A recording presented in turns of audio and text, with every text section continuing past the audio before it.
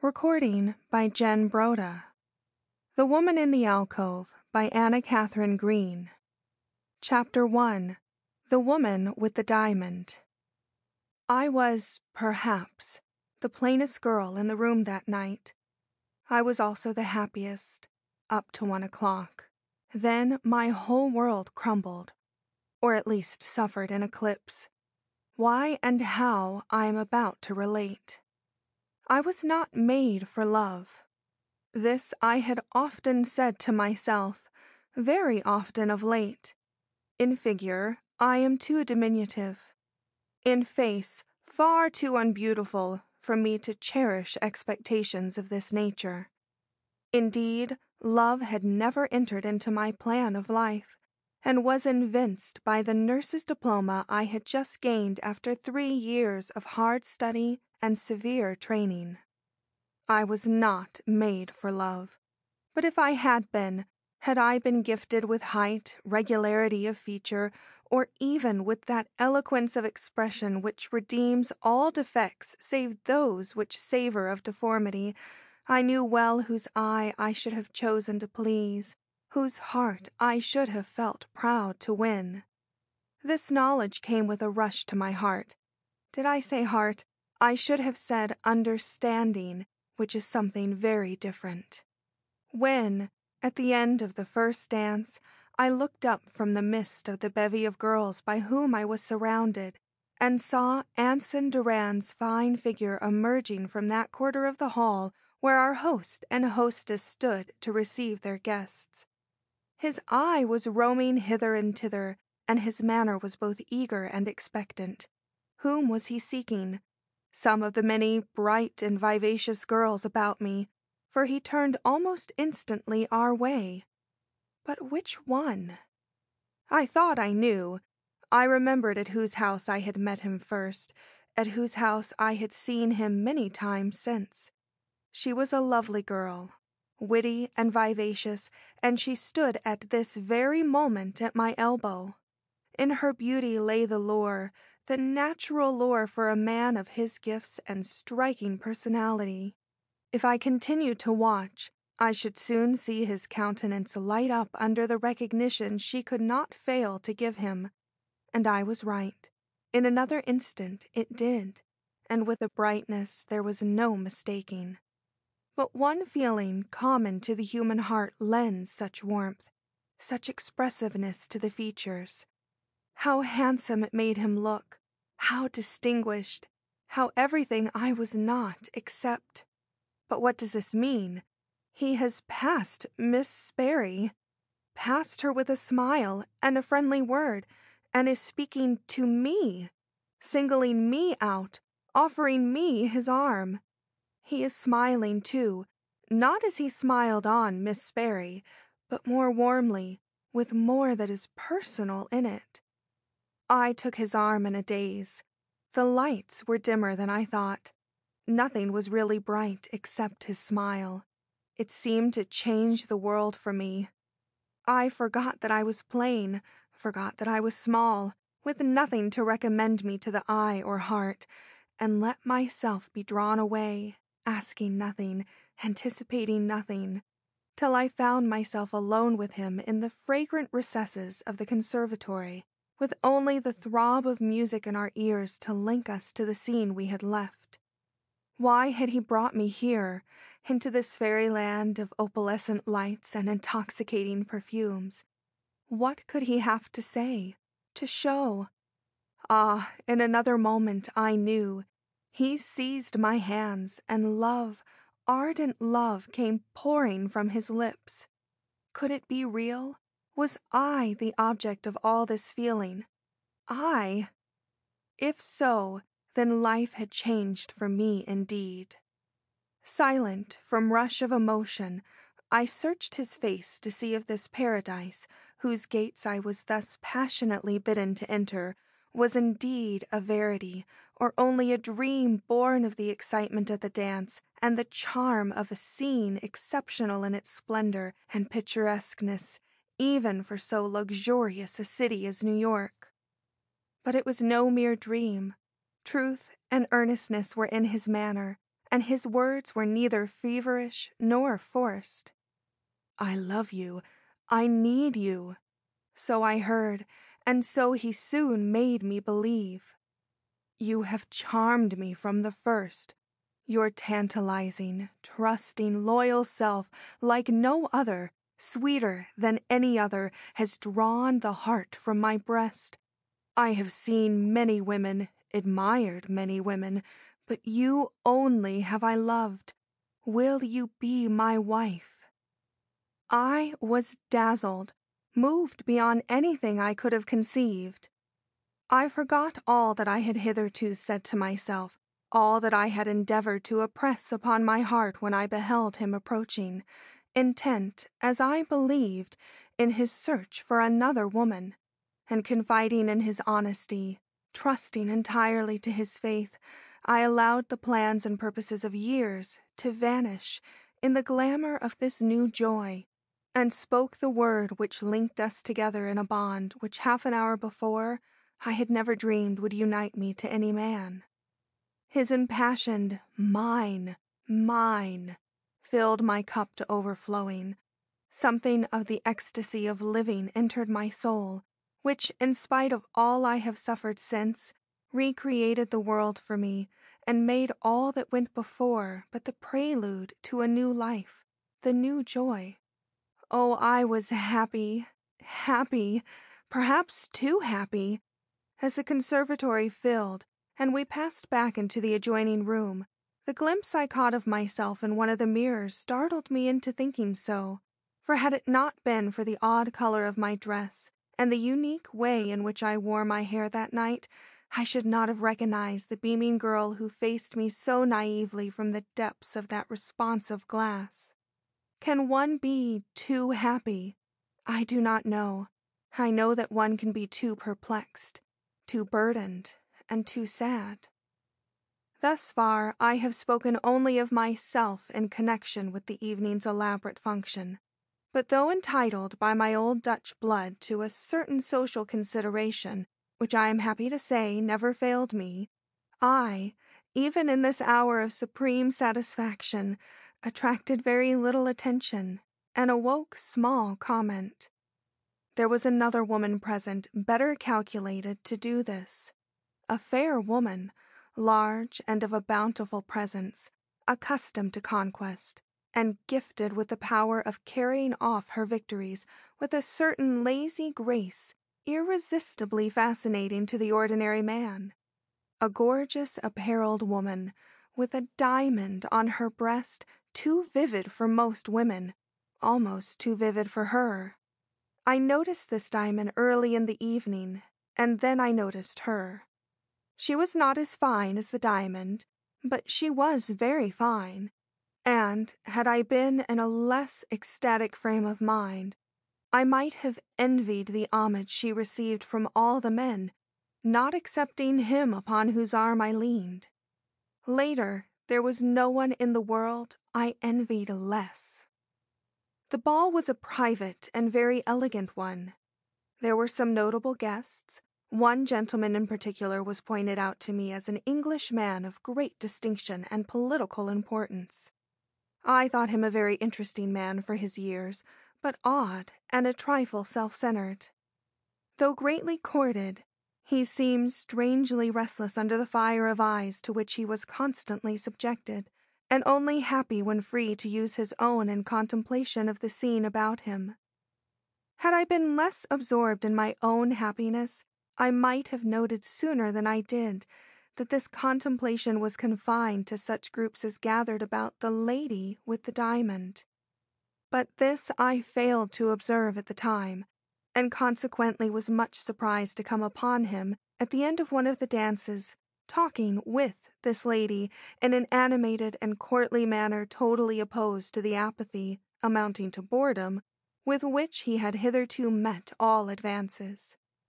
Yet it was not admiration for her person which he openly displayed. During the whole time he stood there, his eyes seldom rose to her face. They lingered mainly, and this was what aroused my curiosity, on the great fan of ostrich plumes which this opulent beauty held against her breast.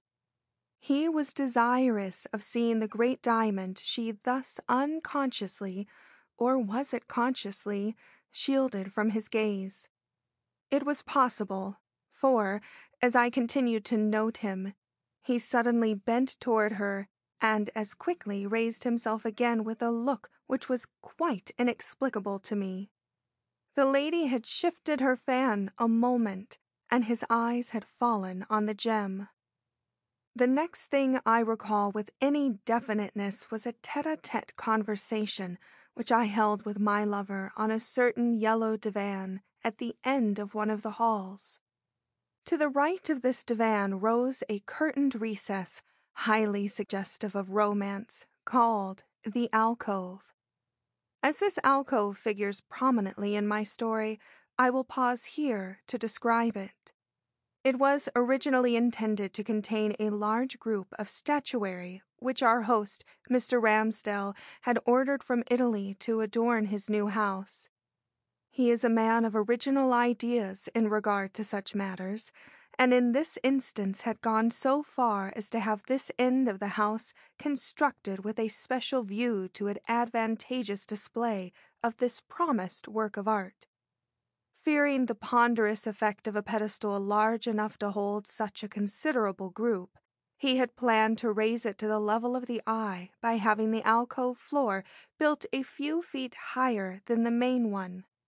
A flight of low wide steps connected the two, which, following the curve of the wall, added much to the beauty of this portion of the hall.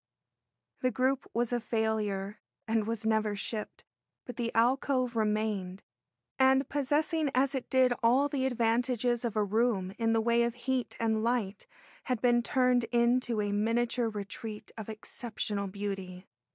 The seclusion it offered extended, or so we were happy to think, to the solitary divan at its base on which Mr. Durand and I were seated. With possibly an undue confidence in the advantage of our position, we were discussing a subject interesting only to ourselves, when Mr. Durand interrupted himself to declare, "You are the woman I want, you and you only, and I want you soon. When do you think you can marry me? Within a week, if—" Did my look stop him? I was startled. I had heard no incoherent phrase from him before. "A week?" I remonstrated. "We take more time than that to fit ourselves for a journey or some transient pleasure. I hardly realize my engagement yet." "You have not been thinking of it for these last 2 months as I have." "No," I replied demurely, forgetting everything else in my delight at this admission. "Nor are you a nomad among clubs and restaurants." "No, I have a home." "Nor do you love me as deeply as I do you." This I thought open to argument. "The home you speak of is a luxurious one," he continued. "I cannot offer you its equal. Do you expect me to?" I was indignant. "You know that I do not. Shall I, who deliberately chose a nurse's life when an indulgent uncle's heart and home were open to me, shrink from braving poverty with the man I love? We will begin as simply as you please." "No," he peremptorily put in, yet with a certain hesitancy which seemed to speak of doubts he hardly acknowledged to himself. "I will not marry you if I must expose you to privation or to the genteel poverty I hate. I love you more than you realize, and wish to make your life a happy one. I cannot give you all that you have been accustomed to in your rich uncle's house, but if matters prosper with me, if the chance I have built on succeeds, and it will fail or succeed tonight, you will have those comforts which love will heighten into luxuries, and... He was becoming incoherent again, and this time with his eyes fixed elsewhere than on my face. Following his gaze, I discovered what had distracted his attention. The lady with the diamond was approaching us on her way to the alcove. She was accompanied by 2 gentlemen, both strangers to me, and her head, sparkling with brilliance, was turning from one to the other with an indolent grace. I was not surprised that the man at my side quivered and made a start as if to rise. She was a gorgeous image. In comparison with her imposing figure in its trailing robe of rich pink velvet, my diminutive frame in its sea-green gown must have looked as faded and colorless as a half-obliterated pastel. "A striking woman," I remarked as I saw he was not likely to resume the conversation which her presence had interrupted. "And what a diamond!" The glance he cast me was peculiar. "Did you notice it particularly?" he asked.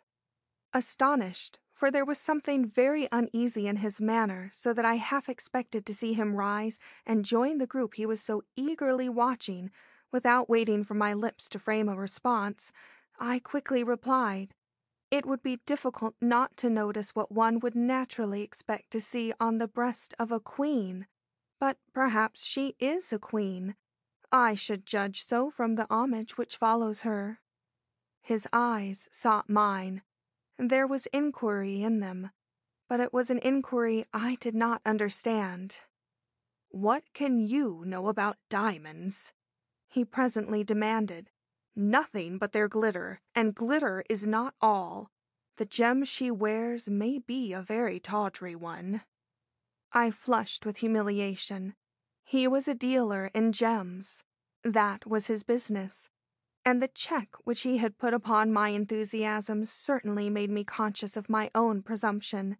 Yet I was not disposed to take back my words.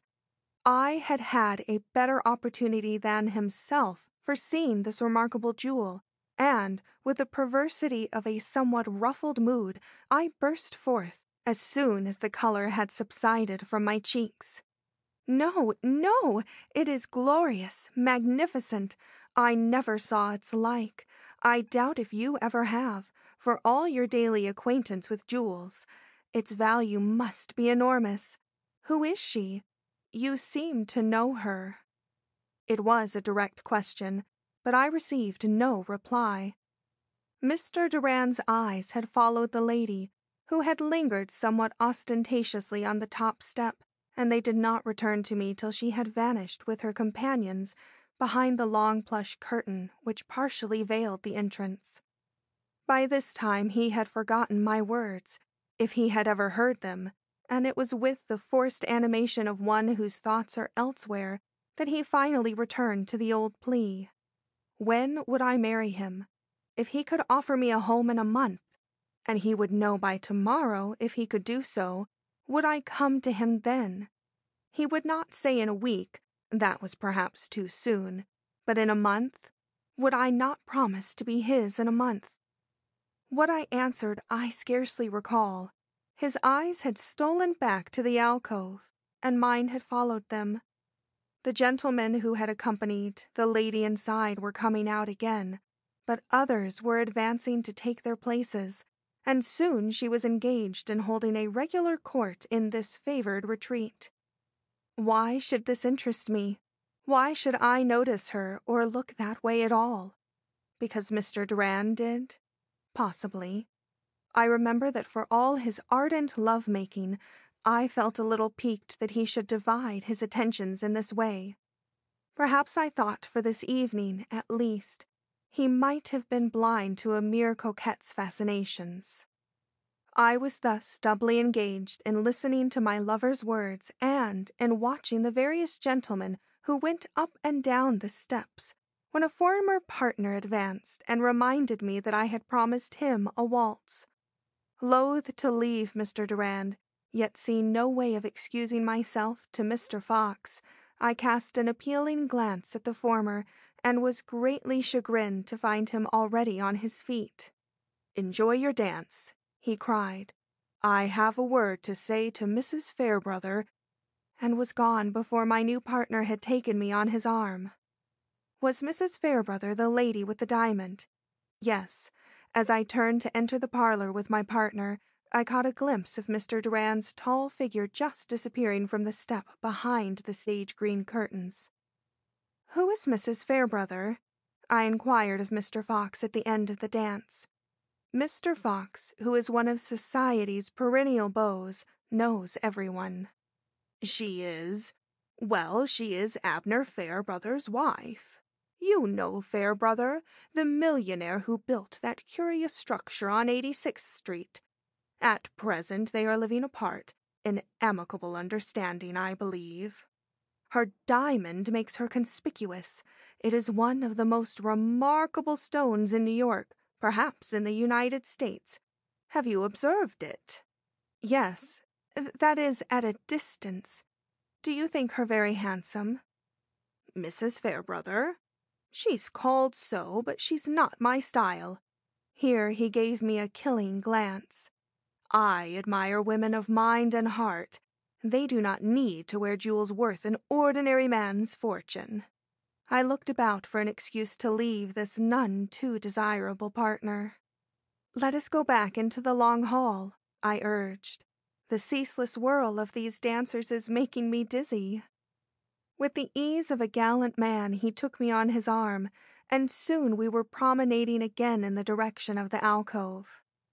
A passing glimpse of its interior was afforded to me as we turned to retrace our steps in front of the yellow divan.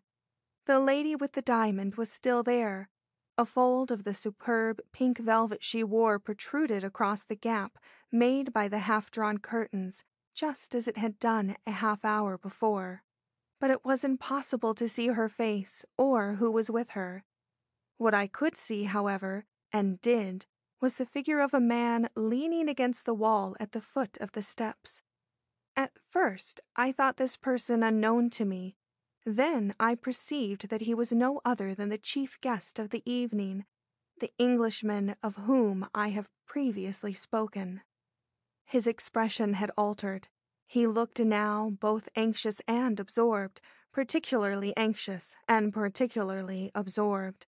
So much so that I was not surprised that no one ventured to approach him. Again I wondered, and again I asked myself for whom or for what he was waiting. For Mr. Durand to leave this lady's presence? No, no, I would not believe that. Mr. Durand could not be there still. Yet some women make it difficult for a man to leave them, and, realizing this, I could not forbear casting a parting glance behind me as, yielding to Mr. Fox's importunities, I turned toward the supper-room. It showed me the Englishman in the act of lifting 2 cups of coffee from a small table standing near the reception-room door. As his manner plainly betokened whither he was bound with this refreshment, I felt all my uneasiness vanish, and was able to take my seat at one of the small tables with which the supper-room was filled, and for a few minutes, at least, lend an ear to Mr. Fox's vapid compliments and trite opinions. Then my attention wandered. I had not moved, nor had I shifted my gaze from the scene before me, the ordinary scene of a gay and well-filled supper-room, yet I found myself looking, as if through a mist I had not even seen develop, at something as strange, unusual, and remote as any phantasm, yet distinct enough to know in its outlines for me to get a decided impression of a square of light surrounding the figure of a man in a peculiar pose not easily imagined and not easily described. It all passed in an instant, and I sat staring at the window opposite me with the feeling of one who has just seen a vision. Yet almost immediately, I forgot the whole occurrence in my anxiety as to Mr. Durand's whereabouts. Certainly he was amusing himself very much elsewhere, or he would have found an opportunity of joining me long before this.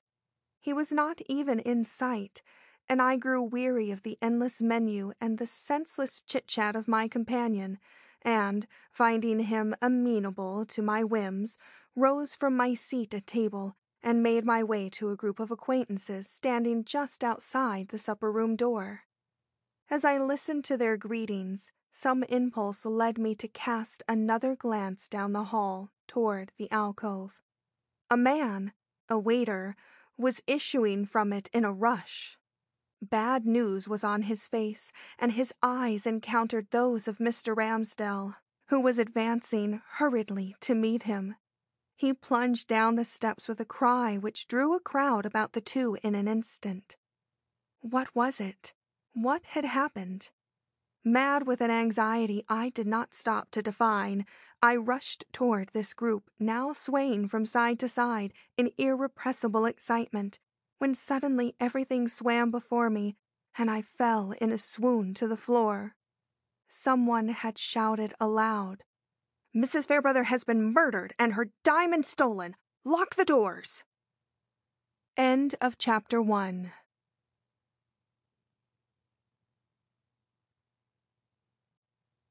Chapter 2.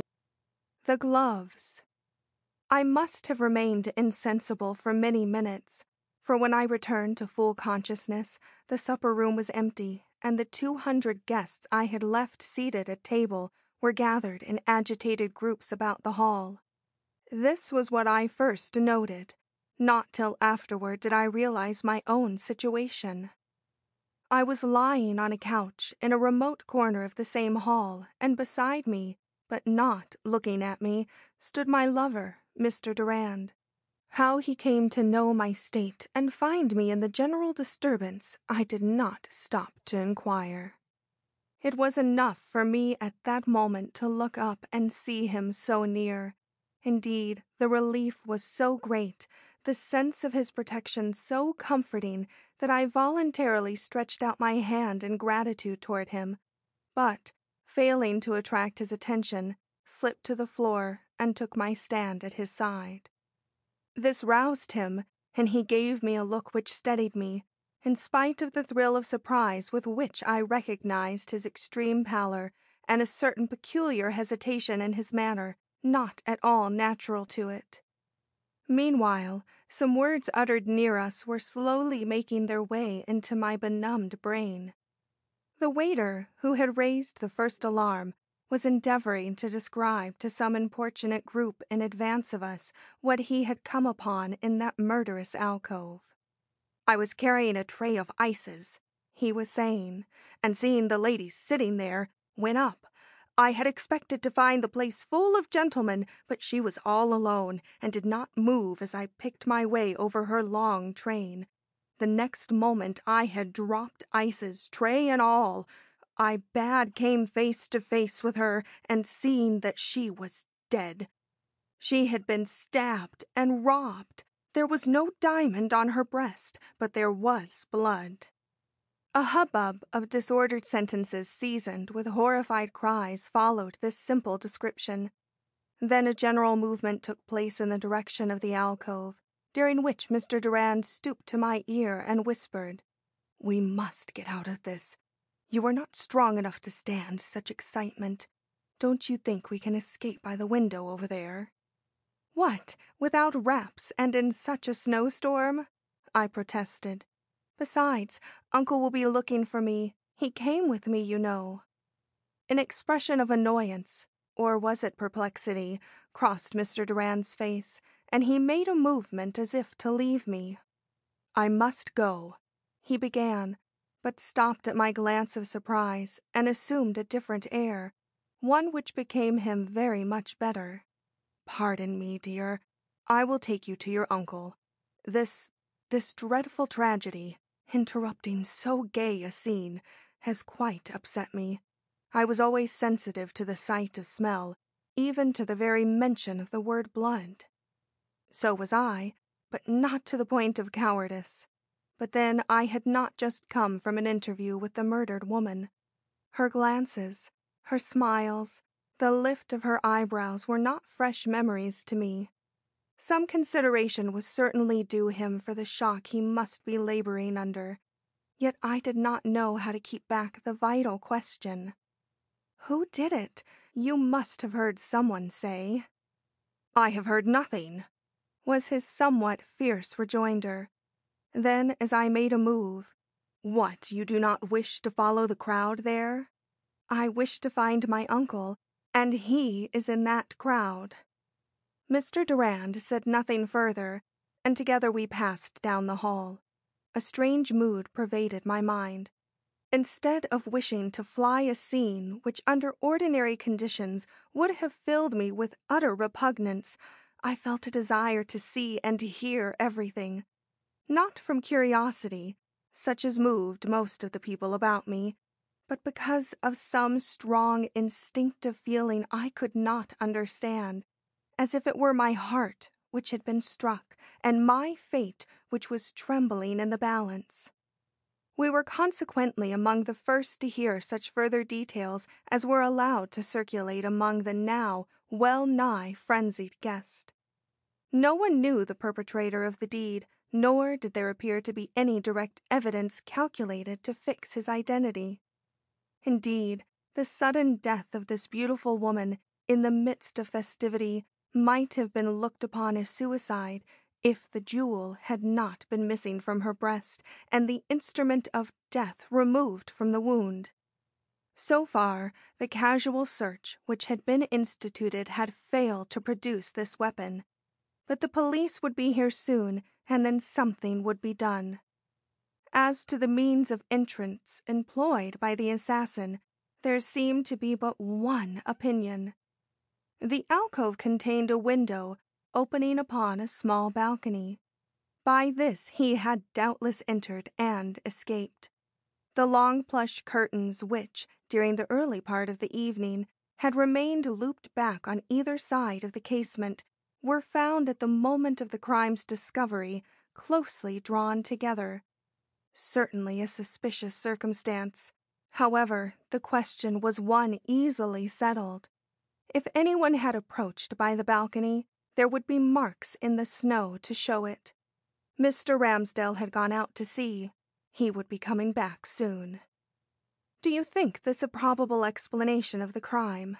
I demanded of Mr. Durand at this juncture. "If I remember rightly, this window overlooks the carriage drive. It must, therefore, be within plain sight of the door through which some 300 guests have passed tonight. How could anyone climb to such a height, lift the window, and step in without being seen?" "You forget the awning." He spoke quickly and with unexpected vivacity. "The awning runs up very near this window and quite shuts it off from the sight of arriving guests. The drivers of departing carriages could see it if they chanced to glance back, but their eyes are usually on their horses in such a crowd. The probabilities are against any of them having looked up." His brow had cleared. A weight seemed removed from his mind. "When I went into the alcove to see Mrs. Fairbrother, she was sitting in a chair near this window looking out.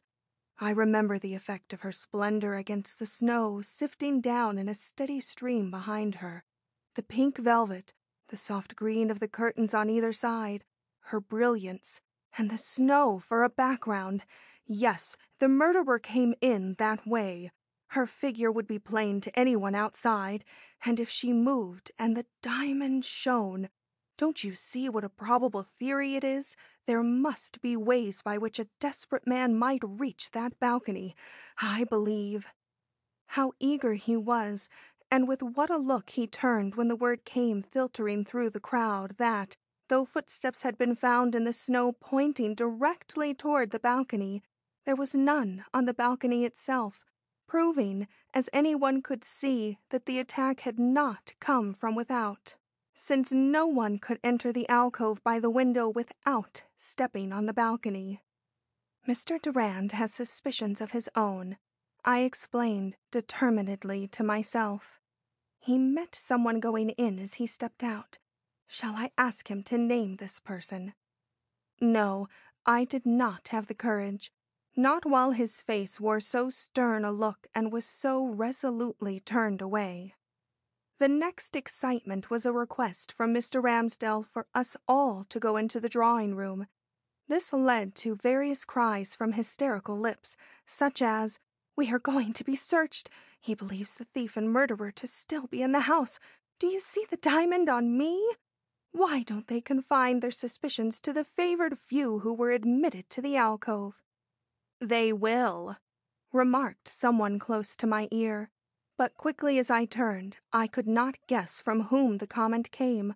possibly from a much beflowered, bejeweled, elderly dame, whose eyes were fixed on Mr. Durand's averted face. If so, she received a defiant look from mine, which I do not believe she forgot in a hurry. Alas, it was not the only curious, I might say searching glance I surprised detected against him as we made our way to where I could see my uncle struggling to reach us from a short side hall. The whisper seemed to have gone about that Mr. Durand had been the last one to converse with Mrs. Fairbrother prior to the tragedy. In time, I had the satisfaction of joining my uncle. He betrayed great relief at the sight of me, and, encouraged by his kindly smile, I introduced Mr. Durand. My conscious air must have produced its impression, for he turned a startled and inquiring look upon my companion, then took me resolutely on his own arm, saying, "This is likely to be some unpleasantness ahead for all of us. I do not think the police will allow anyone to go till that diamond has been looked for. This is a very serious matter, dear. So many think the murderer was one of the guests." "I think so too," said I, but why I thought so, or why I should say so, with such vehemence, I do not know, even now. My uncle looked surprised. "You had better not advance any opinions," he advised. "A lady like yourself should have none on a subject so gruesome. I shall never cease regretting bringing you here tonight. I shall seize on the first opportunity to take you home. At present we are supposed to wait the action of our host." "He cannot keep all these people here long," I ventured. "No, most of us will be relieved soon. Had you not better get your wraps so as to be ready to go as soon as he gives the word?" "I should prefer to have a peep at the people in the drawing-room first," was my perverse reply. "I don't know why I want to see them, but I do, and, Uncle, I might as well tell you now that I engaged myself to Mr. Durand this evening, the gentleman with me when you first came up." "You have engaged yourself to this man? To marry him, do you mean?" I nodded, with a sly look behind to see if Mr. Durand were near enough to hear. He was not, and I allowed my enthusiasm to escape in a few quick words. "He has chosen me," I said. "The plainest, most uninteresting puss in the whole city." My uncle smiled. "And I believe he loves me. At all events, I know that I love him." My uncle sighed, while giving me the most affectionate of glances. "It's a pity you should have come to this understanding tonight," said he. "He's an acquaintance of the murdered woman, and it is only right for you to know that you will have to leave him behind when you start for home. All who have been seen entering that alcove this evening will necessarily be detained here till the coroner arrives." My uncle and I strolled toward the drawing-room, and as we did so we passed the library. It held but one occupant, the Englishman. He was seated before a table, and his appearance was such as precluded any attempt at intrusion, even if one had been so disposed. There was a fixity in his gaze and a frown on his powerful forehead which bespoke a mind greatly agitated. It was not for me to read that mind, much as it interested me, and I passed on, chatting, as if I had not the least desire to stop. I cannot say how much time elapsed before my uncle touched me on the arm with the remark, "The police are here in full force. I saw a detective in plain clothes look in here a minute ago. He seemed to have his eye on you. There he is again. What can he want? No, don't turn. He's gone away now." Frightened as I had never been in all my life, I managed to keep my head up and maintain an indifferent aspect. What, as my uncle said, could a detective want of me? I had nothing to do with the crime. Not in the remotest way could I be said to be connected with it. Why, then, had I caught the attention of the police? Looking about, I sought Mr. Durand. He had left me on my uncle's coming up, but had remained, as I supposed, within sight. But at this moment he was nowhere to be seen. Was I afraid on his account? Impossible. Yet, happily, just then the word was passed that the police had given orders that, with the exception of such as had been requested to remain to answer questions, the guests generally should feel themselves at liberty to depart. The time had now come to take a stand, and I informed my uncle, to his evident chagrin, that I should not leave as long as any excuse could be found for staying. He said nothing at the time, but as the noise of departing carriages gradually lessened, and the great hall and drawing rooms began to wear a look of desertion, he at last ventured on this gentle protest. "You have more pluck, Rita, than I supposed. Do you think it wise to stay here? Will not people imagine that you have been requested to do so? Look at those waiters hanging about in different doorways. Run up and put on your wraps. Mr. Durand will come to the house fast enough as soon as he is released. I give you leave to sit up for him if you will. Only let us leave this place before that impertinent little man dares to come around again," he artfully added. But I stood firm, though somewhat moved by his final suggestion, and being a small tyrant in my way, at least with him, I carried my point. Suddenly, my anxiety became poignant. A party of men, among whom I saw Mr. Durand, appeared at the end of the hall, led by a very small but self-important personage, whom my uncle immediately pointed out as the detective who had twice come to the door near which I stood. As this man looked up and saw me still there, a look of relief crossed his face, and after a word or two with another stranger of seeming authority, he detached himself from the group he had ushered upon the scene, and, approaching me respectfully enough, said with a deprecatory glance at my uncle, whose frown he doubtless understood, "Miss Van Arsdale, I believe?" I nodded, too choked to speak. "I am sorry, madam, if you were expecting to go. Inspector Dalzell has arrived and would like to speak to you. Will you step into one of these rooms? Not the library, but any other.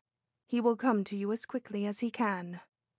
I tried to carry it off bravely, and as if I saw nothing in this summons which was unique or alarming. But I succeeded only in dividing a wavering glance between him and the group of men of which he had just formed a part. In the latter were several gentlemen whom I had noted in Mrs. Fairbrother's train early in the evening, and a few strangers, 2 of whom were officials. Mr. Durand was with the former, and his expression did not encourage me. "This affair is very serious," commented the detective on leaving me. "That's our excuse for any trouble we may be putting you to." I clutched my uncle's arm. "Where shall we go?" I asked. "The drawing-room is too large. In this hall my eyes are forever traveling in the direction of the alcove. Don't you know some little room? Oh, what can he want of me?" "Nothing serious, nothing important," blustered my good uncle. "Some triviality such as you can answer in a moment. A little room. Yes, I know one, there under the stairs. Come, I will find the door for you. Why did we ever come to this wretched ball?" I had no answer for this. Why, indeed? My uncle, who is a very patient man, guided me to the place he had picked out, without adding a word to the ejaculation in which he had just allowed his impatience to expend itself. But once seated within, and out of the range of peering eyes and listening ears, he allowed a sigh to escape him, which expressed the fullness of his agitation. "My dear," he began and stopped. "I feel," here he again came to a pause, "that you should know—" "What?" I managed to ask.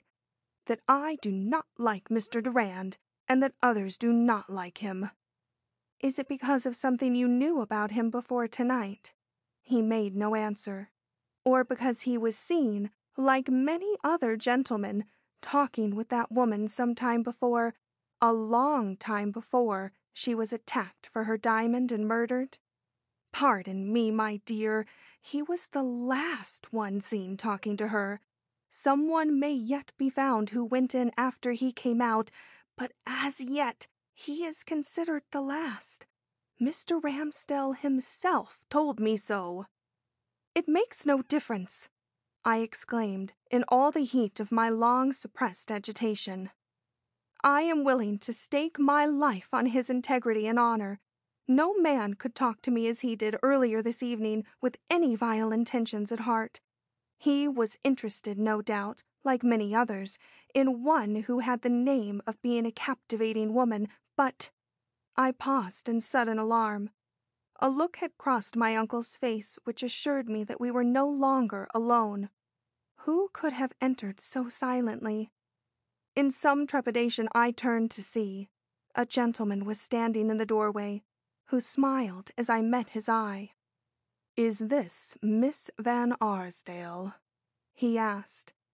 Instantly my courage, which had threatened to leave me, returned, and I smiled. "I am," said I. "Are you the inspector?" "Inspector Dalzell," he explained with a bow, which included my uncle. Then he closed the door. "I hope I have not frightened you," he went on, approaching me with a gentlemanly air.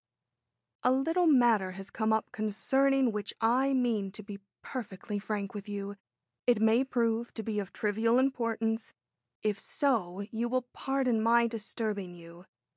Mr. Durand, you know him?" "I am engaged to him," I declared before poor uncle could raise his hand. "You are engaged to him. Well, that makes it difficult, and yet in some respects easier for me to ask a certain question." It must have made it more difficult than easy, for he did not proceed to put this question immediately, but went on. "You know that Mr. Durand visited Mrs. Fairbrother in the alcove a little while before her death?" "I have been told so." "He was seen to go in, but I have yet found anyone who saw him come out. Consequently, we have been unable to fix the exact minute when he did so. What is the matter, Miss Van Arsdale? You want to say something?" "No, no," I protested, reconsidering my first impulse. Then, as I met his look, "He can probably tell you that himself. I am sure he would not hesitate." "We shall ask him later," was the inspector's response. "Meanwhile, are you ready to assure me that since that time he has not entrusted you with a little article to keep? No, no, I do not mean the diamond," he broke in very evident dismay, as I fell back from him in irrepressible indignation and alarm. "The diamond? Well, we shall look for that later. It is another article we are in search of now, one which Mr. Durand might very well have taken in his hand without realizing just what he was doing. As it is important for us to find this article, and as it is one he might very naturally have passed over to you when he found himself in the hall with it in his hand, I have ventured to ask you if this surmise is correct." "It is not," I retorted fiercely, glad that I could speak from my very heart. "He has given me nothing to keep for him. He would not." Why that peculiar look in the inspector's eye?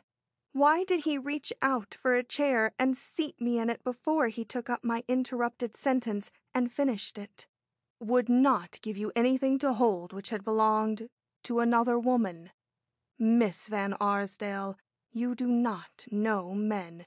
They do many things which a young, trusting girl like yourself would hardly expect from them." "Not Mr. Durand," I maintained stoutly. "Perhaps not. Let us hope not." Then, with a quick change of manner, he bent toward me with a sidelong look at Uncle, and, pointing to my gloves, remarked, "You wear gloves. Do you feel the need of 2 pairs, that you carry another in that pretty bag hanging from your arm?" I started, looked down, and then slowly drew up into my hand the bag he had mentioned. The white finger of a glove was protruding from the top. Anyone could see it. Many probably had. What did it mean? I had brought no extra pair with me. "This is not mine," I began, faltering into silence as I perceived my uncle turn and walk a step or 2 away. "The article we are looking for," pursued the inspector, "is a pair of long white gloves supposed to have been worn by Mrs. Fairbrother when she entered the alcove. Do you mind showing me those, a finger of which I can see?" I dropped the bag into his hand. The room and everything in it was whirling around me. But when I noted what trouble it was to his clumsy fingers to open it, my senses returned, and reaching for the bag, I pulled it open and snatched out the gloves. They had been hastily rolled up, and some of the fingers were showing. "Let me have them," he said. With quaking heart and shaking fingers, I handed over the gloves. Mrs. Fairbrother's hand was not a small one, he observed as he slowly unrolled them. "Yours is. We can soon tell—" But that sentence was never finished. As the gloves fell open in his grasp, he uttered a sudden, sharp ejaculation, and I a smothered shriek. An object of superlative brilliancy had rolled out from them. The diamond! The gem which men said was worth a king's ransom, and which we all knew had just cost a life. End of Chapter 2.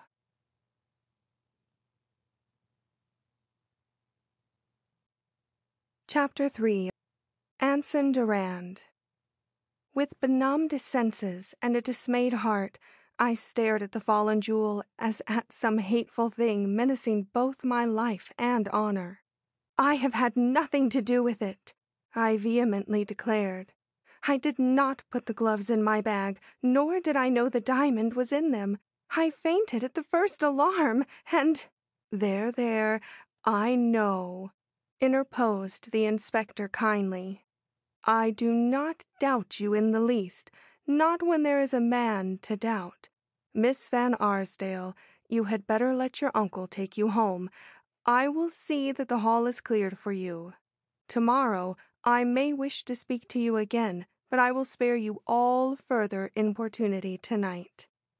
I shook my head. It would require more courage to leave at that moment than to stay.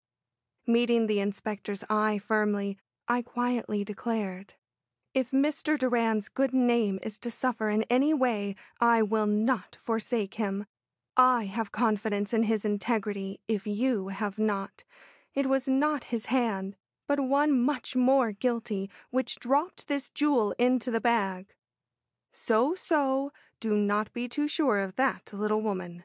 You had better take your lesson at once. It will be easier for you and more wholesome for him." Here he picked up the jewel. "Well, they said it was a wonder," he exclaimed in sudden admiration. "I am not surprised, now that I have seen a great gem, at the famous stories I have read of men risking life and honor for their possession. If only no blood had been shed." "Uncle! Uncle!"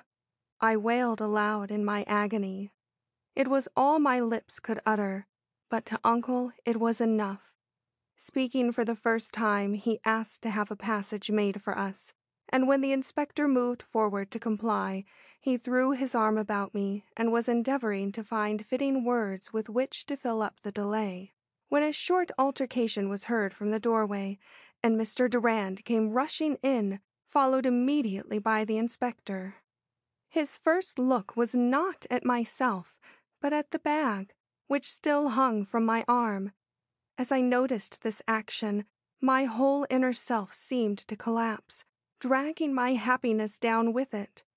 But my countenance remained unchanged, too much so, it seems, for when his eye finally rose to my face, he found there what made him recoil and turn with something like fierceness on his companion. "You have been talking to her," he vehemently protested. "Perhaps you have gone further than that. What has happened here? I think I ought to know. She is so guileless, Inspector Dalzell, so perfectly free from all connection with this crime.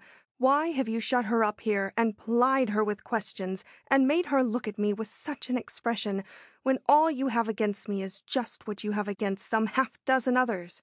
That I was weak enough or unfortunate enough to spend a few minutes with that unhappy woman in the alcove before she died? It might be well if Miss Van Arsdale herself would answer you," was the inspector's quiet retort. "What you have said may constitute all that we have against you, but it is not all we have against her." I gasped, not so much at this seeming accusation, the motive of which I believed myself to understand, but at the burning blush with which it was received by Mr. Durand. "What do you mean?" he demanded, with certain odd breaks in his voice. "What can you have against her?" "A triviality," returned the inspector, with a look in my direction that was, I felt, not to be mistaken. "I do not call it a triviality," I burst out. "It seems that Mrs. Fairbrother, for all her elaborate toilet, was found without gloves on her arms. As she certainly wore them on entering the alcove, the police have naturally been looking for them. And where do you think they have found them? Not in the alcove with her, not in the possession of the man who undoubtedly carried them away with him, but—" I know, Mr. Durand hoarsely put in. "You need not say any more. Oh, my poor Rita, what have I brought upon you by my weakness?" "Weakness?" He started. I started. My voice was totally unrecognizable. "I should give it another name," I added coldly. For a moment he seemed to lose heart. Then he lifted his head again and looked as handsome as when he pleaded for my hand in the little conservatory. "You have that right," said he. "Besides, weakness at such a time, and under such an exigency, is little short of wrong.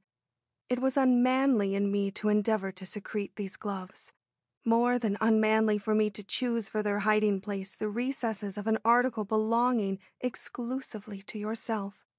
I acknowledge it, Rita, and shall meet only my just punishment if you deny me in the future both your sympathy and regard. But you must let me assure you, and these gentlemen also, one of whom can make it very unpleasant for me, that consideration for you, much more than any miserable anxiety about myself, lay at the bottom of what must strike you all as an act of unpardonable cowardice. From the moment I learned of this woman's murder in the alcove, where I had visited her, I realized that every one who had been seen to approach her within a half-hour of her death would be subjected to a more or less rigid investigation, and I feared, if her gloves were found in my possession, some special attention might be directed my way, which would cause you unmerited distress.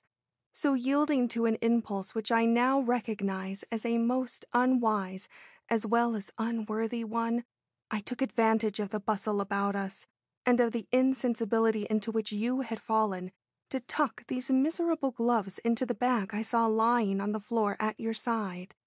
I do not ask your pardon.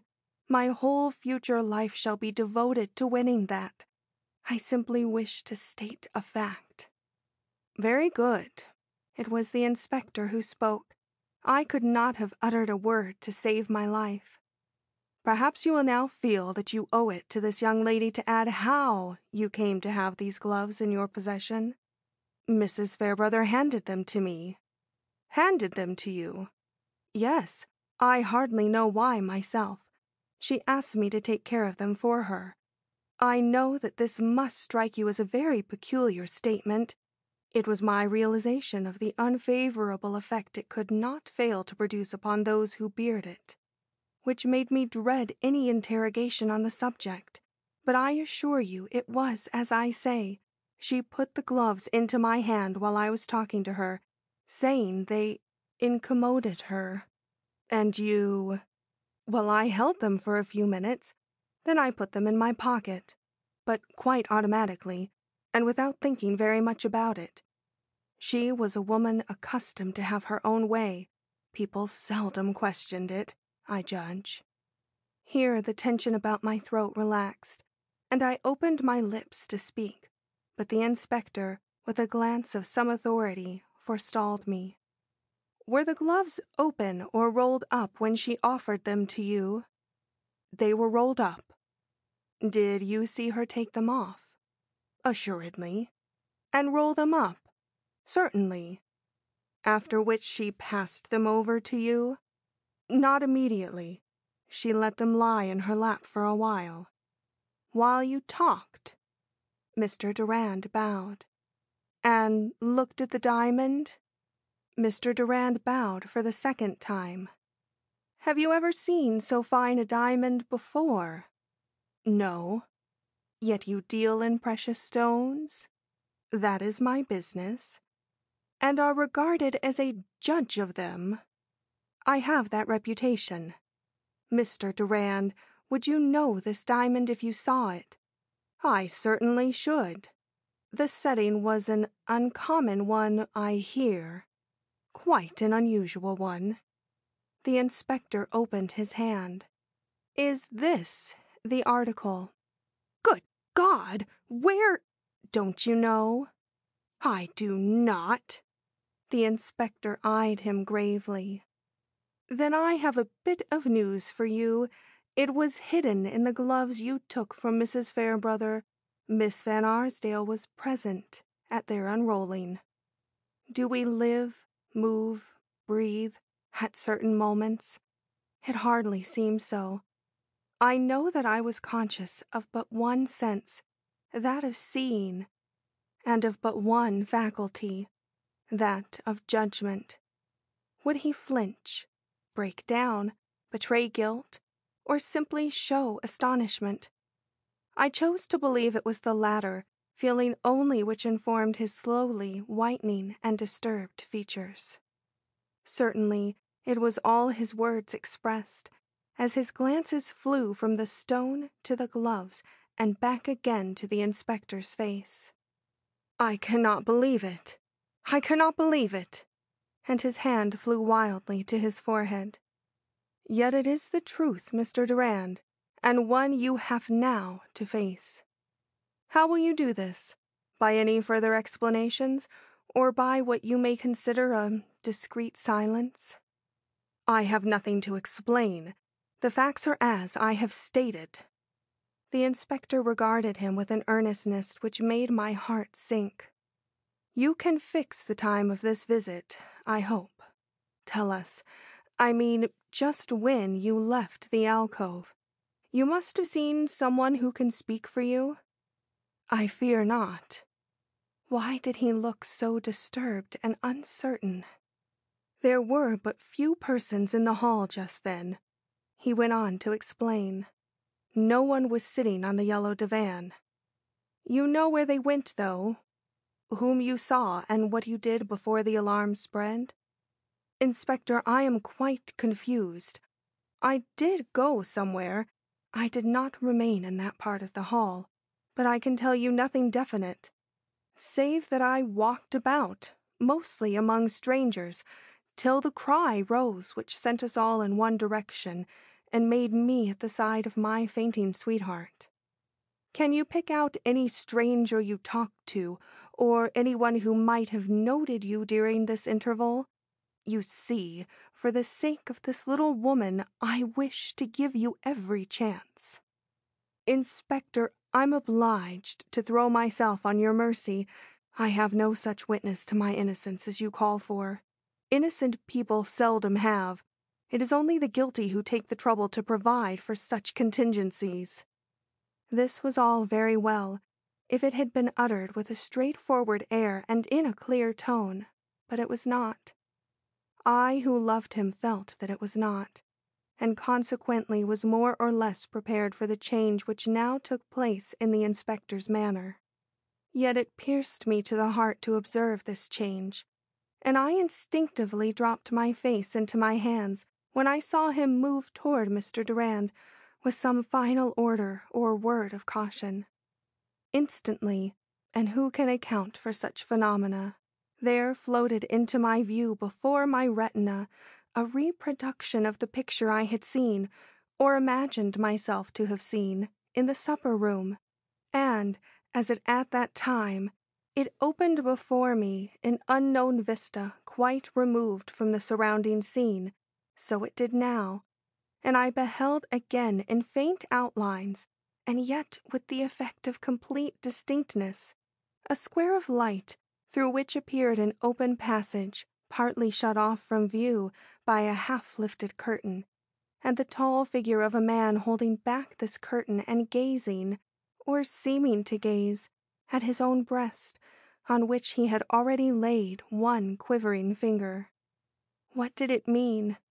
In the excitement of the horrible occurrence which had engrossed us all, I had forgotten this curious experience.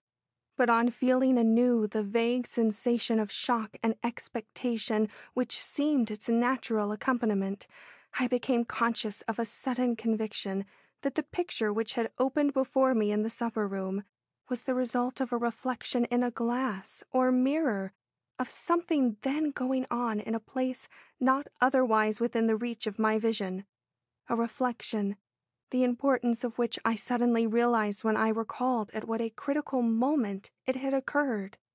A man in a state of dread looking at his breast, within 5 minutes of the stir and rush of the dreadful event which had marked this evening. A hope, great as the despair in which I had just been sunk, gave me courage to drop my hands and advance impetuously toward the inspector. "Don't speak, I pray. Don't judge any of us further till you have heard what I have to say." In great astonishment, and with an aspect of some severity, he asked me what I had to say now, which I had not had the opportunity of saying before. I replied with all the passion of a forlorn hope that it was only at this present moment I remembered a fact which might have a very decided bearing on this case, and, detecting evidences, as I thought, of relenting on his part, I backed up this statement by an entreaty for a few words with him apart, as the matter I had to tell him was private and possibly too fanciful for any ear but his own. He looked as if he apprehended some loss of valuable time, but, touched by the involuntary gesture of appeal with which I supplemented my request, he led me into a corner, where, with just an encouraging glance toward Mr. Durand, who seemed struck dumb by my action, I told the inspector of that momentary picture which I had seen reflected in what I was now sure was some window pane or mirror. It was at a time coincident, or very near coincident, with the perpetration of the crime you are now investigating, I concluded. Within 5 minutes afterward came the shout which roused us all to what had happened in the alcove. I do not know what passage I saw, or what door, or even what figure, but the latter, I am sure, was that of the guilty man. Something in the outline, and it was only the outline I could catch, expressed an emotion incomprehensible to me at the moment, but which, in my remembrance, impresses me as that of fear and dread. It was not the entrance to the alcove I beheld, that would have struck me at once, but some other opening which I might recognize if I saw it. Cannot that opening be found, and may it not give a clue to the man I saw skulking through it with terror and remorse in his heart? Was this figure, when you saw it, turned toward you or away? The inspector inquired with unexpected interest. Turned partially away. He was going from me. And you sat where? Shall I show you? The inspector bowed, then with a low word of caution turned to my uncle. "I am going to take this young lady into the hall for a moment, at her own request. May I ask you and Mr. Durand to await me here?"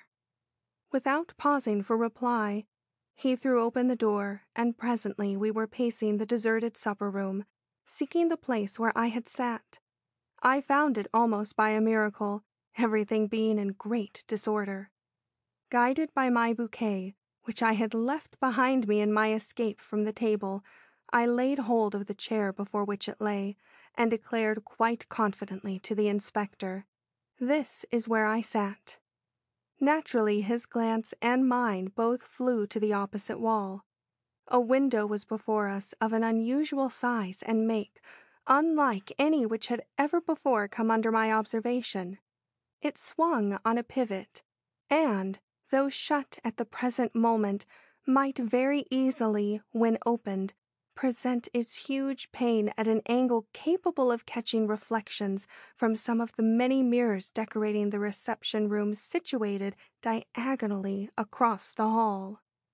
As all the doorways on this lower floor were of unusual width, an open path was offered, as it were, for these reflections to pass, making it possible for scenes to be imaged here which, to the persons involved, would seem as safe from anyone's scrutiny as if they were taking place in the adjoining house. As we realized this, a look passed between us of more than ordinary significance. Pointing to the window, the inspector turned to a group of waiters watching us from the other side of the room and asked if it had been opened that evening. The answer came quickly. "Yes, sir, just before the... "I understand," broke in the inspector, and leaning over me he whispered, "Tell me again exactly what you thought you saw." But I could add little to my former description. "Perhaps you can tell me this," he kindly persisted. "Was the picture, when you saw it, on a level with your eye, or did you have to lift your head in order to see it?" "It was high up, in the air as it were. That seemed its oddest feature." The inspector's mouth took a satisfied curve. "Possibly I might identify the door and passage if I saw them," I suggested.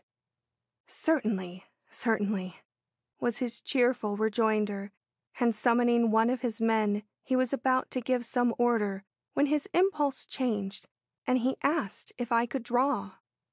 I assured him, in some surprise, that I was far from being an adept in that direction, but that possibly I might manage a rough sketch, whereupon he pulled a pad and pencil from his pocket and requested me to make some sort of attempt to reproduce, on paper, my memory of this passage and the door.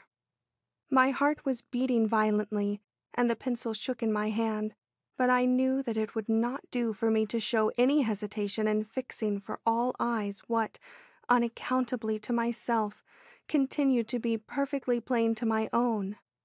So I endeavored to do as he bade me, and succeeded to some extent, for he uttered a slight ejaculation at one of its features, and while duly expressing his thanks, honored me with a very sharp look. "Is this your first visit to this house?" he asked. "No, I have been here before." "In the evening or in the afternoon?" "In the afternoon." "I am told that the main entrance is not in use tonight." "No, a side door is provided for occasions like the present. Guests entering there find a special hall and staircase by which they can reach the upstairs dressing room without crossing the main hall. Is that what you mean?" "Yes, that is what I mean." I stared at him in wonder. What lay back of such questions as these? "You came in, as others did, by the side entrance," he now proceeded. "Did you notice, as you turned to go upstairs, an arch opening into a small passageway at your left?" "I did not," I began, flushing, for I thought I understood him now. I was too eager to reach the dressing room to look about me. "Very well," he replied. "I may want to show you that arch." The outline of an arch, backing the figure we were endeavoring to identify, was a marked feature in the sketch I had shown him. "Will you take a seat nearby while I make a study of this matter?" I turned with alacrity to obey. There was something in his air and manner which made me almost buoyant. Had my fanciful interpretation of what I had seen reached him with the conviction it had me? If so, there was hope. Hope for the man I loved, who had gone in and out between curtains, and not through any arch which, as he had mentioned, or I had described. Providence was working for me. I saw it in the way the men now moved about, swinging the window to and fro, under the instruction of the inspector, manipulating the lights, opening doors, and drawing back curtains. Providence was working for me, and when, a few minutes later, I was asked to reseat myself in my old place at the supper table and take another look in that slightly deflected glass, I knew that my effort had met with its reward, and that for the second time I was to receive the impression of a place now indelibly imprinted on my consciousness. "Is not this it?" asked the inspector, pointing to the glass with a last look at the imperfect sketch I had made him, and which he still held in his hand. "Yes," I eagerly responded, "all but the man. He whose figure I see there is another person entirely. I see no remorse or even fear in his looks." "Of course not. You are looking at the reflection of one of my men. Miss Van Arsdale, do you recognize the place now under your eye?" "I do not. You spoke of an arch in the hall, at the left of the carriage entrance, and I see an arch in the window pane before me, but—" "You are looking straight through the alcove. Perhaps you did not know that another door opened at its back into the passage which runs behind it. Farther on is the arch, and beyond that arch the side hall and staircase leading to the dressing rooms. This door, the one in the rear of the alcove, I mean, is hidden from those entering from the main hall by draperies which have been hung over it for this occasion. But it is quite visible from the back passageway, and there can be no doubt that it was by its means the man whose reflected image you saw both entered and left the alcove. It is an important fact to establish, and we feel very much obliged to you for the aid you have given us in this manner." Then, as I continued to stare at him in my elation and surprise, he added in quick explanation, "The lights in the alcove and in the several parlors are all hung with shades, as you must perceive, but the one in the hall behind the arch is very bright, which accounts for the distinctness of this double reflection. Another thing, and it is a very interesting point, it would have been impossible for this reflection to be noticeable from where you sit if the level of the alcove flooring had not been considerably higher than that of the main floor. But for this freak of the architect, the continual passing to and fro of people would have prevented the reflection in its passage from surface to surface. Miss Van Arsdale, it would seem that by one of those chances which happen but once or twice in a lifetime, every condition was propitious at the moment to make this reflection a possible occurrence. Even the location and width of several doorways and the exact point at which the portiere was drawn aside from the entrance to the alcove. "It is wonderful!" I cried. "Wonderful!" Then, to his astonishment, perhaps, I asked if there was not a small door of communication between the passageway back of the alcove and the large central hall. "Yes," he replied. "It opens just beyond the fireplace. 3 small steps lead to it." "I thought so," I murmured, but more to myself than to him. In my mind I was thinking how a man, if he so wished, could pass from the very heart of this assemblage into the quiet passageway, and so on into the alcove, without distracting very much attention from his fellow guests. I forgot that there was another way of approach even less noticeable, that by the small staircase running up behind the arch directly to the dressing rooms. That no confusion may arise in anyone's mind in regard to these curious approaches, I subjoin a plan of this portion of the lower floor as it afterward appeared in the leading dailies. "And Mr. Durand," I stammered, as I followed the inspector back to the room where we had left the gentleman. "You will believe his statement now, and look for the second intruder with the guiltily hanging head and frightened mien?" "Yes," he replied, stopping me on the threshold of the door and taking my hand kindly in his. "Don't start, my dear. Life is full of trouble for young and old, and youth is the best time to face a sad experience. If he is not himself, the man you saw staring in frightened horror at his breast. Have you not noticed that he is not dressed in all respects like the other gentlemen present? That though he has not donned his overcoat, he has put on, somewhat prematurely, one might say, the large silk handkerchief Lie presumably wears under it? Have you not noticed this, and asked yourself, why? I had noticed it. I had noticed it from the moment I recovered from my fainting fit, but I had not thought it a matter of sufficient interest to ask, even of myself, his reason for thus hiding his shirt front. Now I could not. My faculties were too confused, my heart too deeply shaken by the suggestion which the inspector's words conveyed, for me to be conscious of anything but the devouring question as to what I should do if, by my own mistaken zeal, I had succeeded in plunging the man I loved yet deeper into the toils in which he had become enmeshed. The inspector left me no time for the settlement of this question.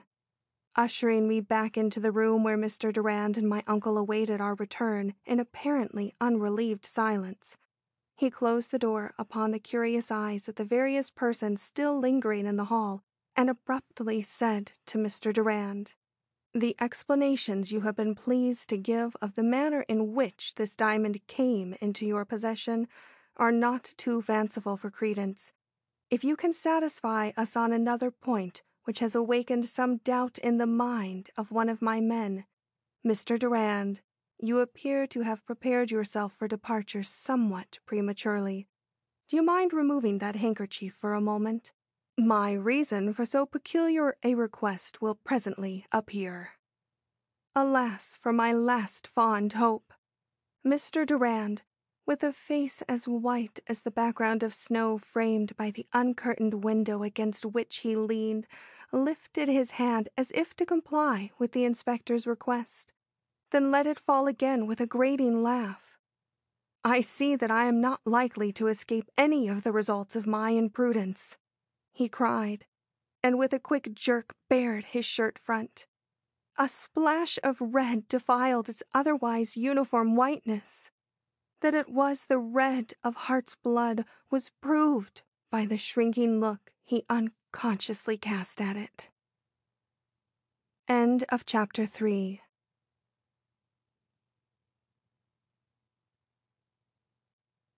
Chapter 4. Explanations. My love for Anson Durand died at the sight of that crimson splash, or I thought it did. In this spot of blood on the breast of him to whom I had given my heart, I could read but one word: guilt. Heinous guilt. Guilt denied and now brought to light in language that could be seen and read by all men. Why should I stay in such a presence? Had not the inspector himself advised me to go? Yes, but another voice bade me remain.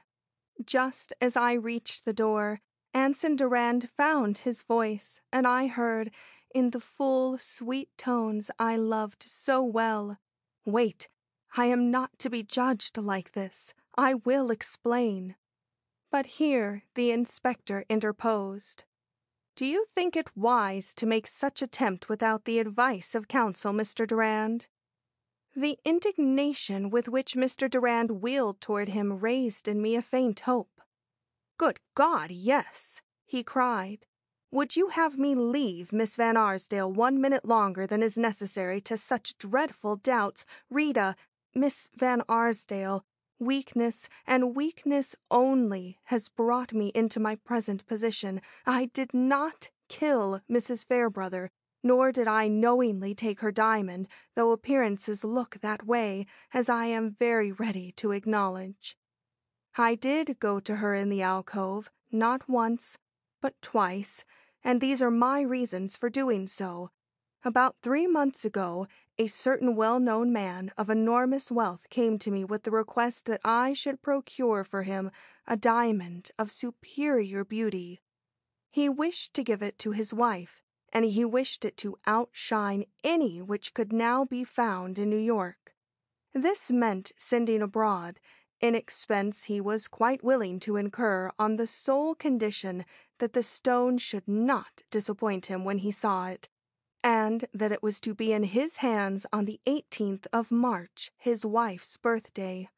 Never before had I had such an opportunity for a large stroke of business. Naturally elated, I entered at once into correspondence with the best-known dealers on the other side, and last week a diamond was delivered to me which seemed to fill all the necessary requirements. I had never seen a finer stone, and was consequently rejoicing in my success when someone, I do not remember who now, chanced to speak in my hearing of the wonderful stone possessed by a certain Mrs. Fairbrother, a stone so large, so brilliant, and so precious altogether that she seldom wore it, though it was known to connoisseurs and had a great reputation at Tiffany's, where it had once been sent for some alteration in the setting. Was this stone larger and finer than the one I had procured with so much trouble? If so, my labor had been in vain, for my patron must have known of this diamond and would expect to see it surpassed. I was so upset by this possibility that I resolved to see the jewel and make comparisons for myself. I found a friend who agreed to introduce me to the lady. She received me very graciously and was amiable enough until the subject of diamonds was broached, when she immediately stiffened and left me without an opportunity of proffering my request. However, on every other subject she was affable, and I found it easy enough to pursue the acquaintance till we were almost on friendly terms. But I never saw the diamond, nor would she talk about it, though I caused her some surprise when one day I drew out before her eyes the one I had procured for my patron and made her look at it. "Fine," she cried, "fine!" But I failed to detect any envy in her manner, and so knew that I had not achieved the object set me by my wealthy customer. This was a woeful disappointment, yet, as Mrs. Fairbrother never wore her diamond, it was among the possibilities that he might be satisfied with the very fine gem I had obtained for him, and, influenced by this hope, I sent him this morning a request to come and see it tomorrow. Tonight I attended this ball, and almost as soon as I entered the drawing-room, I hear that Mrs. Fairbrother is present and wearing her famous jewel. What could you expect of me? Why, that I would make an effort to see it and so be ready with a reply to my exacting customer when he should ask me tomorrow if the stone I showed him had its peer in the city. But was not in the drawing-room then, and later I became interested elsewhere. Here he cast a look at me, so that half the evening passed before I had an opportunity to join her in the so-called alcove, where I had seen her set up her miniature court. What passed between us in the short interview we held together you will find me prepared to state, if necessary. It was chiefly marked by the one short view I succeeded in obtaining of her marvelous diamond, in spite of the pains she took to hide it from me by some natural movement whenever she caught my eyes leaving her face. But in that one short look I had seen enough. This was a gem for a collector, not to be worn save in a royal presence. How did she come by it? And could Mr. Smythe expect me to procure him a stone like that? In my confusion, I rose to depart, but the lady showed a disposition to keep me and began chatting so vivaciously that I scarcely noticed that she had all the time engaged in drawing off her gloves. Indeed, I almost forgot the jewel, possibly because her movements hid it so completely, and only remembered it when, with a sudden turn from the window where she had drawn me to watch the falling flakes, she pressed the gloves into my hand with the coquettish request that I should take care of them for her. I remember, as I took them, of striving to catch another glimpse of the stone, whose brilliancy had dazzled me, but she had opened her fan between us. A moment after, thinking I heard approaching steps, I quitted the room. This was my first visit. As he stopped, possibly for breath, possibly to judge to what extent I was impressed by his account, the inspector seized the opportunity to ask if Mrs. Fairbrother had been standing any of this time with her back to him, to which he answered yes, while they were in the window. Long enough for her to pluck off the jewel and thrust it into the gloves if she had so wished? Quite long enough. But you did not see her do this? I did not. And so took the gloves without suspicion? Entirely so. And carried them away? Unfortunately, yes. Without thinking that she might want them the next minute? I doubt if I was thinking seriously of her at all. My thoughts were on my own disappointment. Did you carry these gloves out in your hand? No, in my pocket. I see. And you met no one.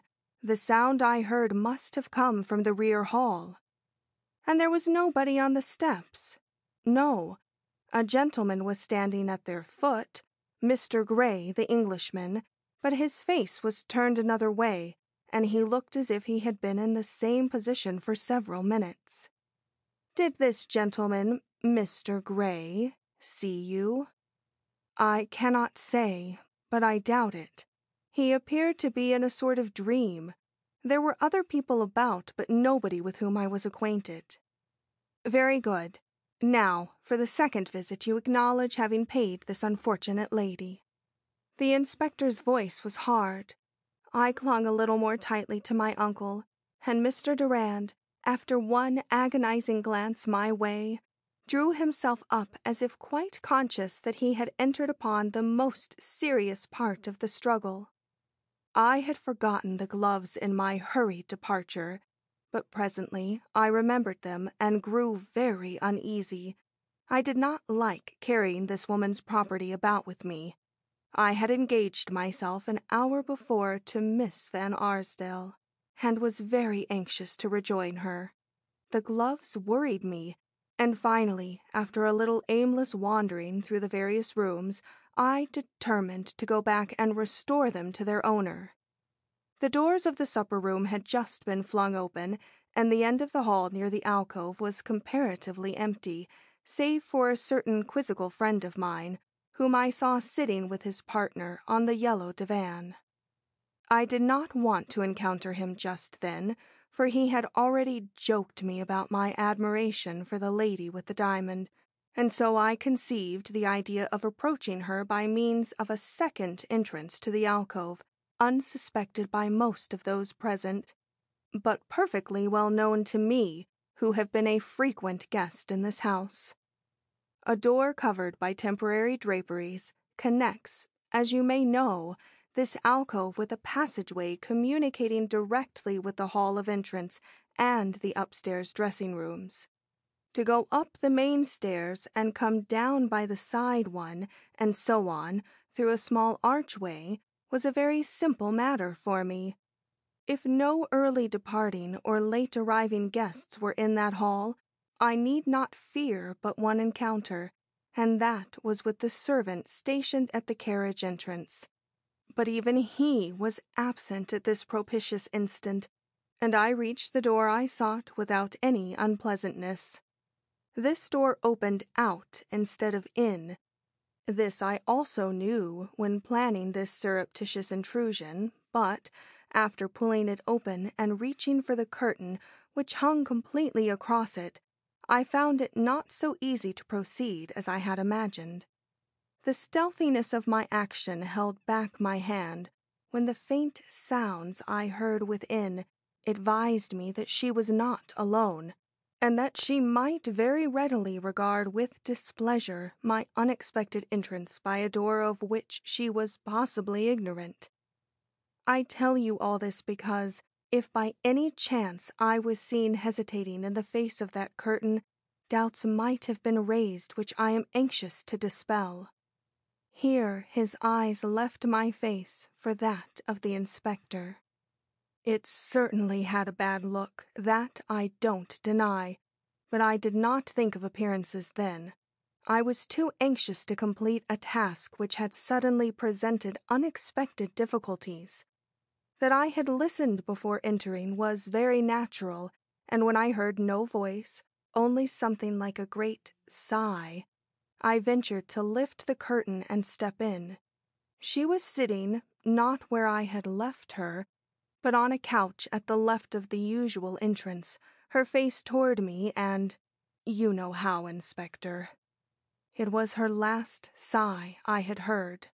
Horrified, for I had never looked on death before, much less crime, I reeled forward, meaning, I presume, to rush down the steps, shouting for help, when suddenly something fell, splashing on my shirt front, and I saw myself marked with a stain of blood. This both frightened and bewildered me, and it was a minute or two before I had the courage to look up. When I did so, I saw whence this drop had come. Not from her, though the red stream was pouring down the rich folds of her dress, but from a sharp, needle-like instrument which had been thrust, point downward, in the open work of an antique lantern hanging near the doorway. What had happened to me might have happened to anyone who chanced to be in that spot at that special moment, but I did not realize this then. Covering the splash with my hands, I edged myself back to the door by which I had entered, watching those dreadful eyes and crushing under my feet the remains of some broken china with which the carpet was bestrewn. I had no thought of her, hardly any of myself. To cross the room was all, to escape as secretly as I came, before the portiere was nearly drawn between me and the main hall should stir under the hand of some curious person entering. It was my first sight of blood, my first contact with crime, and that was what I did. I fled. The last word was uttered with a gasp. Evidently he was greatly affected by this horrible experience. "I am ashamed of myself," he muttered, "but nothing can now undo the fact. I slid from the presence of this murdered woman as though she had been the victim of my own rage or cupidity, and being fortunate enough to reach the dressing-room before the alarm had spread beyond the immediate vicinity of the alcove, found and put on the handkerchief, which made it possible for me to rush down and find Miss Van Arsdale, who, somebody had told me, had fainted. Not till I stood over her in that remote corner beyond the supper-room did I again think of the gloves. What I did when I happened to think of them, you already know. I could have shown no greater cowardice if I had known that the murdered woman's diamond was hidden inside them. Yet I did not know this, or even suspect it, nor do I understand now her reason for placing it there. Why should Mrs. Fairbrother risk such an invaluable gem to the custody of one she knew so little? In unconscious custody, too? Was she afraid of being murdered if she retained this jewel? The inspector thought a moment, and then said, "You mention your dread of someone entering by the door before you could escape by the other. Did you refer to the friend you left sitting on the divan opposite?" "No. My friend had left that seat. The portiere was sufficiently drawn for me to detect that. If I had waited a minute longer," he bitterly added, I should have found my way open to the regular entrance, and so escaped all this. Mr. Durand, you are not obliged to answer any of my questions, but, if you wish, you may tell me whether, at this moment of apprehension, you thought of the danger you ran of being seen from outside by some one of the many coachmen passing by on the driveway. No, I did not even think of the window. I don't know why. But if anyone passing by did see me, I hope they saw enough to substantiate my story. The inspector made no reply. He seemed to be thinking. I heard afterward that the curtains, looped back in the early evening, had been found hanging at full length over this window by those who first rushed in upon the scene of death. Had he hoped to entrap Mr. Durand into some damaging admission, or was he merely testing his truth? His expression afforded no clue to his thoughts, and Mr. Durand, noting this, remarked with some dignity, "I do not expect strangers to accept these explanations, which must sound strange and inadequate in the face of the proof I carry of having been with that woman after the fatal weapon struck her heart. But, to one who knows me, and knows me well, I can surely appeal for credence to a tale which I here declare to be as true as if I had sworn to it in a court of justice." "Anson!" I passionately cried out, loosening my clutch upon my uncle's arm. My confidence in him had returned. And then, as I noted the inspector's business-like air and my uncle's wavering look and unconvinced manner, I felt my heart swell, and flinging all discretion to the wind, I bounded eagerly forward. Laying my hands in those of Mr. Durand, I cried fervently, "I believe in you. Nothing but your own words shall ever shake my confidence in your innocence." The sweet, glad look I received was my best reply. I could leave the room after that. But not the house. Another experience awaited me, awaited us all, before this full, eventful evening came to a close. End of Chapter 4.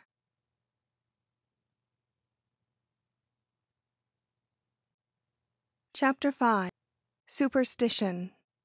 I had gone upstairs for my wraps, my uncle having insisted on my withdrawing from a scene where my very presence seemed in some degree to compromise me.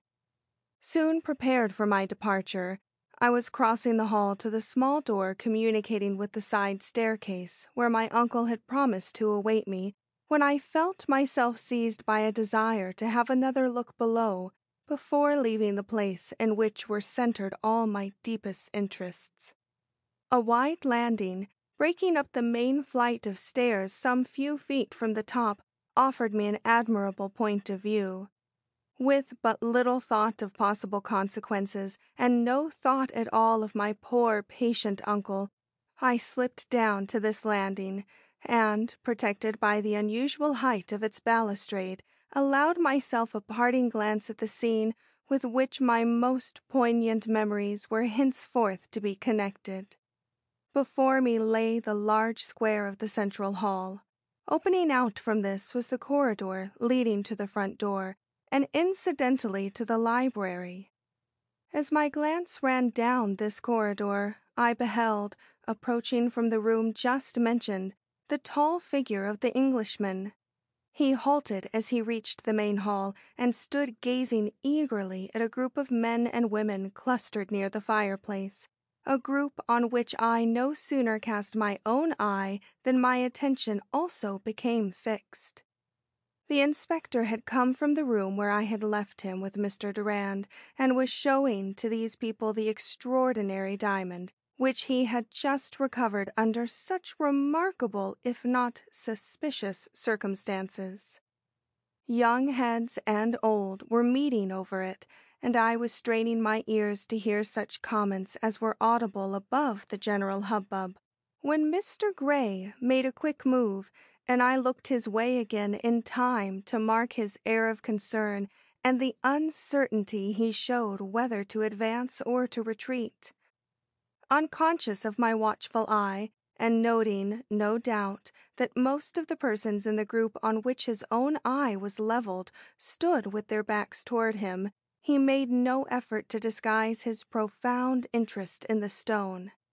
His eye followed its passage from hand to hand with a covetous eagerness of which he may not have been aware, and I was not at all surprised when, after a short interval of troubled indecision, he impulsively stepped forward and begged the privilege of handling the gem himself. Our host, who stood not far from the inspector, said something to that gentleman which led to this request being complied with. The stone was passed over to Mr. Gray, and I saw, possibly because my heart was in my eyes, that the great man's hand trembled as it touched his palm. Indeed, his whole frame trembled, and I was looking eagerly for the result of his inspection when, on his turning to hold the jewel up to the light, something happened so abnormal and so strange that no one who was fortunate or unfortunate enough to be present in the house at that instant will ever forget it. This something was a cry, coming from no one knew where, which, unearthly in its shrillness and the power it had on the imagination, reverberated through the house and died away in a wail so weird, so thrilling, and so prolonged that it gripped not only my own nerveless and weakened heart, but those of the 10 strong men congregated below me. The diamond dropped from Mr. Gray's hand, and neither he nor anyone else moved to pick it up. Not till silence had come again, a silence almost as unendurable to the sensitive ear as the cry which had preceded it, did anyone stir or think of the gem. Then one gentleman after another bent to look for it, but with no success, till one of the waiters, who possibly had followed it with his eye or caught sight of its sparkle on the edge of the rug, whither it had rolled, sprang and picked it up and handed it back to Mr. Gray. Instinctively, the Englishman's hand closed on it, but it was very evident to me, and I think to all, that his interest in it was gone. If he looked at it, he did not see it, for he stood like one stunned all the time that agitated men and women were running hither and thither in unavailing efforts to locate the sound yet ringing in their ears. Not till these various searchers had come together again in terror of a mystery they could not solve did he let his hand fall and himself awake to the scene about him. The words he at once gave utterance to were as remarkable as all the rest. "Gentlemen," said he, "you must pardon my agitation. This cry, you need not seek its source, is one to which I am only too well accustomed. I have been the happy father of 6 children, 5 I have buried, and before the death of each, this same cry has echoed in my ears. I have but one child left, a daughter. She is ill at the hotel. Do you wonder that I shrink from this note of warning and show myself something less a man under its influence? I'm going home, but first 1 word about this stone." Here he lifted it and bestowed, or appeared to bestow on it, an anxious scrutiny, putting on his glasses and examining it carefully before passing it back to the inspector. "I have heard," said he, with a change of tone which must have been noticeable to everyone, "that this stone was a very superior one, and quite worthy of the fame it bore here in America. But, gentlemen, you have all been greatly deceived in it. No one more than he who was willing to commit murder for its possession. The stone, which you have just been good enough to allow me to inspect, is no diamond, but a carefully manufactured bit of paste not worth the rich and elaborate setting which has been given to it.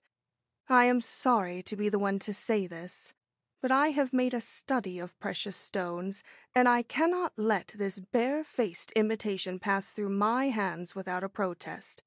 Mr. Ramsdell," this to our host, "I beg you will allow me to utter my excuses and depart at once. My daughter is worse, this I know as certainly as that I am standing here.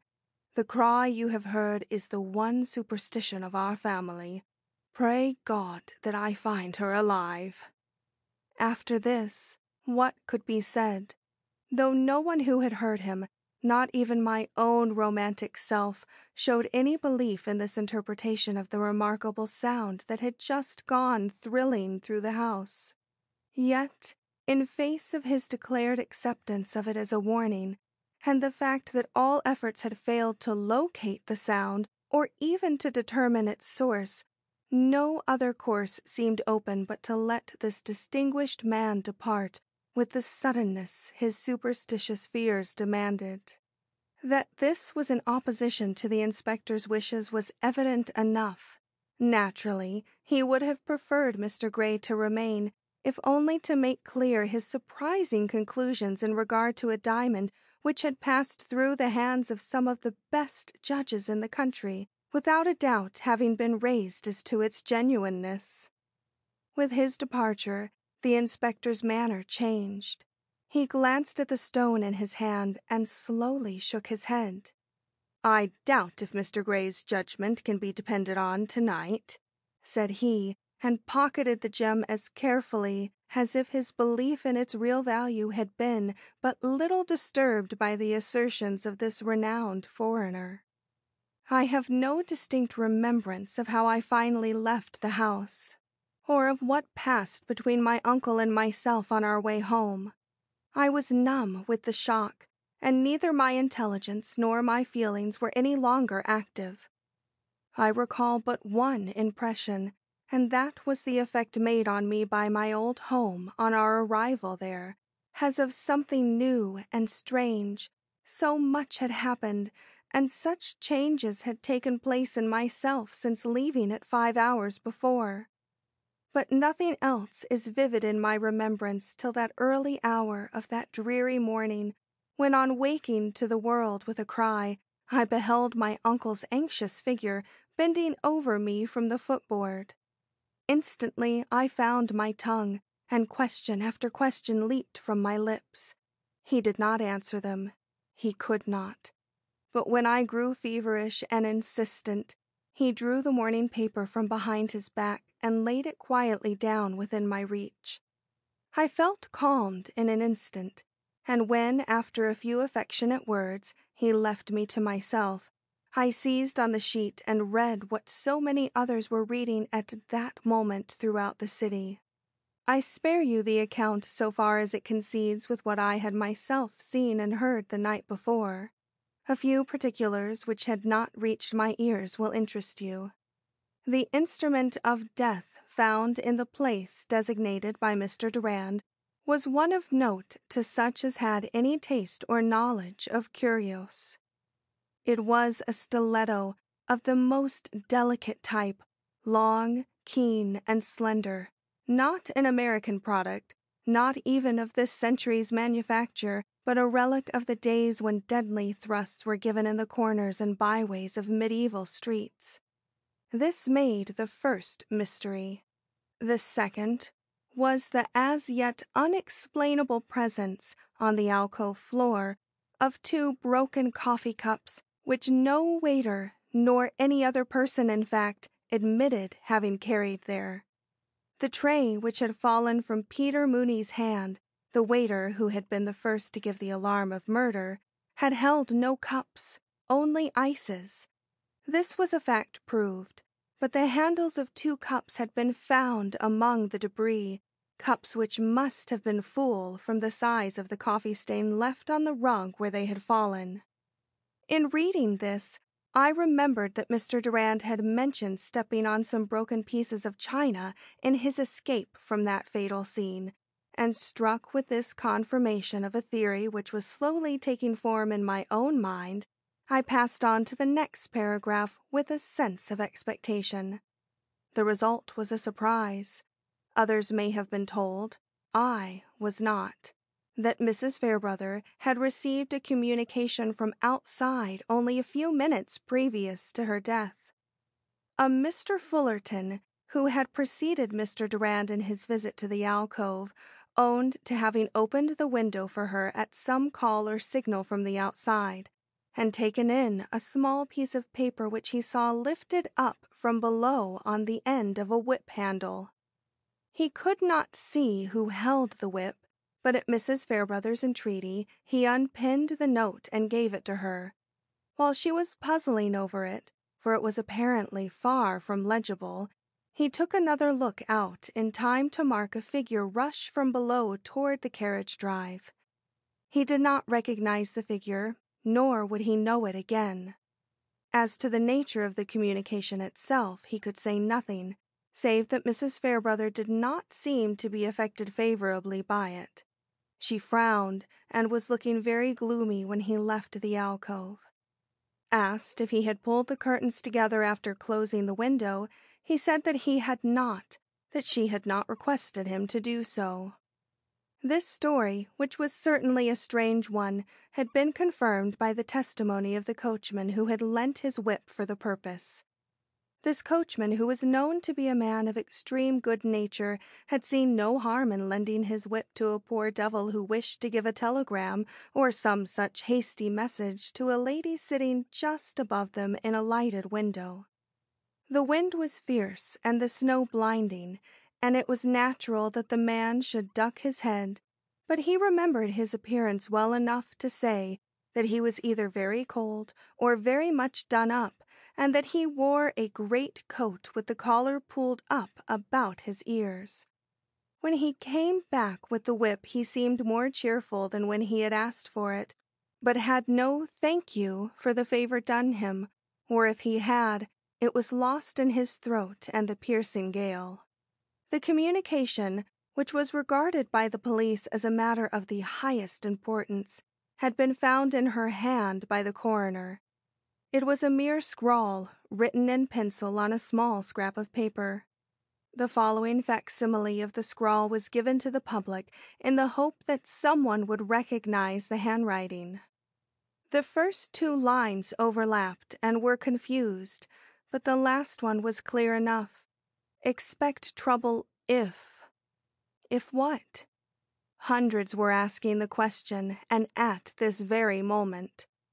I should soon be asking it too, but first I must make an effort to understand the situation, a situation which up to now appeared to involve Mr. Durand, and Mr. Durand only, as the suspected party. This was no more than I expected, yet it came with a shock under the broad glare of this wintry morning. So impossible did it seem in the light of everyday life that guilt could be associated to anyone's mind in a man of such unblemished record and excellent standing. But the evidence adduced against him was of a kind to appeal to the common mind. We all know that evidence, nor could I say, after reading the full account, that I was myself unaffected by its seeming weight. Not that my faith in his innocence was shaken. I had met his look of love and tender gratitude, and my confidence in him had been restored. But I saw, with all the clearness of a mind trained by continuous study, how difficult it was going to be to counteract the prejudice induced. First, by his own inconsiderate acts, especially by that unfortunate attempt of his to secrete Mrs. Fairbrother's gloves in another woman's bag. And secondly, by his peculiar explanations which to many must seem forced and unnatural. I saw and felt nerved to a superhuman task. I believed him innocent, and if others failed to prove him so, I would undertake to clear him myself. I, the little Rita, with no experience of law or courts or crime, but with simply an unbounded faith in the man suspected, and in the keenness of my own insight, an insight which had already served me so well and would serve me yet better once I had mastered the details which must be the prelude to all intelligent action. The morning's report stopped with the explanations given by Mr. Durand of the appearances against him. Consequently, no word appeared of the after events which had made such an impression at the time on all the persons present. Mr. Gray was mentioned, but simply as one of the guests, and to no one reading this early morning issue would any doubt come as to the genuineness of the diamond which, to all appearance, had been the leading motive in the commission of this great crime. The effect on my own mind of this suppression was a curious one. I began to wonder if the whole event had not been a chimera of my disturbed brain, a nightmare which had visited me and me alone, and not a fact to be reckoned with.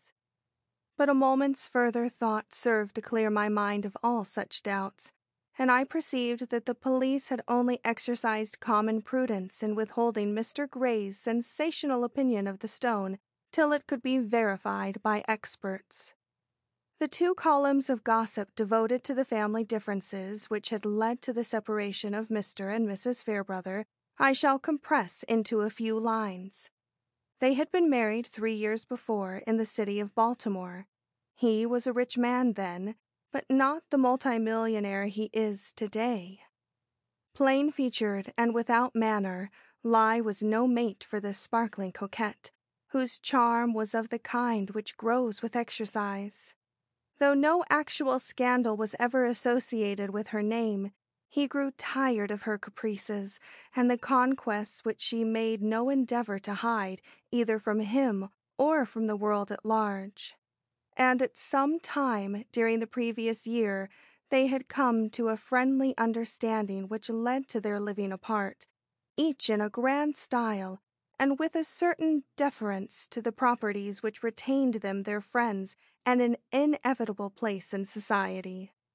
He was not often invited where she was, and she never appeared in any assemblage where he was expected. But with this exception, little feeling was shown. Matters progressed smoothly, and to their credit, let it be said, no one ever heard either of them speak otherwise than considerably of the other. He was at present out of town, having started some 3 weeks before for the Southwest, but would probably return on receipt of the telegram which had been sent him. The comments made on the murder were necessarily hurried. It was called a mystery, but it was evident enough that Mr. Durand's detention was looked on as the almost certain prelude to his arrest on the charge of murder. I had had some discipline in life. Although a favorite of my wealthy uncle, I had given up very early the prospects he held out to me of a continued enjoyment of his bounty, and entered on duties which required self-denial and hard work. I did this because I enjoy having both my mind and heart occupied. To be necessary to someone, as a nurse is to a patient, seemed to me an enviable fate till I came under the influence of Anson Durand. Then the craving of all women for the common lot of their sex became my craving also, a craving, however, to which I failed at first to yield, for I felt that it was unshared, and thus a token of weakness. Fighting my battle, I succeeded in winning it, as I thought, just as the nurse's diploma was put in my hands. Then came the great surprise of my life. Anson Durand expressed his love for me, and I awoke to the fact that all my preparation had been for home joys and a woman's true existence. 1 hour of ecstasy in the light of this new hope, then tragedy and something approaching chaos. Truly, I had been through a schooling, but was it one to make me useful in the way I could be useful now? I did not know. I did not care. I was determined on my course, fit or unfit, and in the relief brought by this appeal to my energy, I rose and dressed and went about the duties of the day. One of these was to determine whether Mr. Gray, on his return to his hotel, had found his daughter as ill as his fears had foreboded. A telephone message or two satisfied me on this point. Miss Gray was very ill, but not considered dangerously so. Indeed, if anything, her condition was improved, and if nothing happened in the way of fresh complications, the prospects were that she would be out in a fortnight. I was not surprised. It was more than I had expected. The cry of the banshee in an American house was past belief, even in an atmosphere surcharged with fear and all the horror surrounding a great crime.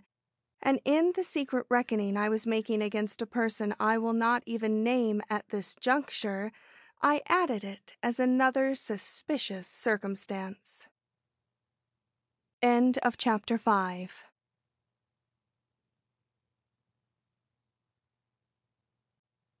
Chapter 6. Suspense. To relate the full experiences of the next few days would be to encumber my narrative with unnecessary detail. I did not see Mr. Durand again. My uncle, so amenable in most matters, proved inexorable on this point. Till Mr. Durand's good name should be restored by the coroner's verdict or such evidence brought to light as should effectively place him beyond all suspicion, I was to hold no communication with him of any sort whatever. I remember the very words with which my uncle ended the one exhaustive conversation we had on the subject. They were these: "You have fully expressed to Mr. Durand your entire confidence in his innocence. That must suffice him for the present. If he is the honest gentleman you think him, it will." As uncle seldom asserted himself, and as he is very much in earnest when he does, I made no attempt to combat this resolution, especially as it met the approval of my better judgment.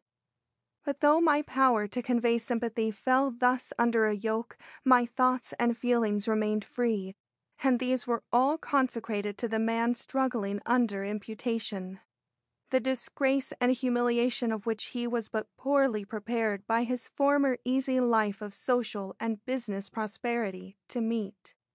For Mr. Durand, in spite of the few facts which came up from time to time in confirmation of his story, continued to be almost universally regarded as a suspect.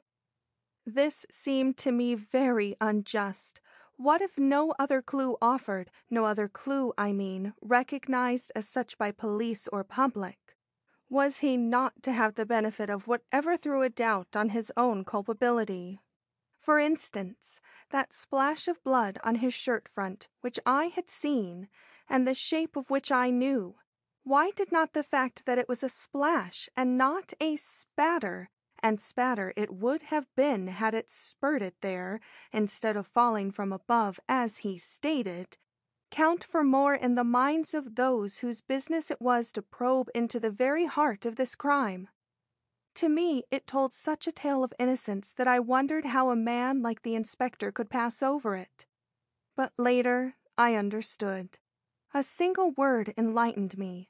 The stain, it was true, was in the form of a splash and not a spurt, but a splash would have been the result of a drop falling from the reeking end of a stiletto, whether it dislodged itself early or late.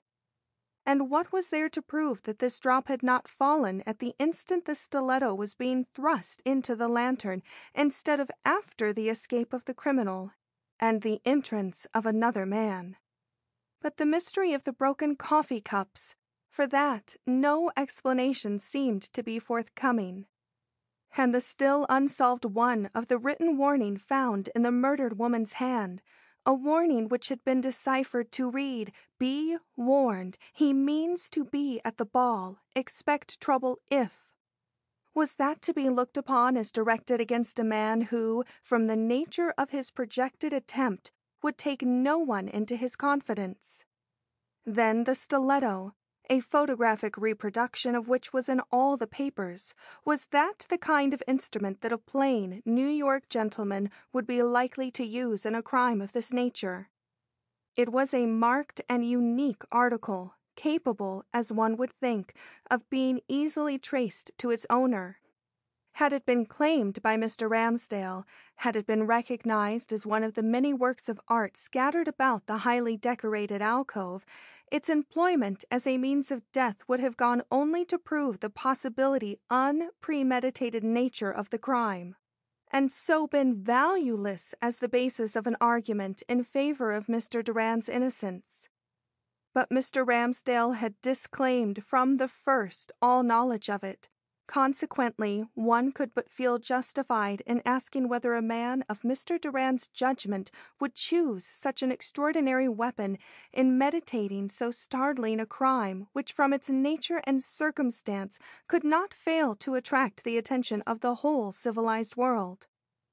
Another argument, advanced by himself and subscribed to by all his friends, was this: that a dealer in precious stones would be the last man to seek by any unlawful means to possess so conspicuous a jewel, for he, better than anyone else, would know the impossibility of disposing of a gem of this distinction in any market short of the Orient. To which the unanswerable reply was made that no one attributed to him any such folly, that if he had planned to possess himself of this great diamond, it was for the purpose of eliminating it from competition with the one he had procured for Mr. Smythe. An argument, certainly, which drove us back on the only plea we had at our command, his hitherto unblemished reputation and the confidence which was felt in him by those who knew him.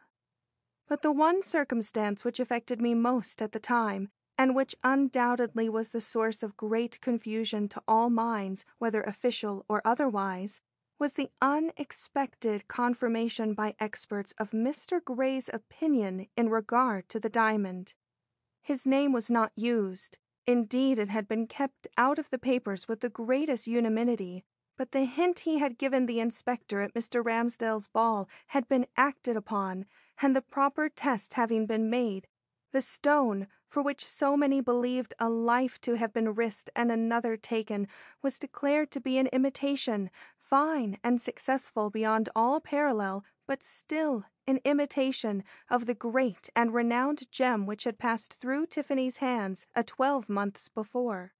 A decision which fell like a thunderbolt on all such as had seen the diamond blazing in unapproachable brilliancy on the breast of the unhappy Mrs. Fairbrother only an hour or two before her death. On me, the effect was such that for days I lived in a dream, a condition that, nevertheless, did not prevent me from starting a certain little inquiry of my own, of which more hereafter. Here, let me say that I did not share the general confusion on this topic. I had my own theory, both as to the case of this substitution and the moment when it was made.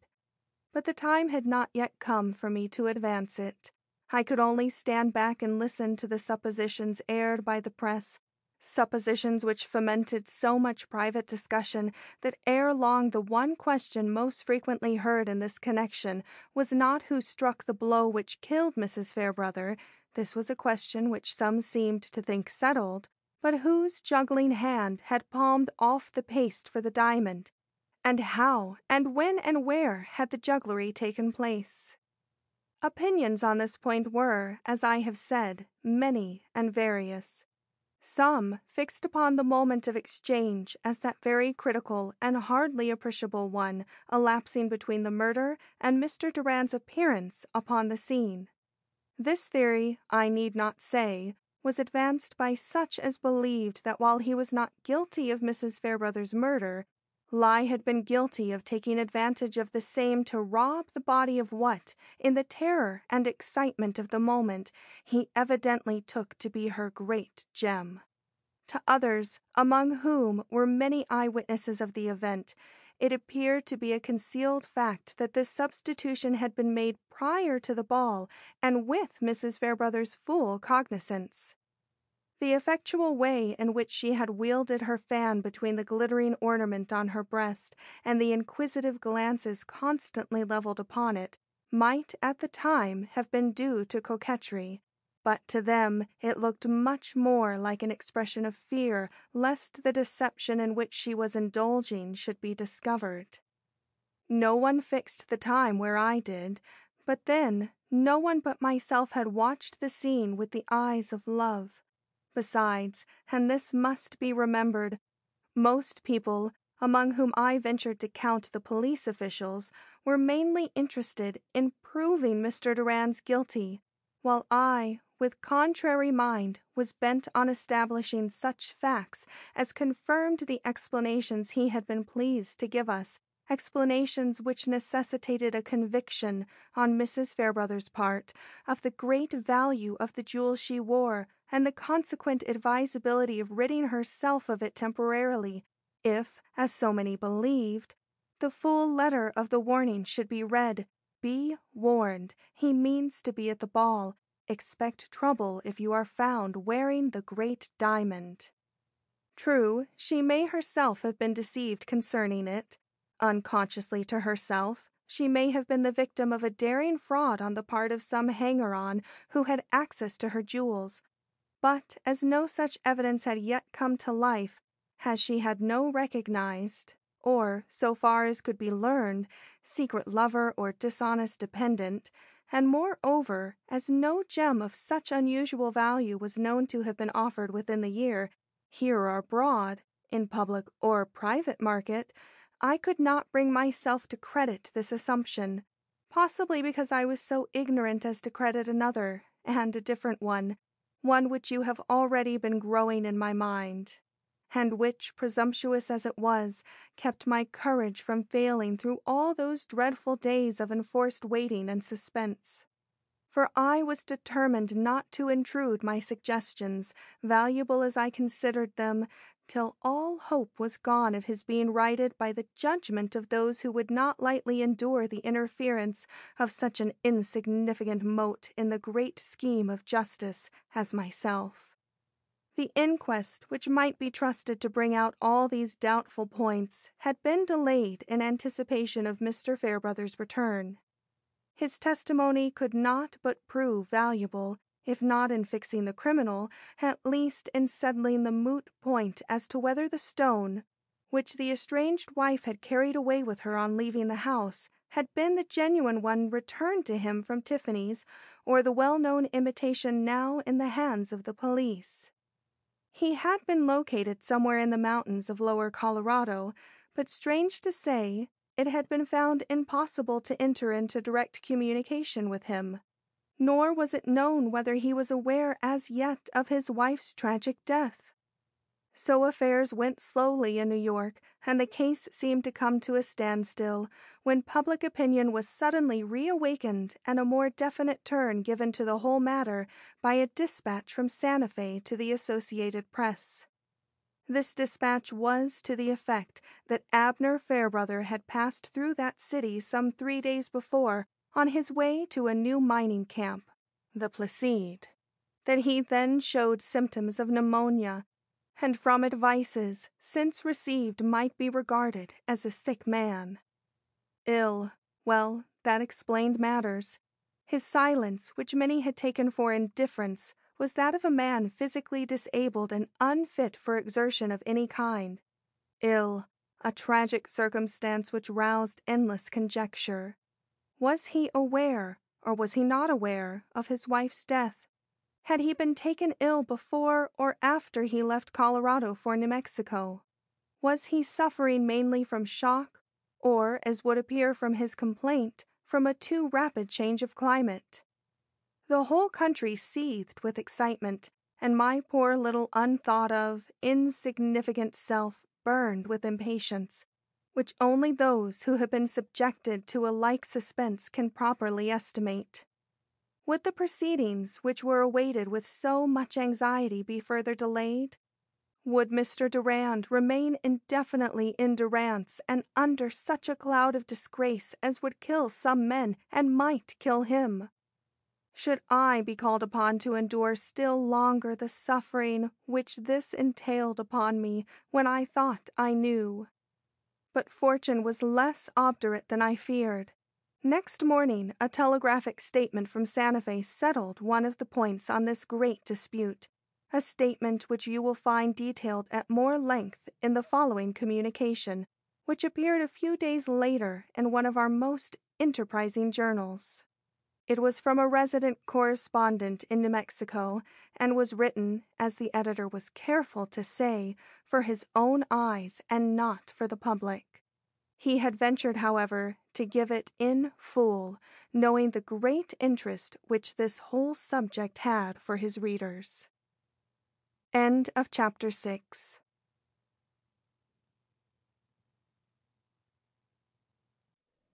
Chapter 7. Night and a Voice. Not to be outdone by the editor, I insert the article here with all its details, the importance of which I trust I have anticipated.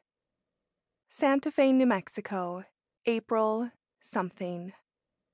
Arrived in Santa Fe, I inquired where Abner Fairchild could be found. I was told that he was at his mine, sick. Upon inquiring as to the location of the Placide, I was informed that it was 15 miles or so distant in the mountains, and upon my expressing an intention of going there immediately, I was given what I thought very unnecessary advice, and then directed to a certain livery stable, where I was told I could get the right kind of a horse and such equipment as I stood in need of. I thought I was equipped all right as it was, but I said nothing and went on to the livery stable. Here I was shown a horse, which I took to at once, and was about to mount when a pair of leggings was brought to me. "You will need these for the journey," said the man. "Journey?" I repeated. 15 miles. The livery stable-keeper, a half-breed with a peculiarly pleasant smile, cocked up his shoulders with the remark, "3 men as willing but as inexperienced as yourself have attempted the same journey during the last week, and they all came back before they reached the divide. You will probably come back too, but I shall give you as fair a start as if I knew you were going straight through." "But a woman has done it," said I. "A nurse from the hospital went up that very road last week." "Oh, women, they can do anything, women who are nurses. But they don't start off alone. You are going alone." "Yes," I remarked grimly. "Newspaper correspondents make their journeys singly when they can." "Oh, you are a newspaper correspondent. Why do so many men from the papers want to see that sick old man? Because he's so rich?" "Don't you know?" I asked. He did not seem to. I wondered at his ignorance, but did not enlighten him. "Follow the trail and ask your way from time to time. All the goatherds know where the Placide mine is." Such were his simple instructions as he headed my horse toward the canyon, but as I drew off, he shouted out, "If you get stuck, leave it to the horse. He knows more about it than you do." With a vague gesture toward the northwest, he turned away, leaving me in contemplation of the grandest scenery I had yet come upon in all my travels. 15 miles, but those miles lay through the very heart of the mountains, ranging anywhere from 6,000 to 7,000 feet high. In 10 minutes the city and all signs of life were out of sight. In 5 more, I was seemingly as far removed from all civilization as if I had gone 100 miles into the wilderness. As my horse settled down to work, picking his way, now here and now there, sometimes over the brown earth, hard and baked as in 1,000 furnaces, and sometimes over the stunted grass whose needle-like stalks seemed never to have known moisture, I let my eyes roam to such peaks as were not cut off from view by the nearer footsides, and wondered whether the snow which capped them was whiter than any other or the blue of the sky bluer, but the two together had the effect upon me of cameo work on a huge and unapproachable scale. Certainly, the effect of these grand mountains, into which you leap without any preparation from the streets and marketplaces of America's oldest city, is such as is not easily described.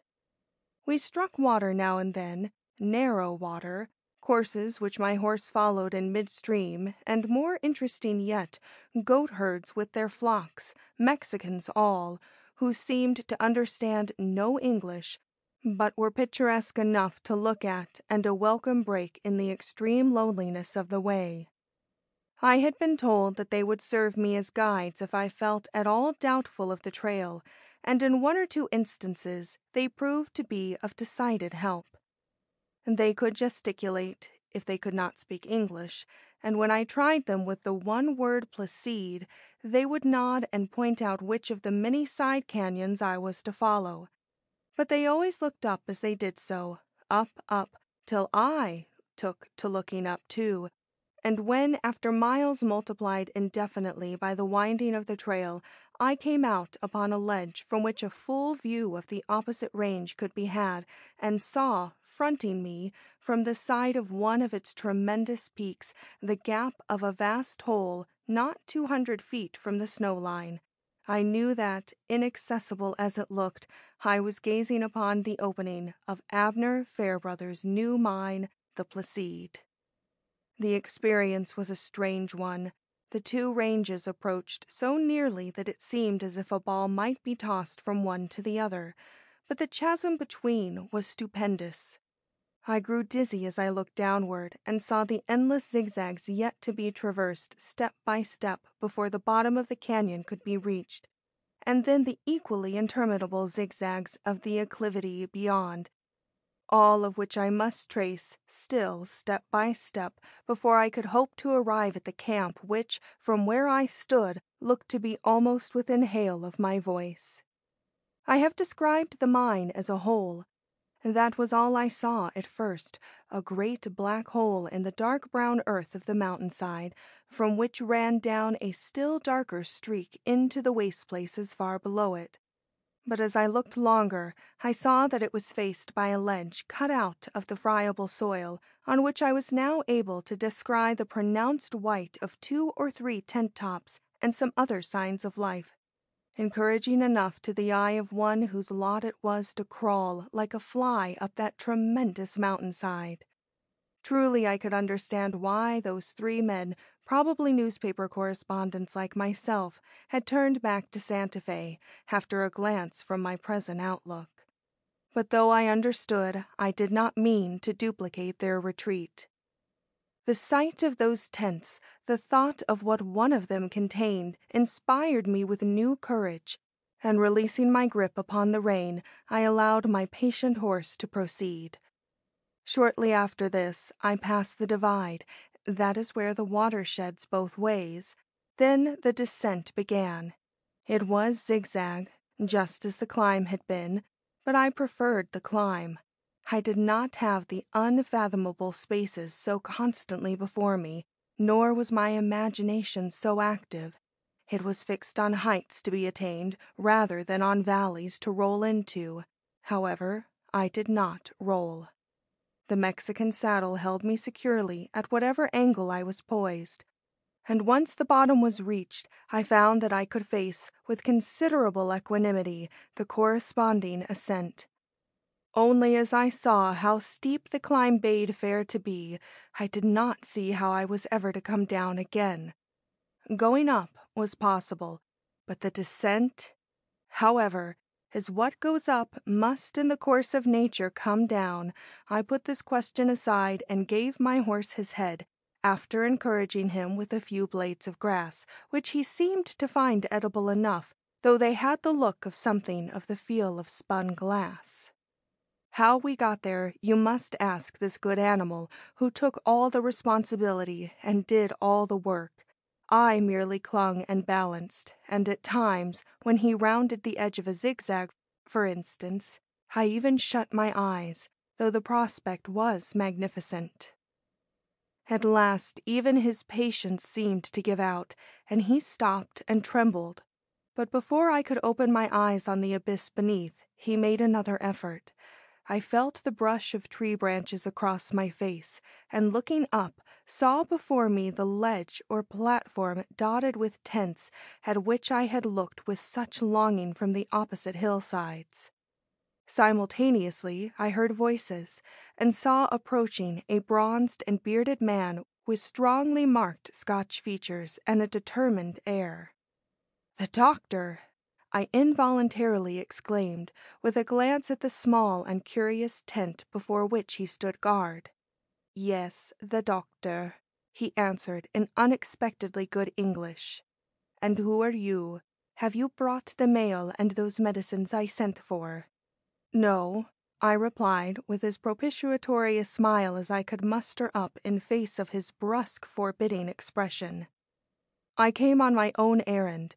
I am a representative of the New York, and I hope you will not deny me a word with Mr. Fairbrother."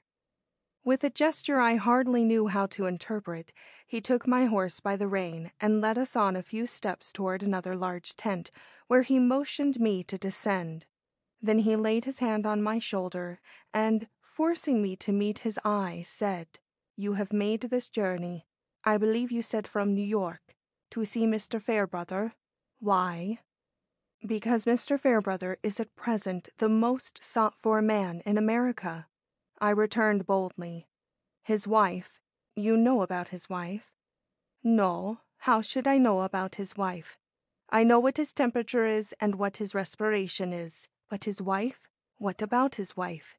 He doesn't know anything about her now himself. He is not allowed to read letters." "But you read the papers. You must have known before you left Santa Fe of Mrs. Fairbrother's foul and most mysterious murder in New York. It has been the theme of 2 continents for the last 10 days. He shrugged his shoulders, which might mean anything, and confined his reply to a repetition of my own words. "Mrs. Fairbrother murdered!" he exclaimed, but in a suppressed voice, to which point was given by the cautious look he cast behind him at the tent which had drawn my attention. "He must not know it, man. I could not answer for his life if he received the least shock in his present critical condition. Murdered? When?" 10 days ago, at a ball in New York. It was after Mr. Fairbrother left the city. He was expected to return after hearing the news, but he seems to have kept straight on to his destination. He was not very fond of his wife. That is, they have not been living together for the last year. But he could not help feeling the shock of her death, which he must have heard of somewhere along the route. He has said nothing in his delirium to show that he knew it. It is possible, just possible, that he didn't read the papers. He could not have been well for days before he reached Santa Fe. When were you called in to attend him? The very night after he reached this place. It was thought he wouldn't live to reach the camp, but he is a man of great pluck. He held up till his foot touched this platform, then he succumbed. If he was as sick as that, I muttered, why did he leave Santa Fe? He must have known what it would mean to be sick here. I don't think he did. This is his first visit to the mine. He evidently knew nothing of the difficulties of the road, but he would not stop. He was determined to reach the camp even after he had been given a sight of it from the opposite mountain. He told them that he had once crossed the Sierras in midwinter, but he wasn't a sick man then.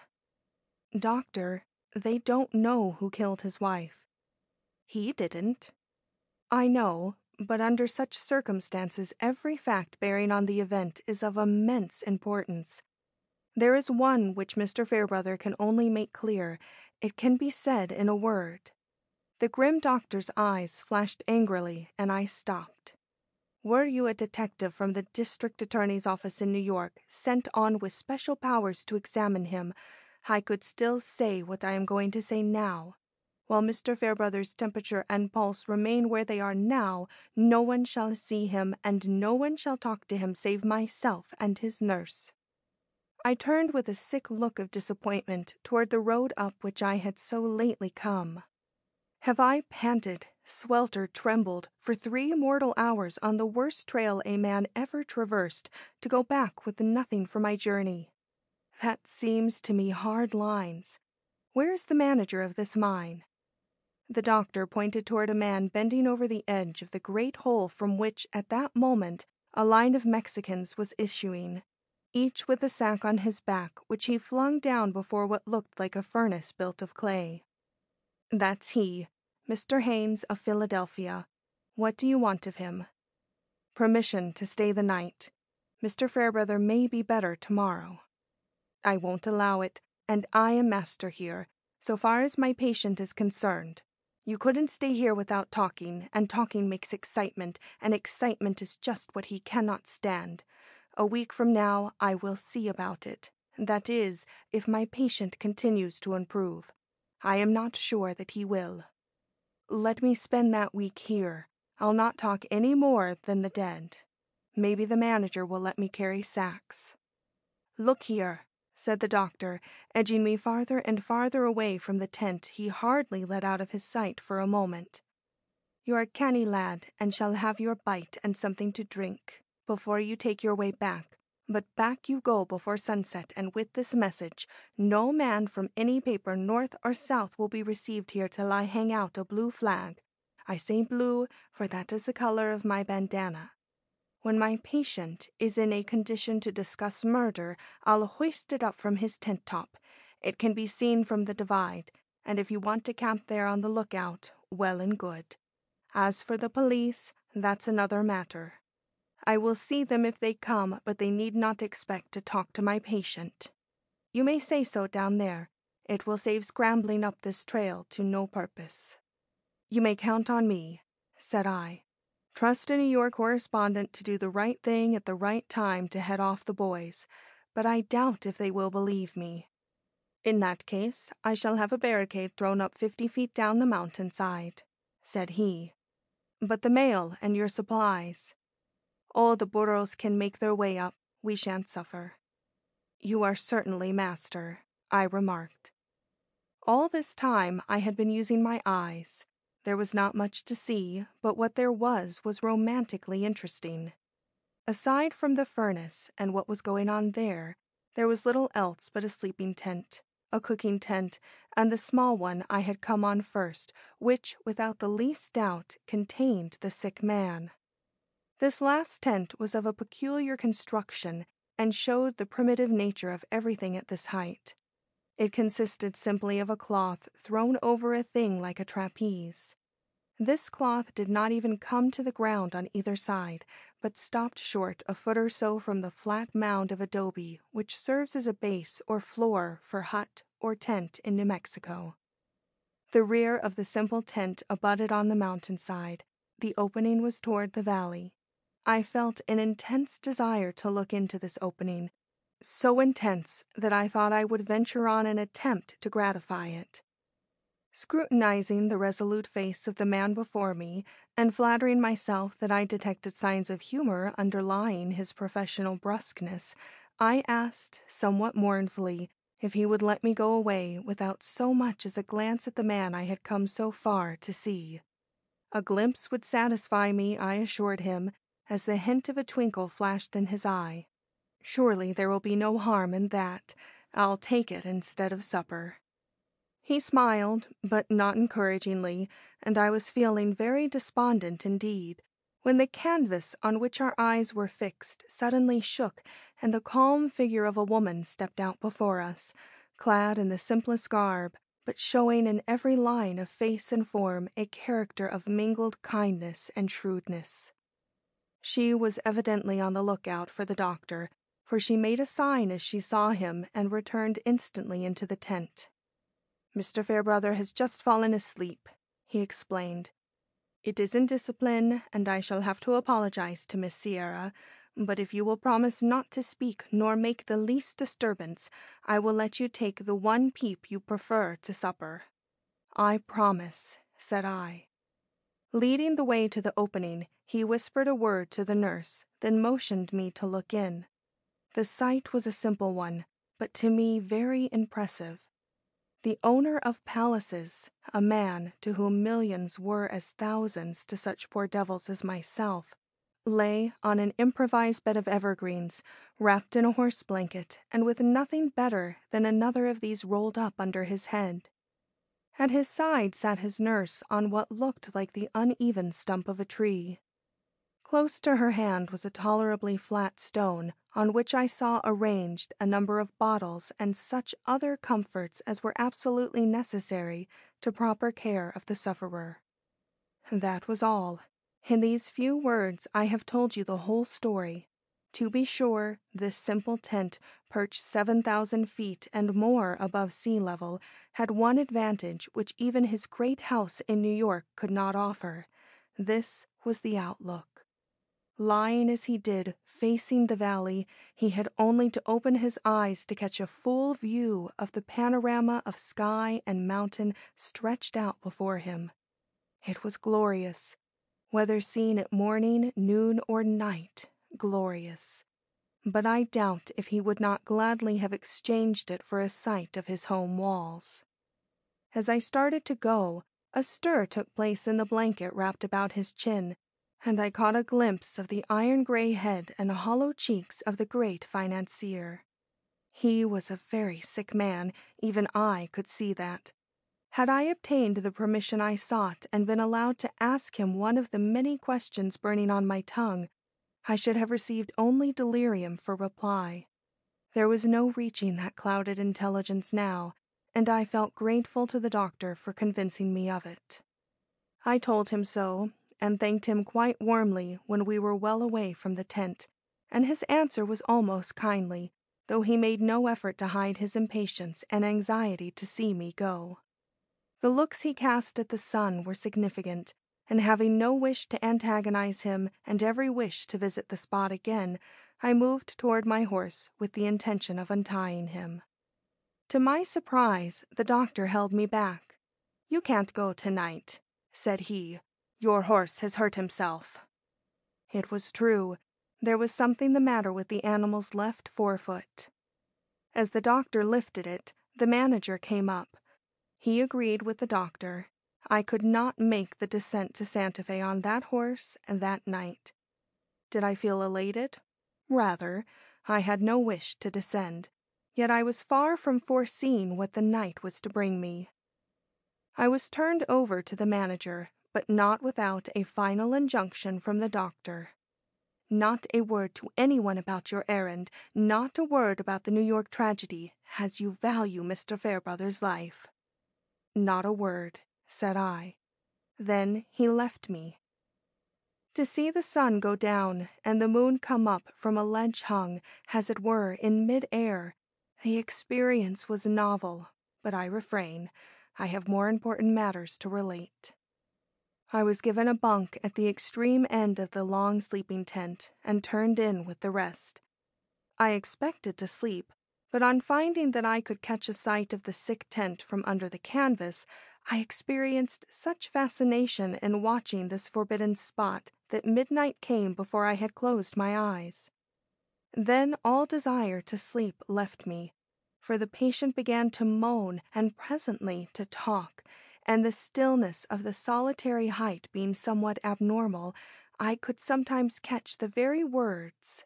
Devoid as they were of all rational meaning, they excited my curiosity to the burning point, for who could tell if he might not say something bearing on the mystery? But that fevered mind had recurred to early scenes, and the babble which came to my ear was all of mining camps in the Rockies and the dicker of horses. Perhaps the uneasy movement of my horse pulling at the end of his tether had disturbed him. Perhaps. But at the inner utterance of the second perhaps, I found myself up on my elbow listening with all my ears and staring with wide-stretched eyes at the thickest of stunted trees where the road debouched on the platform.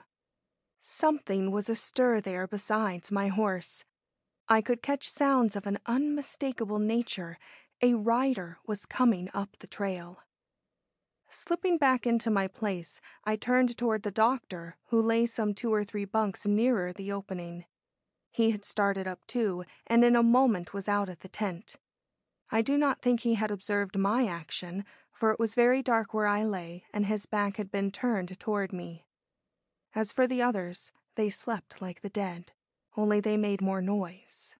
Interested, everything is interesting at such a height, I brought my eye to bear on the ledge, and soon saw by the limpid light of a full moon the stiff, short branches of the trees, on which my gaze was fixed, gave way to the advancing horse and rider.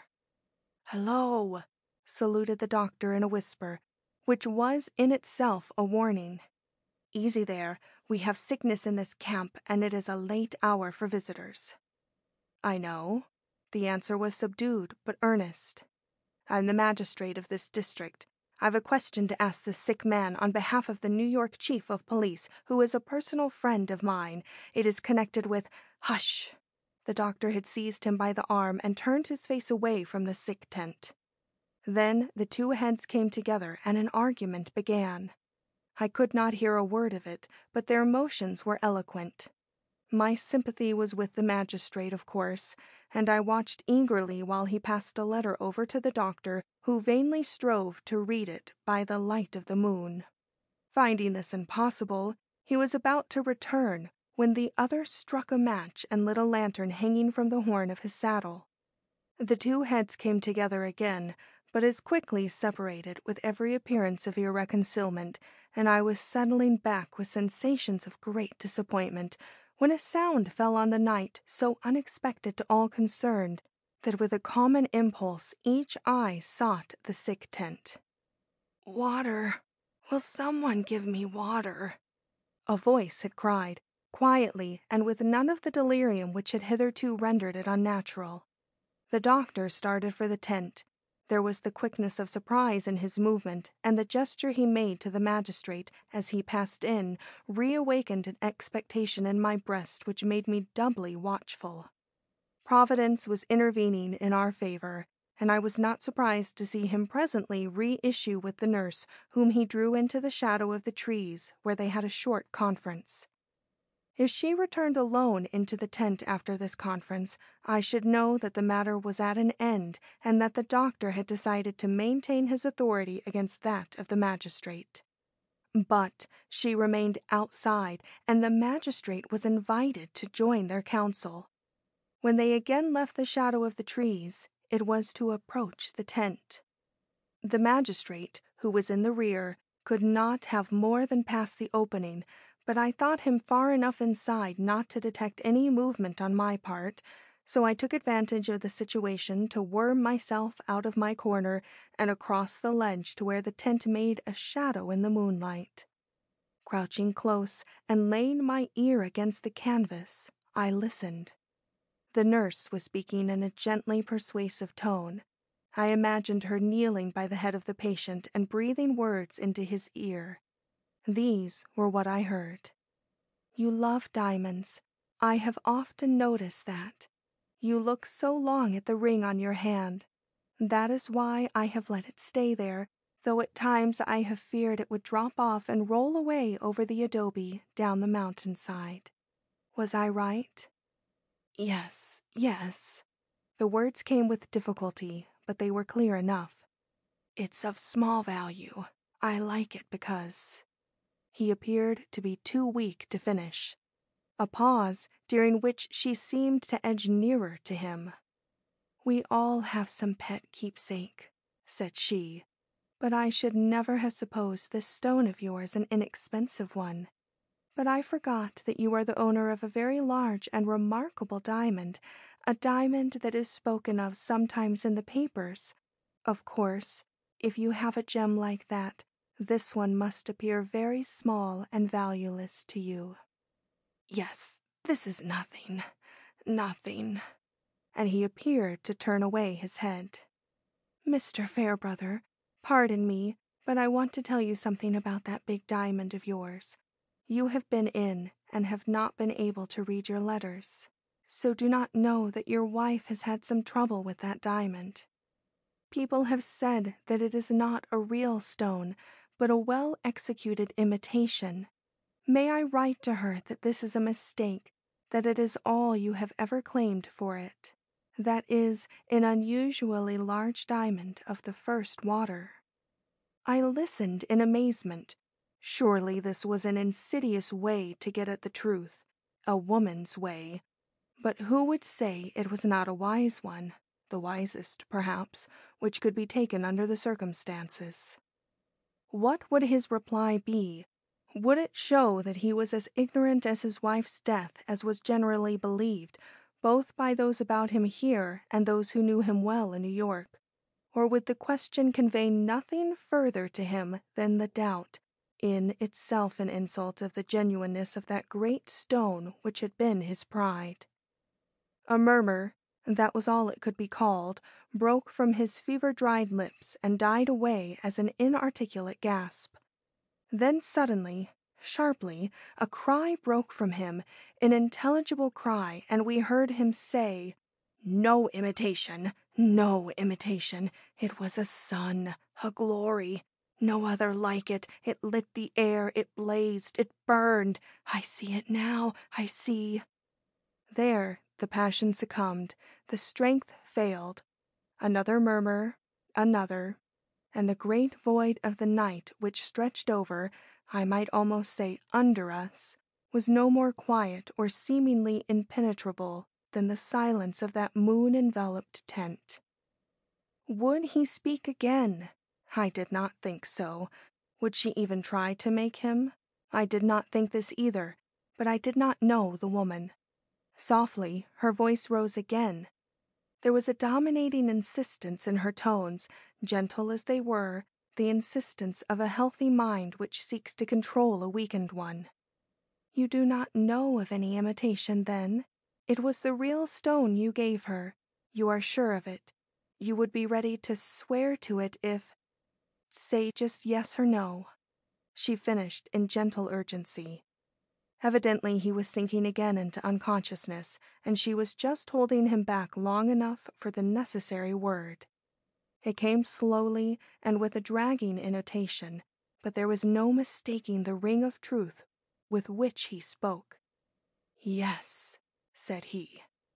When I heard the doctor's voice and felt a movement in the canvas against which I leaned, I took the warning and stole back hurriedly to my quarters. I was scarcely settled when the same group of three I had before watched silhouetted itself again against the moonlight. There was some talk, a mingling and separating of shadows, then the nurse glided back to her duties, and the two men went toward the clump of trees where the horse had been tethered. 10 minutes, and the doctor was back in his bunk. Was it imagination, or did I feel his hand on my shoulder before he finally lay down and composed himself to sleep? I cannot say. I only know that I gave no sign, and that soon all stir ceased in his direction, and I was left to enjoy my triumph, and to listen with anxious interest to the strange and unintelligible sounds which accompanied the descent of the horseman down the face of the cliff, and finally to watch with a fascination which drew me to my knees the passage of that sparkling star of light hanging from his saddle. It crept to and fro across the side of the opposite mountain as he threaded its endless zigzags, and finally disappeared over the brow into the invisible canyons beyond. With the disappearance of this beacon came lassitude and sleep, through whose hazy atmosphere floated wild sentences from the sick tent, which showed that the patient was back again in Nevada, quarreling over the price of a horse which was to carry him beyond the reach of some threatening avalanche. When next morning I came to depart, the doctor took me by both hands and looked me straight in the eyes. "You heard," he said. "How do you know?" I asked. "I can tell a satisfied man when I see him," he growled, throwing down my hands with that same humorous twinkle in his eyes which had encouraged me from the first. I made no answer, but I shall remember the lesson. One detail more. When I stared on my own descent, I found why the leggings with which I had been provided were so indispensable. I was not allowed to ride, indeed, riding down those steep declivities was impossible. No horse could preserve his balance with a rider on his back. I slid, and so did my horse, and only in the valley beneath did we come together again. End of Chapter 7.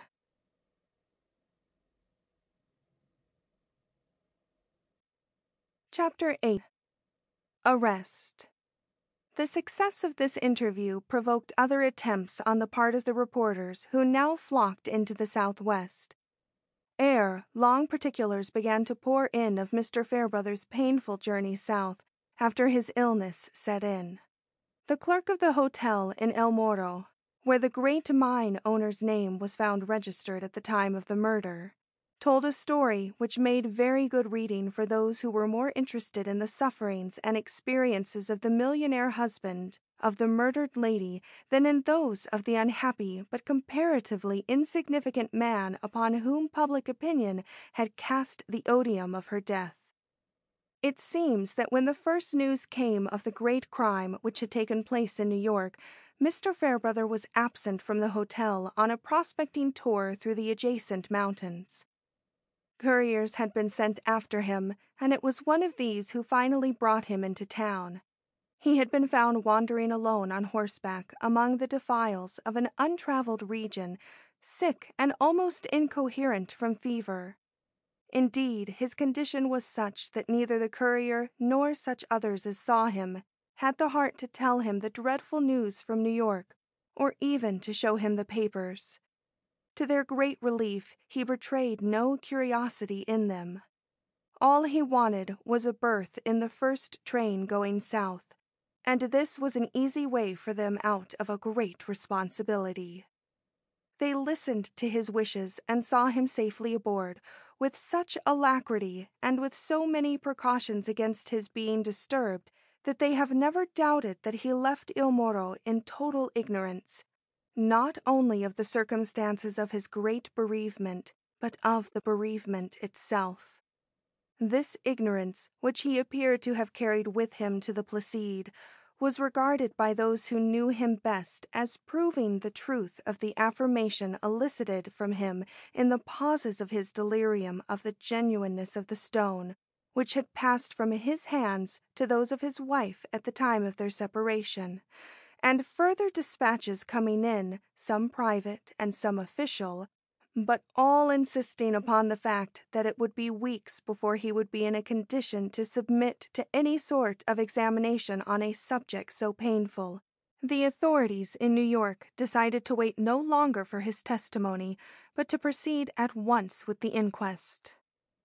Great as is the temptation to give a detailed account of proceedings which were of such moment to myself, and to every word of which I listened with the eagerness of a novice and the anguish of a woman who sees her lover's reputation at the mercy of a verdict which may stigmatize him as a possible criminal, I see no reason for encumbering my narrative with that, for the most part, would be a mere repetition of facts already known to you.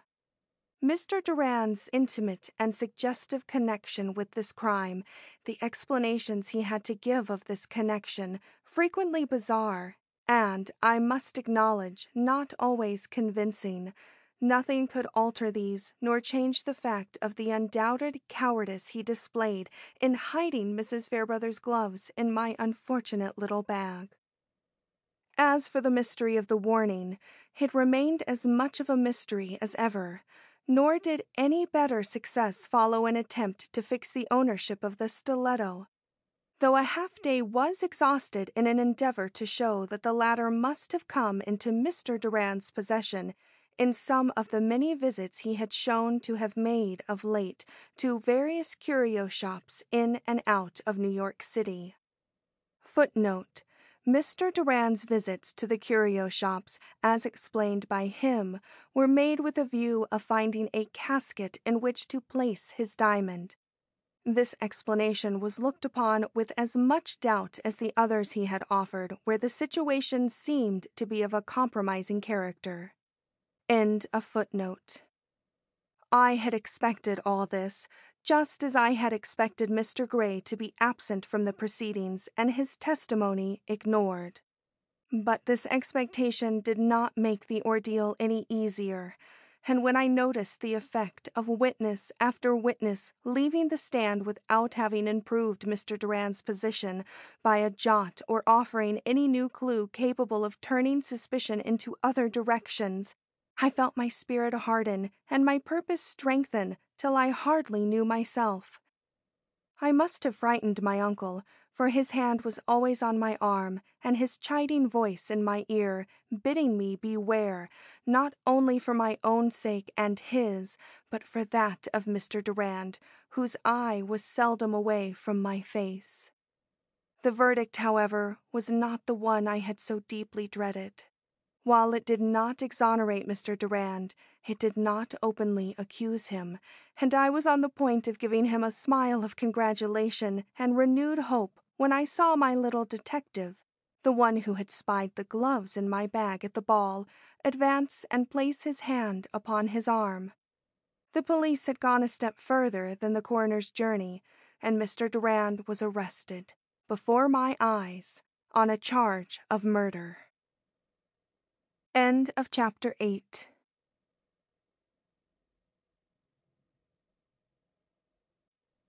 Chapter 9. The Mouse Nibbles at the Net. The next day saw me at police headquarters begging an interview from the inspector, with the intention of confiding to him a theory which must either cost me his sympathy or open the way to a new inquiry, which I felt sure would lead to Mr. Durand's complete exoneration. I chose this gentleman for my confidant from among all those with whom I had been brought into contact by my position as witness in a case of this magnitude, first because he had been present at the most tragic moment of my life, and secondly because I was conscious of a sympathetic bond between us which would ensure me a kind hearing. However ridiculous my idea might appear to him, I was assured that he would treat me with consideration and not visit whatever folly I might be guilty of on the head of him for whom I risked my reputation for good sense. Nor was I disappointed in this. Inspector Dalzell's air was fatherly, and his tone altogether gentle as, in reply to my excuses for troubling him with my opinions, he told me that in a case of such importance he was glad to receive the impressions even of such a prejudiced little partisan as myself. The word fired me, and I spoke. You consider Mr. Durand guilty, and so do many others, I fear, in spite of his long record for honesty and uprightness. And why?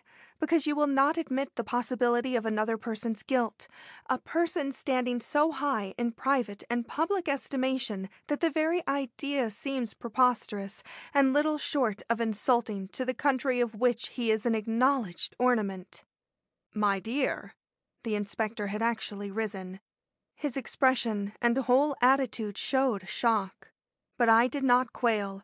I only subdued my manner and spoke with quieter conviction. I am aware, said I, how words so daring must impress you, but listen, sir, listen to what I have to say before you utterly condemn me. I acknowledge that it is the frightful position into which I threw Mr. Durand by my deficious attempt to right him which has driven me to make this second effort to fix the crime on the only other man who had possible access to Mrs. Fairbrother at the fatal moment. How could I live in inaction? How could you expect me to weigh for a moment this foreigner's reputation against that of my own lover? If I have reasons... Reasons? Reasons which would appeal to all. If instead of this person's having an international reputation at his back, he had been a simple gentleman like Mr. Durand, would you not consider me entitled to speak? Certainly, but you have no confidence in my reasons, Inspector. They may not weigh against that splash of blood on Mr. Durand's shirt front, but such as they are, I must give them. First, it will be necessary for you to accept for this nonce Mr. Durand's statements are true. Are you willing to do this? I will try. Then, a harder thing yet, to put some confidence in my judgment. I saw the man, and did not like him long before any intimation of the evening's tragedy had turned suspicion on anyone. I watched him as I watched others. I saw that he had not come to the ball to please Mr. Ramsdell or for any pleasure he himself hoped to reap from social intercourse, but for some purpose much more important, and that this purpose was connected with Mrs. Fairbrother's diamond. Indifferent, almost morose before she came upon the scene, he brightened to a surprising extent the moment he found himself in her presence. Not because she was a beautiful woman, for he scarcely honored her face or even her superb figure with a look. All his glances were centered on her large fan, which, in swaying to and fro, alternately hid and revealed the splendor on her breast, and when by chance it hung suspended for a moment in her forgetful hand, and he caught a full glimpse of the giant gem, I perceived such a change in his face that, if nothing more had occurred that night to give prominence to this woman and her diamond, I should have carried home the conviction that interests of no common import lay behind a feeling so extraordinarily displayed. Fanciful, my dear Miss Van Arsdale. Interesting, but fanciful. I know, I have not yet touched on fact, but facts are coming, Inspector. He stared. Evidently he was not accustomed to hear the law laid down in this fashion by a midget of my proportions. "Go on," said he. "Happily, I have no clerk here to listen." "I would not speak if you had. These are words but for one ear as yet. Not even my uncle suspects the direction of my thoughts." "Proceed," he again enjoined, upon which I plunged into my subject. Mrs. Fairbrother wore the real diamond and no imitation to the ball. Of this I feel sure. The bit of glass or paste displayed at the coroner's jury was bright enough, but it was not the star of light I saw burning on her breast as she passed me on her way to the alcove. Miss Van Arsdale! The interest which Mr. Durand displayed in it, the marked excitement into which he was thrown by his first view of its size and splendor, confirm in my mind the evidence which he gave on oath, and he is a well-known diamond expert, you know, and must have been very well aware that he would injure rather than help his case by this admission. That at that time he believed the stone to be real and of immense value. Wearing such a gem, then, she entered the fatal alcove, and with a smile on her face, prepared to employ her fascinations on whoever chanced to come within their reach. But now something happened. Please let me tell you it my own way. A shout from the driveway or a bit of snow thrown against the window drew her attention to a man standing below, holding up a note fastened to the end of a whip handle. I do not know whether or not you have found that man. If you have, the inspector made no sign. I judge that you have not, so I may go on with my suppositions. Mrs. Fairbrother took in this note. She may have expected it, and for this reason chose the alcove to sit in, or it may have been a surprise to her. Probably we shall never know the whole truth about it, but what we can know and do, if you are still holding to our compact and viewing this crime in the light of Mr. Durand's explanations, is that it made a change in her and made her anxious to rid herself of the diamond. It has been decided that the hurried scrawl should read, "Take warning, he means to be at the ball. Expect trouble if you do not give him the diamond," or something to that effect. But why was it passed up to her unfinished? Was the haste too great? I hardly think so. I believe in another explanation which points with startling directness to the possibility that this person referred to in this broken communication was not Mr. Durand, but one whom I need not name, and that the reason you have failed to find the messenger of whose appearance you have received definite information is that you have not looked among the servants of a certain distinguished visitor in town. "Oh!" I burst forth with feverish volubility as I saw the inspector's lips open in what could not fail to be a sarcastic utterance. "I know what you feel tempted to reply. Why should a servant deliver a warning against his own master? If you will be patient with me, you will soon see.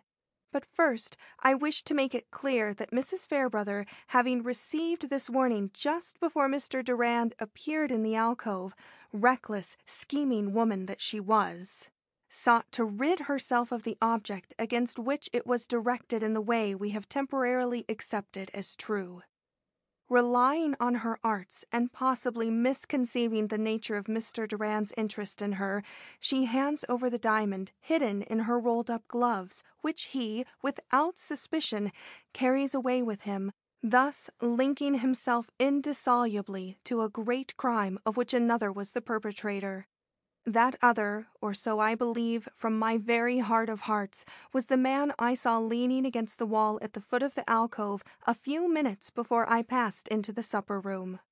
I stopped with a gasp, hardly able to meet the stern and forbidding look with which the inspector sought to restrain what he evidently considered the senseless ravings of a child. But I had come there to speak, and I hastily proceeded before the rebuke thus expressed could formulate itself into words. I have some excuse for a declaration so monstrous. Perhaps I am the only person who can satisfy you in regard to a certain fact which you have expressed some curiosity. Inspector, have you ever solved the mystery of the 2 broken coffee cups found amongst the debris at Mrs. Fairbrother's feet? It did not come out in the inquest, I noticed. "Not yet," he cried, "but you cannot tell me anything about them." "Possibly not, but I can tell you this. When I reached the supper-room door that evening, I looked back, and providentially or otherwise, only future can determine that, detected Mr. Gray in the act of lifting 2 cups from a tray left by some waiter on a table standing just outside the reception-room door. I did not see where he carried them. I only saw his face turned toward the alcove. As there was no other lady there, or anywhere near there, I have dared to think—" Here the inspector found speech. "You saw Mr. Gray lift 2 cups and turn toward the alcove at a moment we all know to have been critical. You should have told me this before. He may be a possible witness." I scarcely listened. I was too full of my own argument. There were other people in the hall, especially at my end of it. A perfect throng was coming from the billiard room, where the dancing had been, and it might easily be that he could both enter and leave the secluded spot without attracting attention. He had shown too early and much too unmistakably his lack of interest in the general company for his every movement to be watched, as at his first arrival. But this is simple conjecture. What I have to say next is evidence. The stiletto. Have you studied it, sir? I have, from the pictures. It is very quaint, and among the devices on the handle is one that especially attracted my attention. See, this is what I mean. And I handed him a drawing which I had made with some care in expectation of this very interview. He surveyed it with some astonishment. "I understand," I pursued in trembling tones, for I was much affected by my own daring, "that no one has so far succeeded in tracing this weapon to its owner. Why didn't your experts study heraldry and the devices of great houses? They would have found that this one is not unknown in England. I can tell you on whose blazon it can often be seen, and so could Mr. Gray." End of Chapter 9.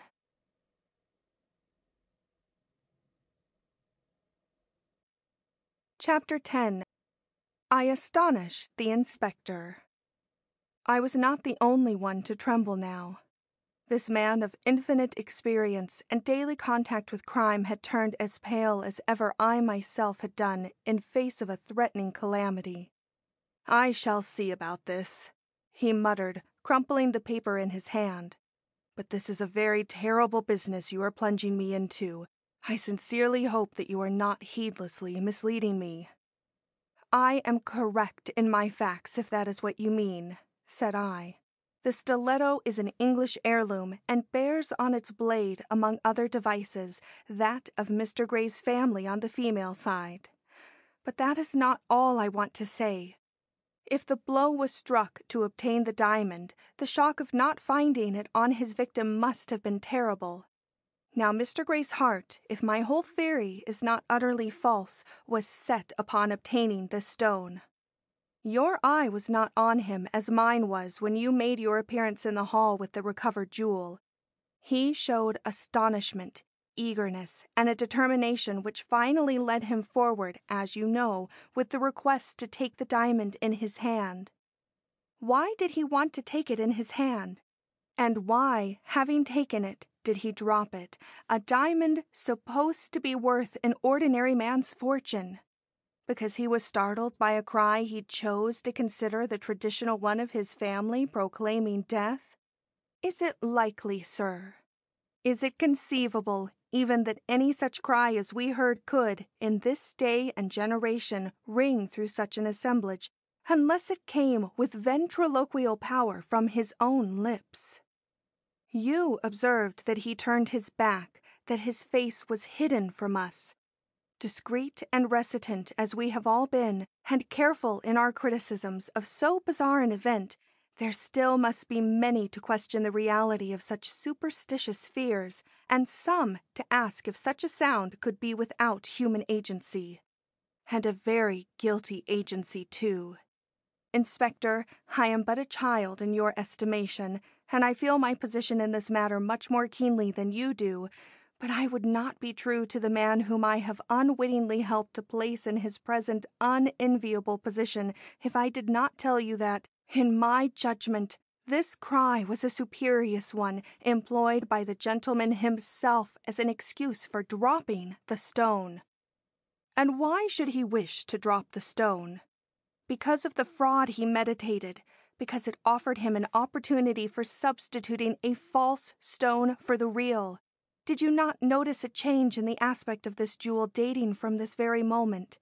Did it shine with as much brilliancy in your hand when you received it back as when you passed it over? Nonsense! I do not know. It's all too absurd for argument. Yet he did stop to argue, saying in the next breath, "You forget that the stone has a setting. Would you claim that this gentleman of family, place, and political distinction had planned this hideous crime with sufficient premeditation to have provided himself with the exact counterpart of a brooch which it is highly improbable he ever saw? Would you make him out a Cagliostro or something worse? Miss Van Arsdale, I fear your theory will topple over of its own weight." He was very patient with me. He did not show me the door. Yet such a substitution took place, and took place that evening, I insisted. The bit of paste shown us at the inquest was never the gem Mrs. Fairbrother wore on entering the alcove. Besides, where is all the sensation? Why cavil at one more improbability? Mr. Gray may have come over to America for no other reason. He is known as a collector, and when a man has a passion for diamond-getting, he is a known collector. In his own country. I was not told that. Nor I, but I found it out. How, my dear child, how? By a cablegram or so. You cabled his name to England. No, Inspector, Uncle has a code, and I made use of it to ask a friend in London for a list of the most noted diamond fanciers in the country. Mr. Gray's name was third on the list. He gave me a look in which admiration was strangely blended with doubt and appreciation. "You are making a brave struggle," said he, "but it is a hopeless one. I have one more confidence to repose in you. The nurse who was in charge of Miss Gray was in my class in the hospital. We love each other, and to her I dared appeal on one point. Inspector," here my voice unconsciously fell as he impetuously drew near, "a note was sent from that sick chamber on the night of the ball. A note surreptitiously written by Miss Gray while the nurse was in an adjoining room. The messenger was Mr. Gray's valet, and its destination the house in which her father was enjoying his position as chief guest. She says that it was meant for him, but I have dared to think that the valet would tell a different story. My friend did not see what her patient wrote, but she acknowledged that if her patient wrote more than 2 words, the result must have been an unintelligible scrawl, since she was too weak to hold a pencil firmly, and so nearly blind that she would have had to feel her way over the paper.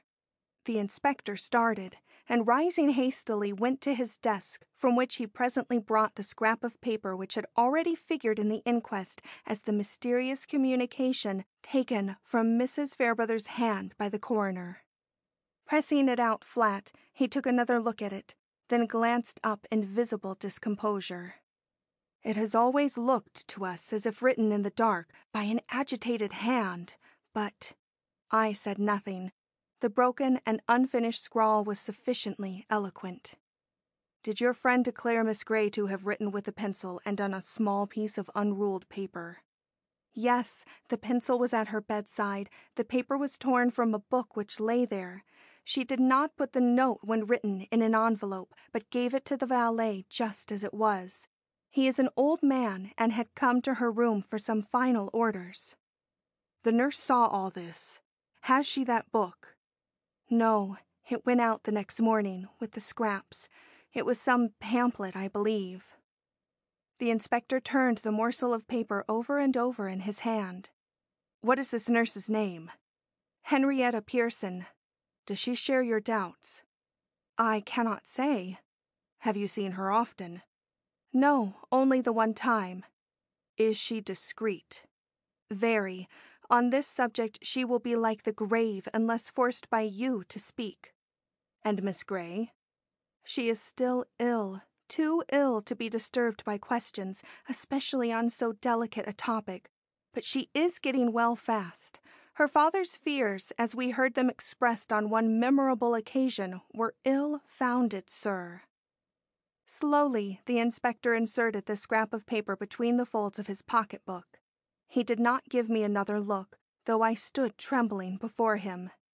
Was he in any way convinced, or was he simply seeking for the most considerate way in which to dismiss me and my abominable theory? I could not gather his intentions from his expression, and was feeling very faint and heartsick when he suddenly turned upon me with the remark, "A girl as ill as you say Miss Grey was must have had some very pressing matter on her mind to attempt to write and send a message under such difficulties. According to your idea, she had some notion of her father's designs and wished to warn Mrs. Fairbrother against them. But don't you see that such conduct as this would be preposterous, nay, unparalleled in persons of their distinction? You must find some other explanation for Miss Grey's seemingly mysterious action, and I an agent of crime other than one of England's most reputable statesmen. So that Mr. Durand is shown the same consideration, I am content," said I. "It is the truth, and the truth only I desire. I am willing to trust my cause with you." He looked none too grateful for this confidence. Indeed, now that I look back on this scene, I do not wonder that he shrank from the responsibility thus foisted upon him. "What do you want me to do?" he asked. "Prove something. Prove that I am altogether wrong or altogether right. Or if proof is not possible, pray allow me the privilege of doing what I can myself to clear up the matter." "You?" There was apprehension, disapprobation, almost menace in his tone. I bore it with as steady and modest a glance as possible, saying, when I thought he was about to speak again, "I will do nothing without your sanction. I realize the dangers of this inquiry and the disgrace that would follow if our attempt was suspected before proof reached a point sufficient to justify it.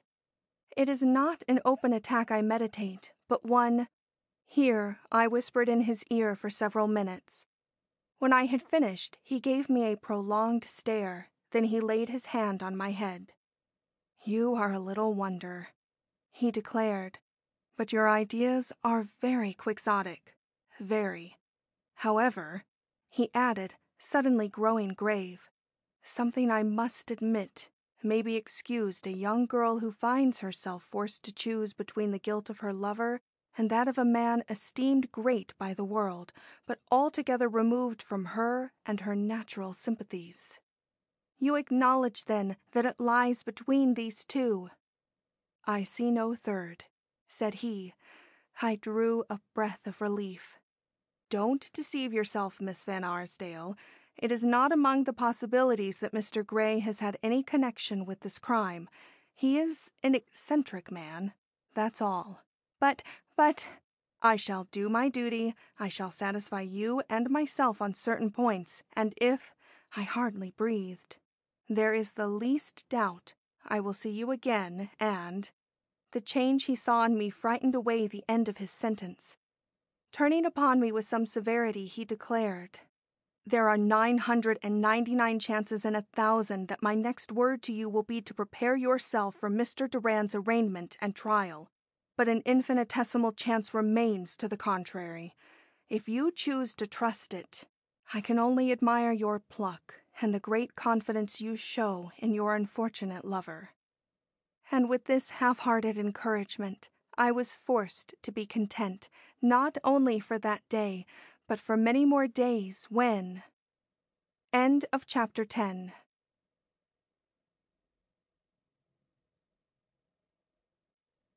Chapter 11. The Inspector Astonishes Me. But before I proceed to relate what happened at the end of those 2 weeks, I must say a word or two in regard to what happened during them. Nothing happened to improve Mr. Durand's position, and nothing openly to compromise Mr. Gray's. Mr. Fairbrother, from whose testimony many of us hoped something would yet be gleaned calculated to give a turn to the suspicion now centered on one man, continued ill in New Mexico, and all that could be learned from him of any importance was contained in a short letter dictated from his bed, in which he affirmed that the diamond, when it left him, was in a unique setting procured by himself in France, that he knew of no other jewel similarly mounted, and that if the false gem was set according to his own description, the probabilities were that the imitation stone had been put in place of the real one under his wife's direction and in some workshop in New York, as she was not the woman to take the trouble to send abroad for anything she could get done in this country. The description followed. It coincided with the one we all knew. This was something of a blow to me. Public opinion would naturally reflect that of the husband, and it would require very strong evidence indeed to combat a logical supposition of this kind with one so forced and seemingly extravagant as that upon which my own theory was based.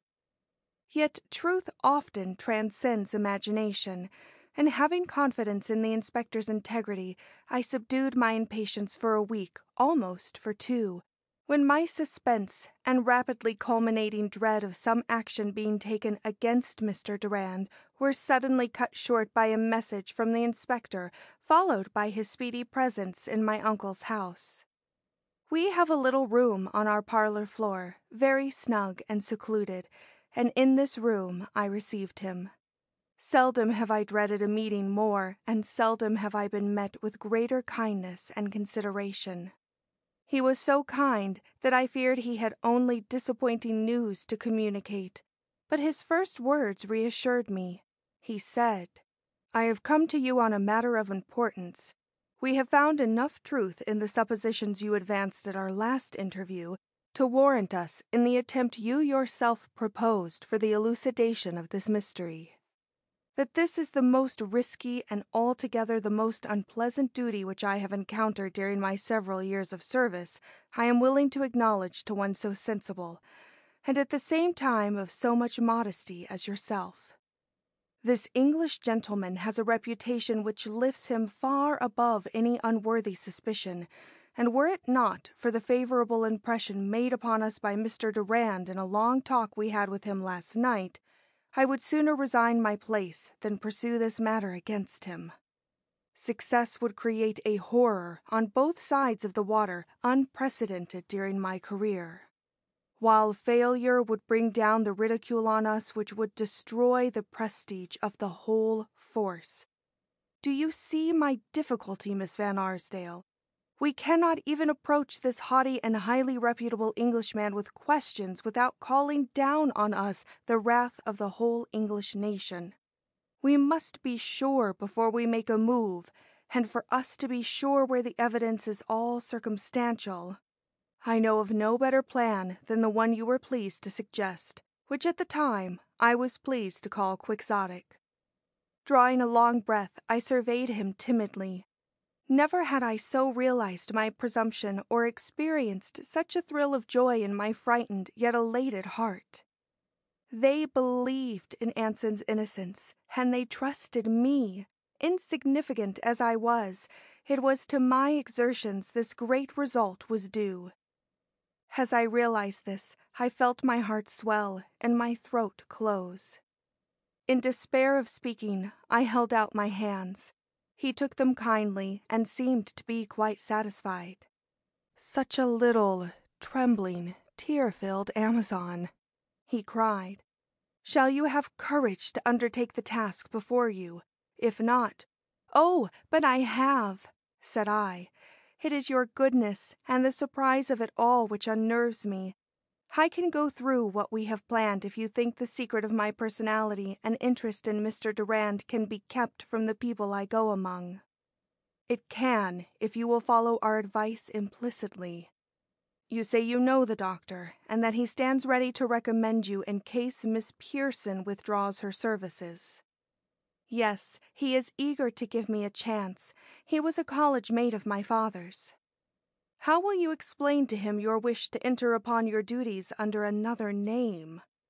Very simply, I have already told him that the publicity given my name in the late proceedings has made me very uncomfortable, that my first case of nursing would require all of my self-possession, and that if he did not think it wrong, I should like to go to it under my mother's name. He made no dissent, and I think I can persuade him that I would do much better work as Miss Ayers than as the too well-known Miss Van Arsdale. You have great powers of persuasion, but may you not meet people at the hotel who know you? I shall try to avoid people, and if my identity is discovered, its effect or non-effect upon one we find it difficult to mention will give us our clue. If he has no guilty interest in the crime, my connection with it as a witness will not disturb him. Besides, 2 days of unsuspicious acceptance of me as Miss Gray's nurse are all I want. I shall take immediate opportunity, I assure you, to make the test I mentioned. But how much confidence you will have to repose in me! I comprehend all the importance of my undertaking, and shall work as if my honor, as well as yours, were at stake. I am sure you will. Then, for the first time in my life, I was glad that I was small and plain, rather than tall and fascinating like so many of my friends. For he said, "If you had been a triumphant beauty, depending on your charms as a woman to win people to your will, we should never have listened to your proposition or risked our reputation in your hands. It is your wit, your earnestness, and your quiet determination which have impressed us. You see, I speak plainly.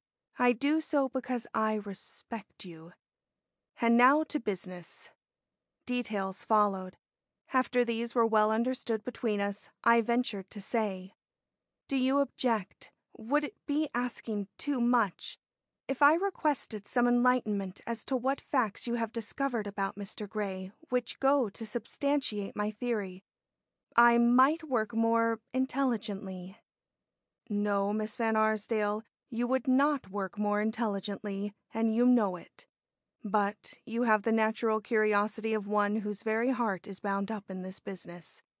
I could deny you what you ask, but I won't, for I want you to work with quiet confidence, which you would not do if your mind were taken up with doubts and questions.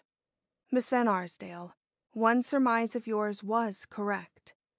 A man was sent that night to the Ramsdell house with a note from Miss Gray. We know this because he boasted of it to one of the bellboys before he went out, saying that he was going to have a glimpse of one of the swellest parties of the season. It is also true that this man was Mr. Gray's valet, an old servant who came over with him from England.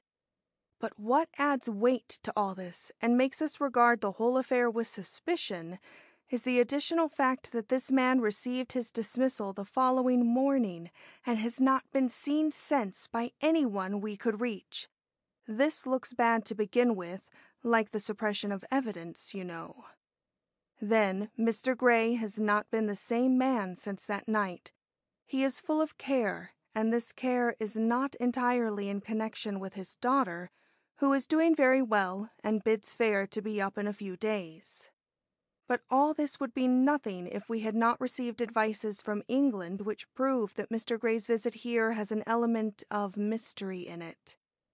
There was every reason for his remaining in his own country, where a political crisis is approaching, yet he crossed the water, bringing his sickly daughter with him.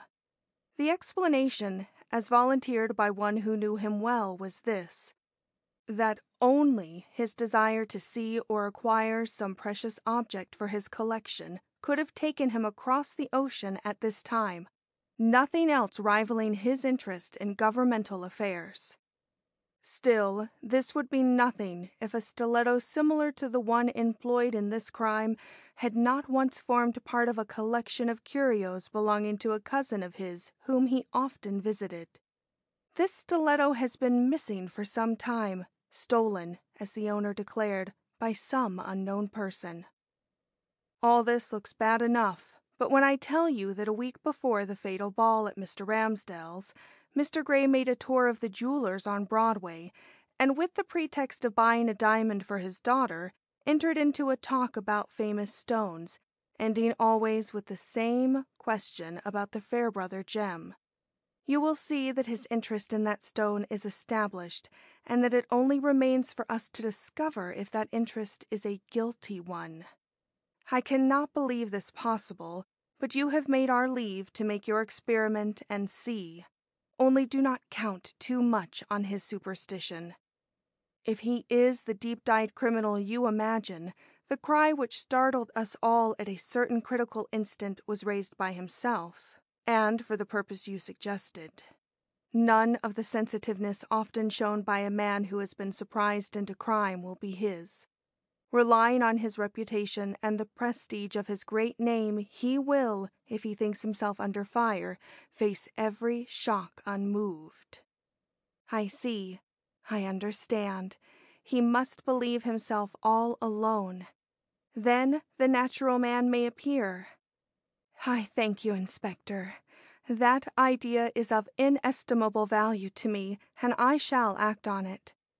I do not say immediately, not on the first day, and possibly not on the second, but as soon as opportunity offers for my doing what I have planned with any chance of success. And now advise me how to circumvent my uncle and aunt, who must never know what an undertaking I have committed myself. Inspector Dalzell spared me another 15 minutes, and this last detail was arranged. Then he rose to go. As he turned from me, he said, "Tomorrow?" And I answered with a full heart, but a voice as clear as my purpose, "Tomorrow." End of chapter 11.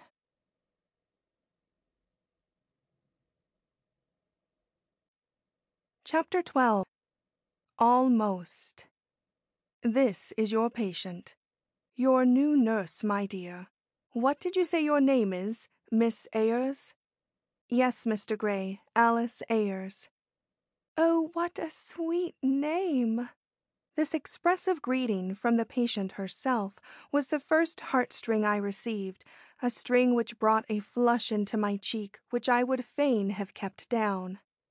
Since change of nurses was necessary, I am glad they sent me one like you. The feeble but musical voice went on, and I saw a wasted but eager hand stretched out. In a whirl of strong feeling, I advanced to take it. I had not counted on such a reception. I had not expected any bond of congeniality to spring up between this high-feeling English girl and myself to make my purpose hateful to me. Yet, as I stood there looking down at her bright, if wasted face, I felt that it would be very easy to love so gentle and cordial a being, and dreaded raising my eyes to the gentleman at my side, lest I should see something in him to hamper me, and make this attempt, which I had undertaken in such loyalty of spirit, a misery to myself, and ineffectual to the man I hoped to save by it. When I did look up and catch the first beams of Mr. Gray's keen blue eyes fixed inquiringly on me, I neither knew what to think nor how to act. He was tall and firmly knit, and had an intellectual aspect altogether. I was conscious of regarding him with a decided feeling of awe, and found myself forgetting why I had come there and what my suspicions were, suspicions which had carried hope with them, hope for myself and hope for my lover, who would never escape the opprobrium, even if he did the punishment, of this great crime, where this, the only other person who could possibly be associated with it, found to be the fine, clear-souled man he appeared to be in this my first interview with him. Perceiving very soon that his apprehensions in my regard were limited to a fear lest I should not feel at ease in my new home under the restraint of a presence more accustomed to intimidate than attract strangers, I threw aside all doubts of myself and met the advances of both father and daughter with that quiet confidence which my position there demanded. The result both gratified and grieved me. As a nurse entering on her first case, I was happy. As a woman with an ulterior motive in view verging on the audacious and unspeakable, I was wretched and regretful and just a little shaken in the conviction which had hitherto upheld me. I was therefore but poorly prepared to meet the ordeal which awaited me when, a little later in the day, Mr. Gray called me into the adjoining room, and after saying that it would afford him great relief to go out for an hour or so, asked if I were afraid to be left alone with my patient. "Oh, no, sir," I began, but stopped in secret dismay. I was afraid, but not on account of her condition, rather on account of my own. What if I should be led into betraying my feelings on finding myself under no other eye than her own? What if the temptation to probe her poor sick mind should prove stronger than my duty toward her as a nurse? My tones were hesitating, but Mr. Gray paid little heed. His mind was too fixed on what he wished to say himself.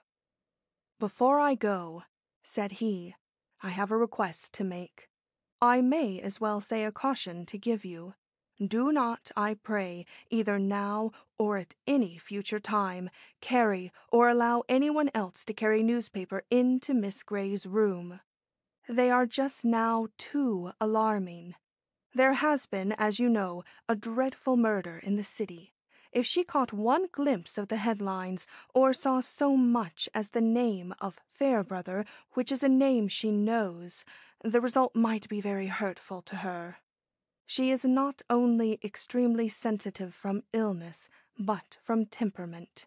Will you be careful?" "I shall be careful."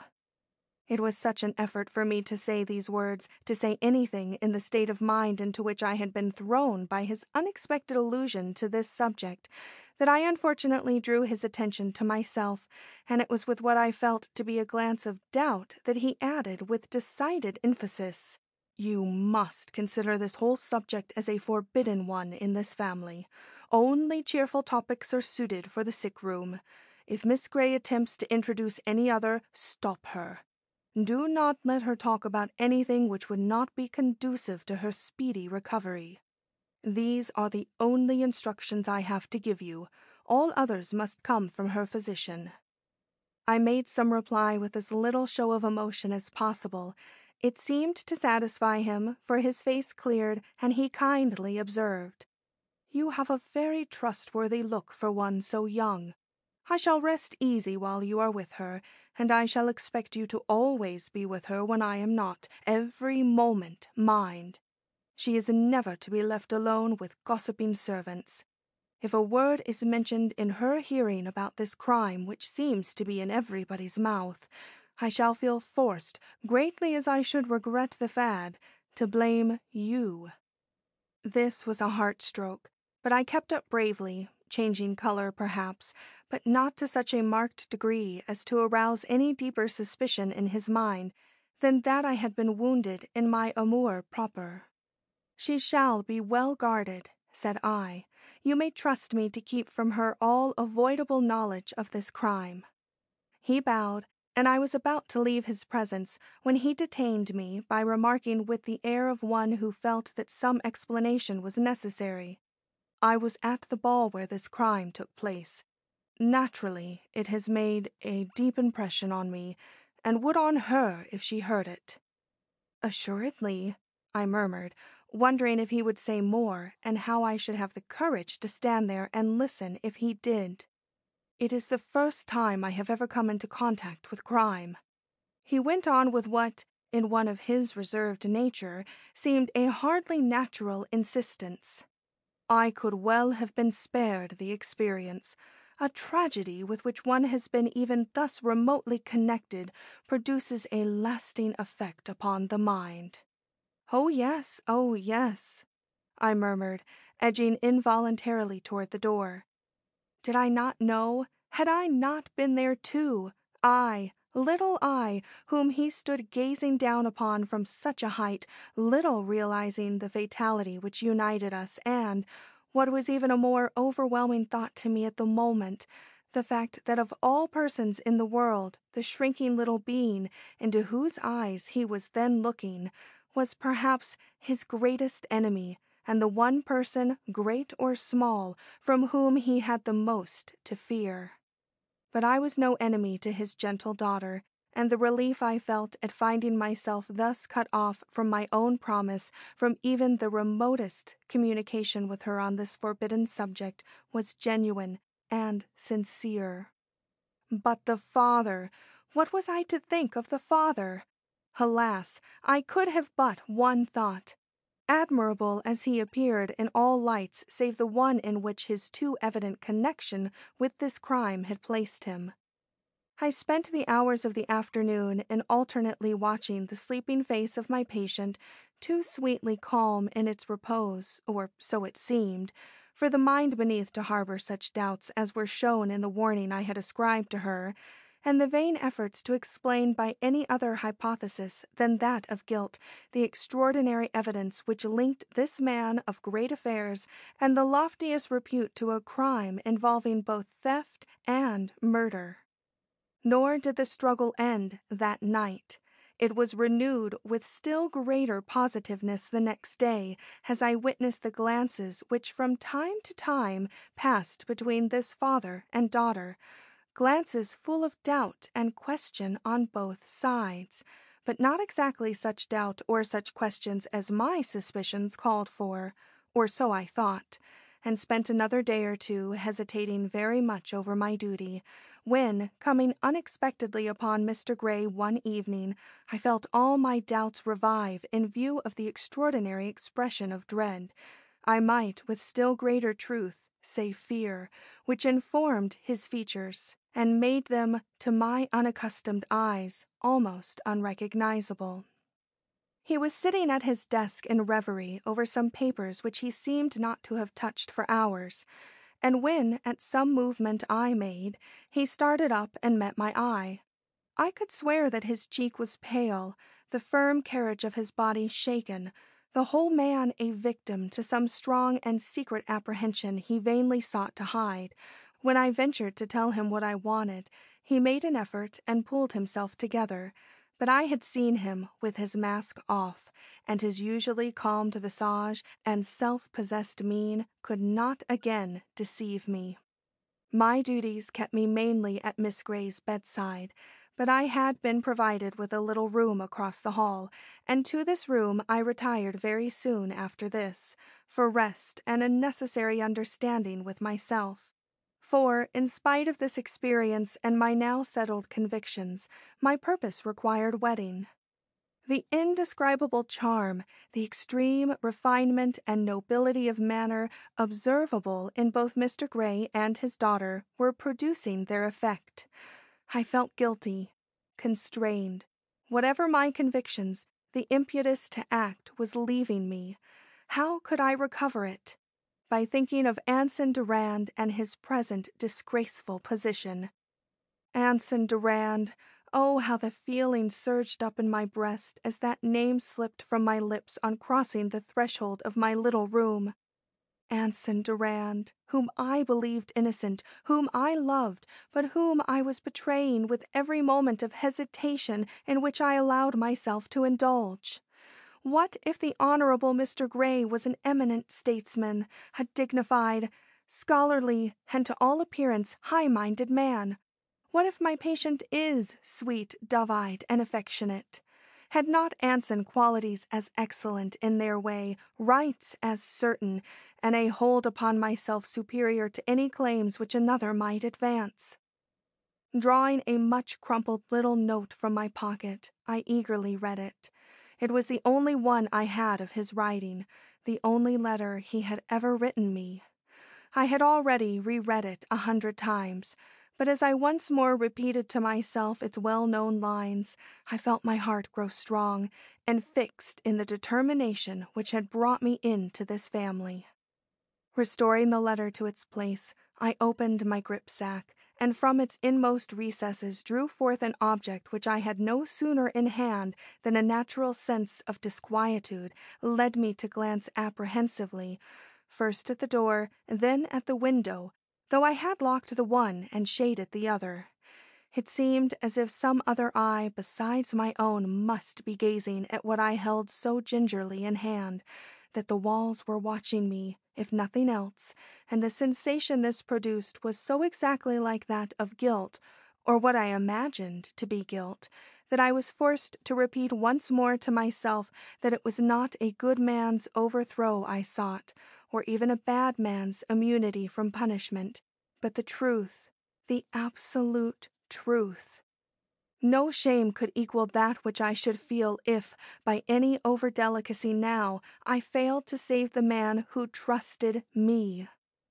The article which I held, have you guessed it, was the stiletto with which Mrs. Fairbrother had been killed. It had been entrusted to me by the police for a definite purpose. The time for testing that purpose had come, or so nearly come, that I felt I must be thinking about the necessary ways and means. Unwinding the folds of tissue paper in which the stiletto was wrapped, I scrutinized the weapon very carefully. Hitherto, I had only seen pictures of it. Now, I had the article itself in my hand. It was not a natural one for a young woman to hold, a woman whose taste ran more toward healing than inflicting wounds, but I forced myself to forget why the end of its blade was rusty, and looked mainly at the devices which ornamented the handle. I had not been mistaken in them. They belonged to the house of Gray, and to none other. It was a legitimate inquiry I had undertaken. However the matter ended, I should always have these historic devices for my excuse. My plan was to lay this dagger on Mr. Gray's desk at a moment when he would be sure to see it, and I to see him. If he betrayed a guilty knowledge of this fatal steel, if unconscious of my presence he showed surprise and apprehension, then we should know how to proceed. Justice would be loosed from constraint, and the police feel at liberty to approach him. It was a delicate task, this. I realized how delicate when I had thrust the stiletto out of sight under my nurse's apron and started to cross the hall. Should I find the library clear?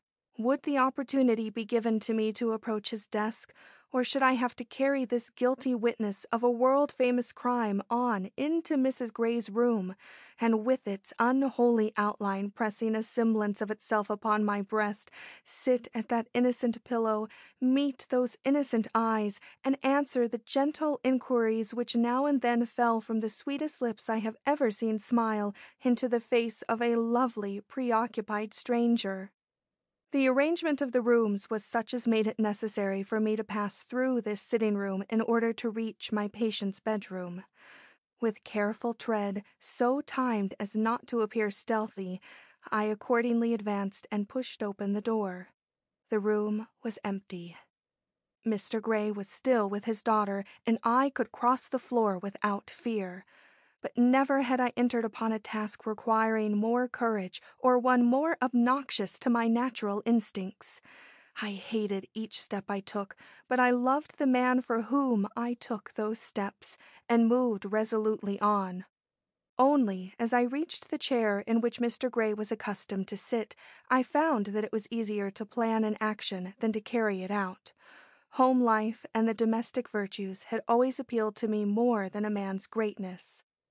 The position which this man held in his own country, his usefulness there, even his prestige as statesman and scholar, were facts, but very dreamy facts to me, while his feelings as a father, the place he held in his daughter's heart, these were real to me, these I could understand, and it was of these, and not of his place as a man, that his favorite seat spoke to me. How often had I beheld him sit there by the hour, with his eye on the door behind which his one darling lay ill.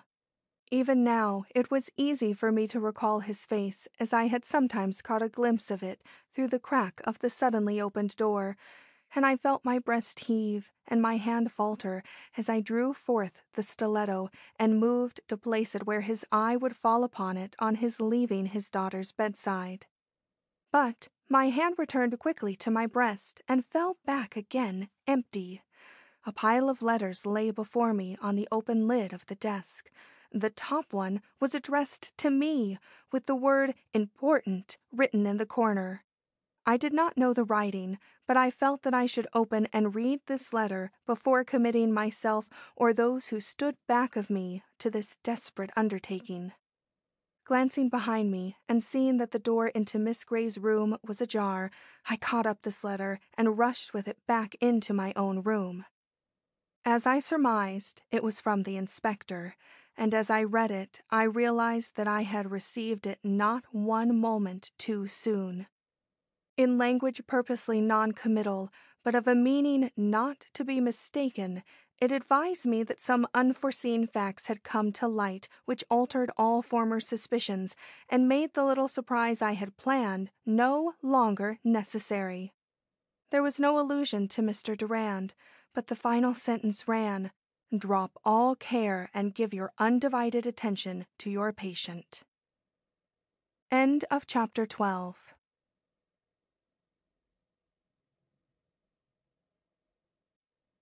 Chapter 13. The Missing Recommendation. My patient slept that night, but I did not.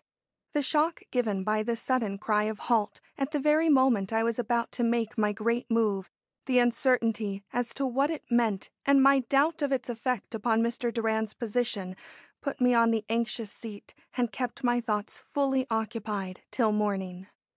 I was very tired, and must have shown it, when, with the first rays of a very meagre sun, Miss Gray softly unclosed her eyes and found me looking at her, for her smile had a sweet compassion in it, and she said, as she pressed my hand, "You must have watched me all night. I never saw anyone look so tired, or so good," she softly finished. I had rather she had not uttered that last phrase. It did not fit me at the moment, did not fit me perhaps at any time. Good!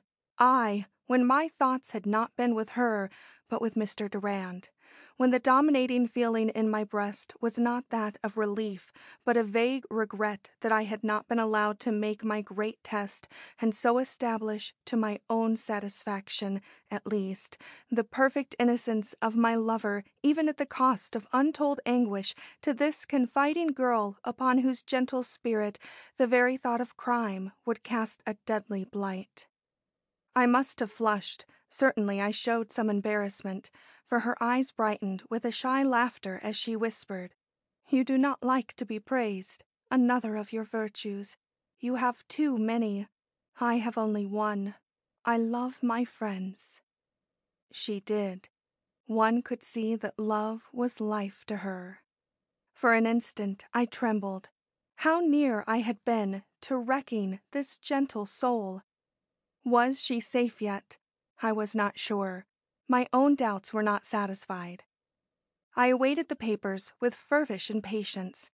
They should contain news. News of what? Ah, that was the question.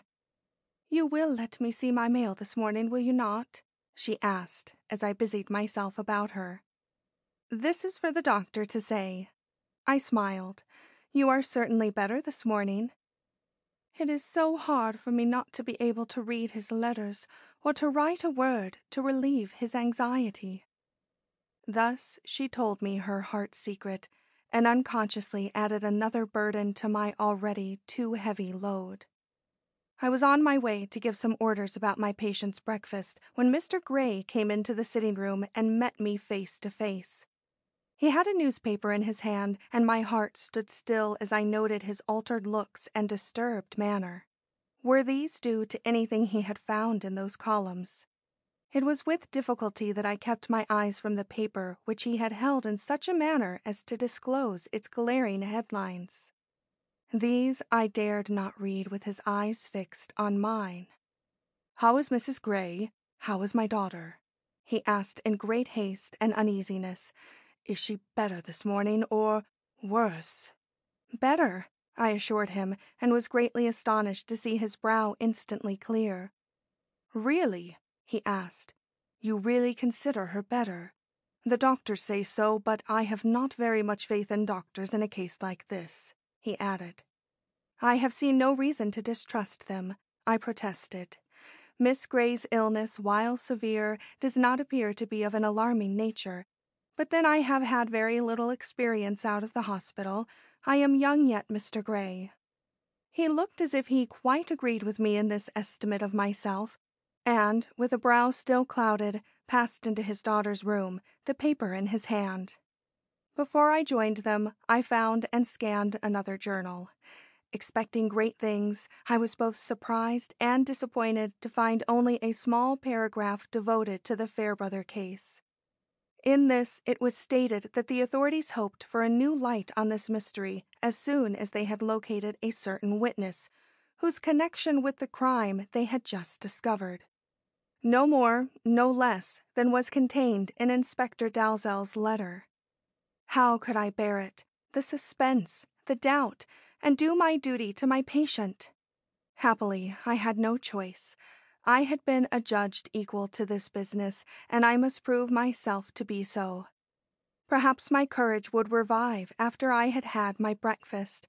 Perhaps then I should be able to fix upon the identity of the new witness, something which I found myself incapable of at this moment. These thoughts were on my mind as I crossed the rooms on my way back to Miss Gray's bedside. By the time I reached her door, I was outwardly calm, as her first words showed. "Oh, the cheerful smile! It makes me feel better in spite of myself." If she could have seen into my heart. Mr. Gray, who was leaning over the foot of the bed, cast me a quick glance which was not without its suspicion. Had he detected me playing a part, or were such doubts as he displayed the product simply of his own uneasiness? I was not able to decide, and with this unanswered question added to the number already troubling me, I was forced to face the day which, for aught I knew, might be the precursor of many other equally trying and unsatisfactory. But help was near. Before noon, I received a message from my uncle to the effect that if I could be spared, he would be glad to see me at his home as near 3 o'clock as possible. What could he want of me? I could not guess, and it was with great inner perturbation that, having won Mr. Gray's permission, I responded to his summons. I found my uncle awaiting me in a carriage before his open door, and I took my seat at his side without the least idea of his purpose. I supposed that he had planned this ride, that he might talk to me unreservedly and without fear of interruption. But I soon saw that he had some very different object in view, for not only did he start downtown instead of up, but his conversation, such as it was, confined itself to generalities and studiously avoided the one topic of supreme interest to us both. At last, as we turned into Bleecker Street, I let my astonishment and perplexity appear. "Where are we bound?" I asked. "It cannot be that you are taking me to see Mr. Durand." "No," said he, and said no more. "Ah, police headquarters," I faltered as the carriage made another turn and drew up before a building I had reason to remember. "Uncle, what am I to do here?" "See a friend," he answered as he helped me to alight. Then, as I followed him in some bewilderment, he whispered in my ear, "Inspector Dalzell, he wants a few minutes' conversation with you." Oh, the weight which fell from my shoulders at these words! I was to hear, then, what had intervened between me and my purpose. The weary night I had anticipated was to be lightened with some small spark of knowledge. I had confidence enough in the kind-hearted inspector to be sure of that. I caught my uncle's arm and squeezed it delightfully, quite oblivious to the curious glances I must have received from the various officials we passed on our way to the inspector's office. We found him waiting for us, and I experienced such pleasure at sight of his kind and earnest face that I hardly noticed Uncle's sly retreat till the door closed behind him. "Oh, Inspector, what has happened?" I impetuously exclaimed in answer to his greeting. "Something that will help Mr. Durand without disturbing Mr. Gray. Have you as good news for me as that?" "Hardly," he answered, moving up a chair and seating me in it, with a fatherly air which, under the circumstances, was more discouraging than consolatory. "We have simply heard of a new witness, or rather a fact has come to light which has turned our inquiries into a new direction." And you cannot tell me what this fact is?" I faltered, as he showed no intention of adding anything to this very unsatisfactory explanation. "I should not, but you are willing to do so much for us, I must set aside my principles a little and do something for you. After all, it is only for stalling the reporters by a day. Miss Van Arsdale, this is the story. Yesterday morning a man was shown into this room and said that he had information to give which might possibly prove to have some bearing on the Fairbrother case.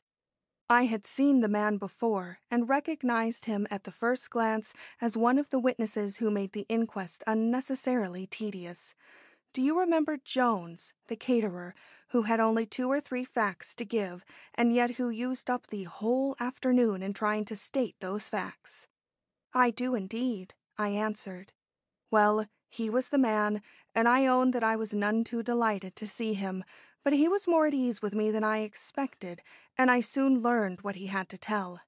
It was this: one of his men had suddenly left him, one of his very best men, one of those who had been with him in the capacity of waiter at the Ramsdale ball.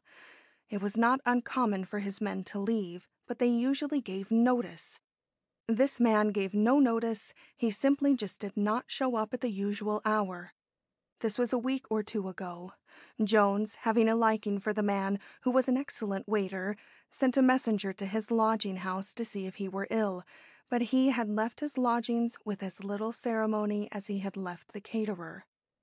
This, under ordinary circumstances, would have ended the business, but there being some great function in prospect, Jones did not feel like losing so good a man without making an effort to recover him, so he looked up his references in hopes of obtaining some clue to his present whereabouts. He kept all such matters in a special book and expected to have no trouble in finding the man's name, James Wellgood, or that of his former employer, but when he came to consult this book, he was astonished to find that nothing was recorded against this man's name but the date of his first employment, March 15th. Had he hired him without a recommendation? He would not be likely to, yet the page was clear of all reference, only the name and the date. But the date, you have already noted its significance, and later he did too. The day of the Ramsdale ball, the day of the great murder.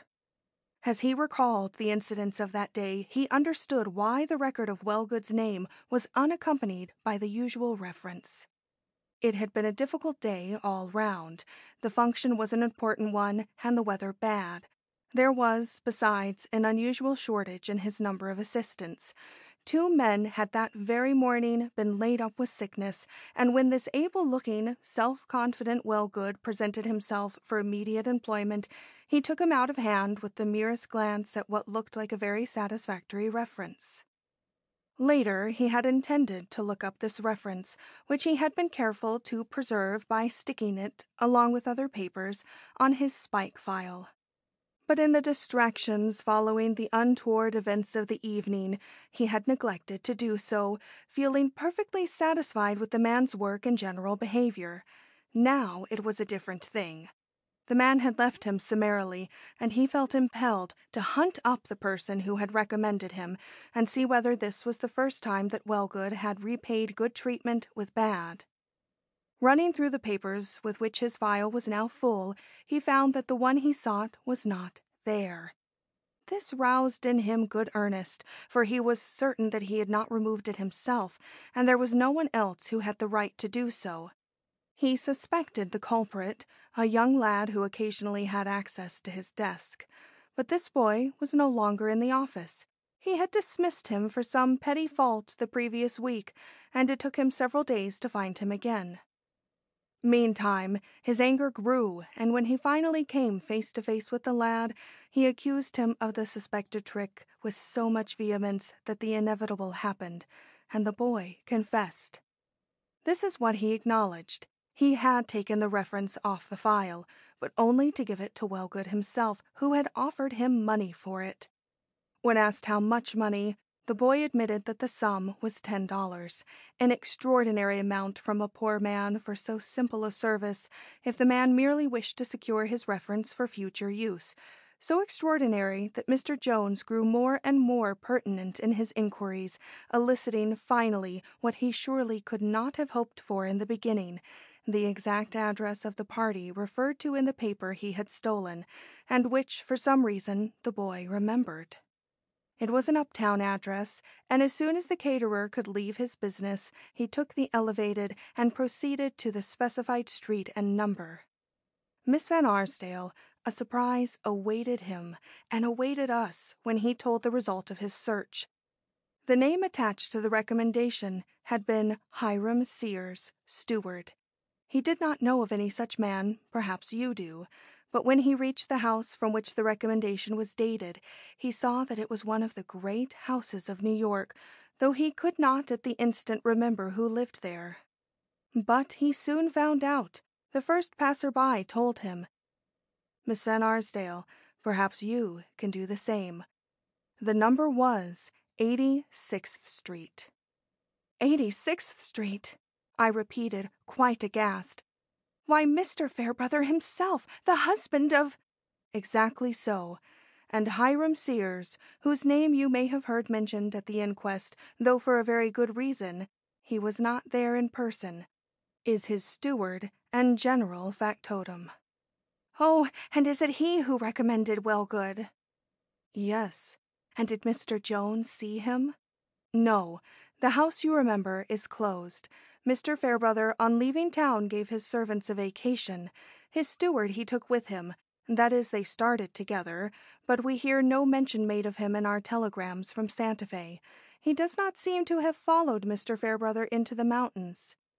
You say that in a peculiar way, I remarked. Because it has struck us peculiarly. Where is Sears now, and why did he not go with Mr. Fairbrother when he left home with every apparent intention of accompanying him to the Placide mine?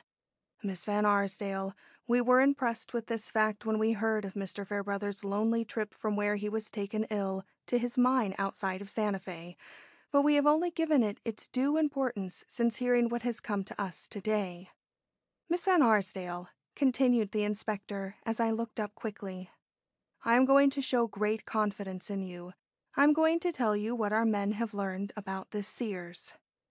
As I have said before, it is but forestalling the reporters by a day, and it may help you to understand why I sent you such peremptory orders to stop, when your whole heart was fixed on an attempt by which you hoped to right Mr. Durand.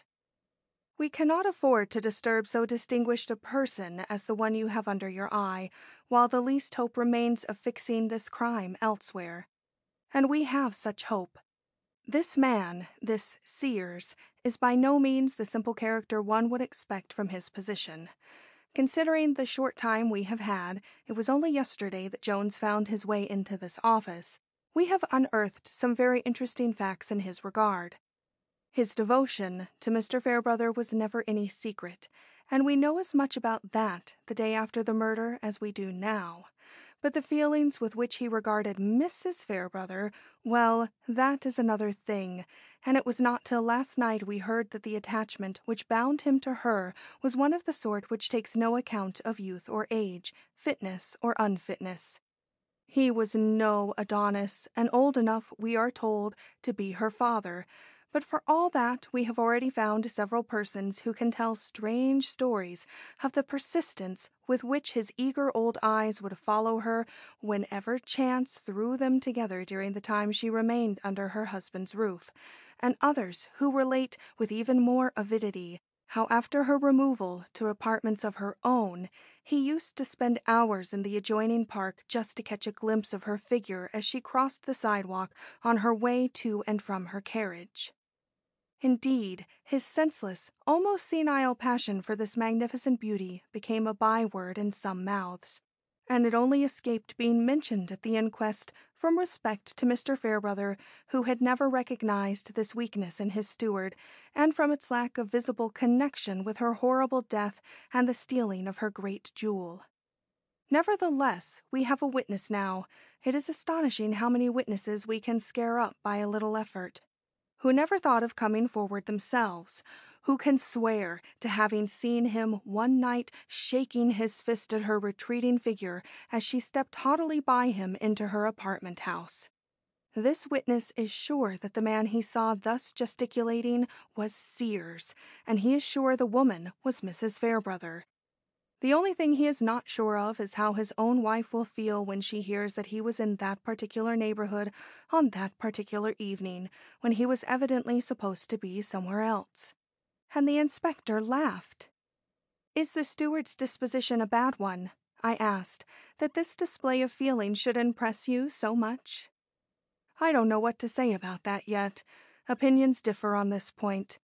His friends speak of him as the mildest kind of man who, without native executive skill, could not manage the great household he was in charge of.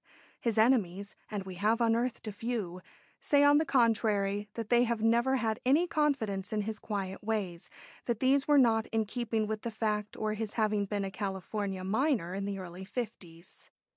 You can see I am putting you very nearly where we are ourselves. Nor do I see why I should not add that this passion of the seemingly subdued but really hot-headed steward for a woman who never showed him anything but what he might call an insulting indifference struck us as a clue to be worked up, especially after we received this answer to a telegram we sent late last night to the nurse who is caring for Mr. Fairbrother in New Mexico. He handed me a small yellow slip, and I read, "The steward left Mr. Fairbrother at El Morro. He has not heard from him since. Annetta La Serra, for Abner Fairbrother." "At El Morro!" I cried. "Why, that was long enough ago. For him to have reached New York before the murder. Exactly so, if he took advantage of every close connection." End of chapter 13.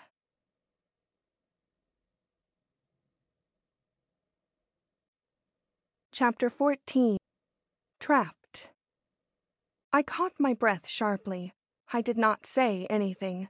I felt that I did not understand the inspector sufficiently yet to speak. He seemed to be pleased with my reticence. At all events, his manner grew even kinder as he said, "This SEARS is a witness we must have.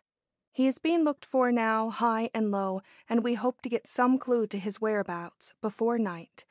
That is, if he is in the city.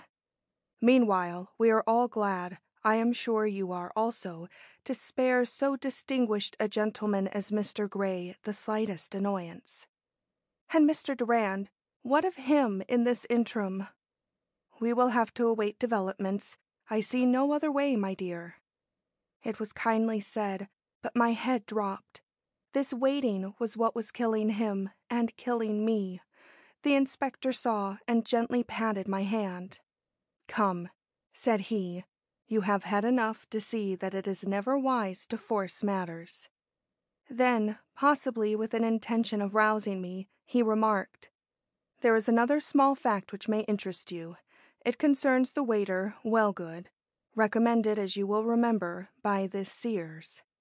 In my talk with Jones, it leaked out as a matter of small moment, and so it was to him, that this Wellgood was the waiter who ran and picked up the diamond after it fell from Mr. Gray's hand. Ah! This may mean nothing.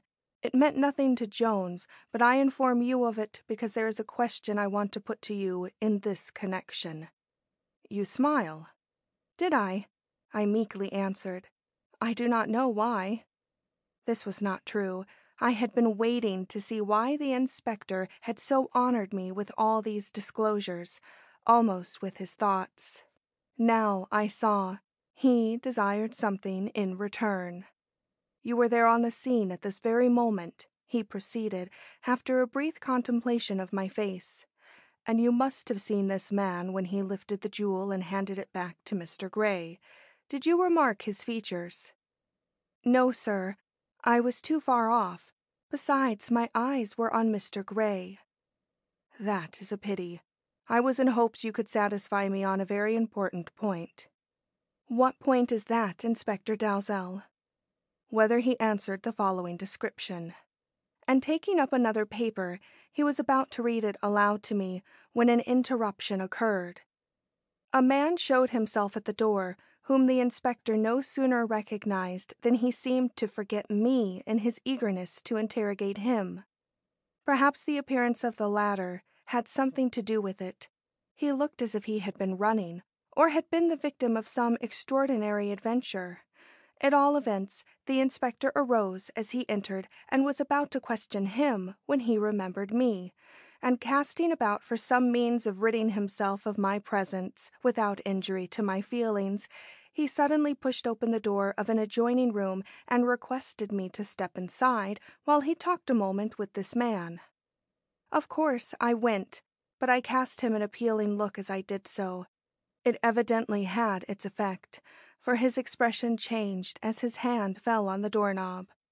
Would he snap the lock tight and so shut me out from what concerned me as much as it did anyone in the whole world, or would he recognize my anxiety, the necessity I was under of knowing just the ground I was standing on, and let me hear what this man had to report? I watched the door. It closed slowly, too slowly to latch. Would he catch it anew by the knob?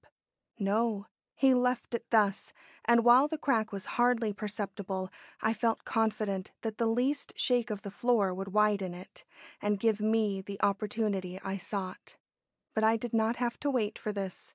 The two men in the office I had just left began to speak, and to my unbounded relief were sufficiently intelligible, even now, to warrant me in giving them my fullest attention.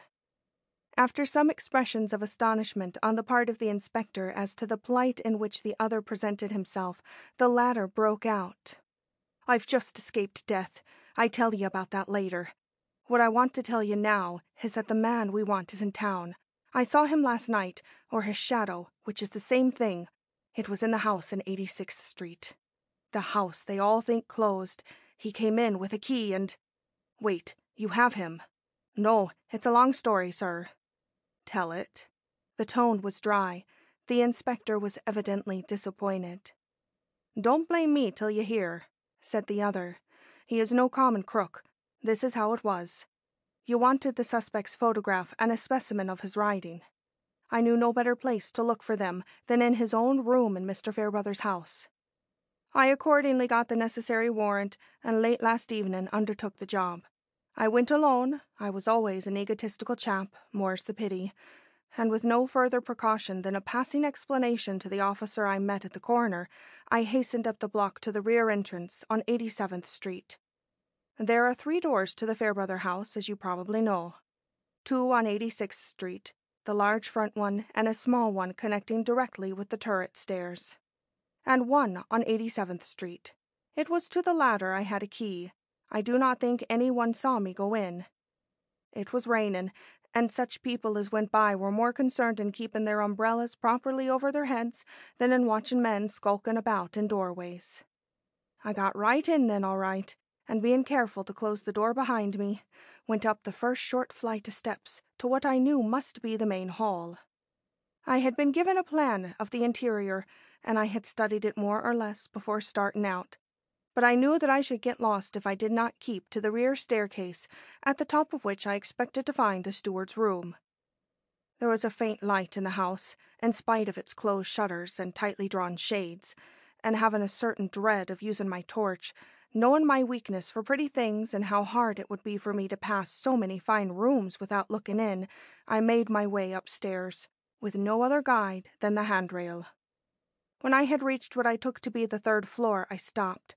Finding it very dark, I first listened, a natural instinct with us, then I lit up and looked about me. It was a large hall, empty as a vault and almost as desolate. Blank doors met my eyes in all directions, and here and there an open passageway. I felt myself in a maze. I had no idea which was the door I sought, and it is not pleasant to turn unaccustomed knobs in a shut-up house at midnight, with the rain pouring in torrents and the wind making pandemonium in a half-dozen great chimneys. But it had to be done, and I went at it in regular order till I came to a little narrow one opening on the turret stair. This gave me my bearings. SEARS' room adjoined the staircase.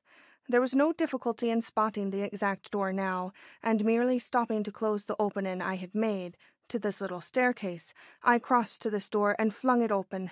I had been right in my calculations. It was the steward's room, and I made at once for the desk. "And you found?"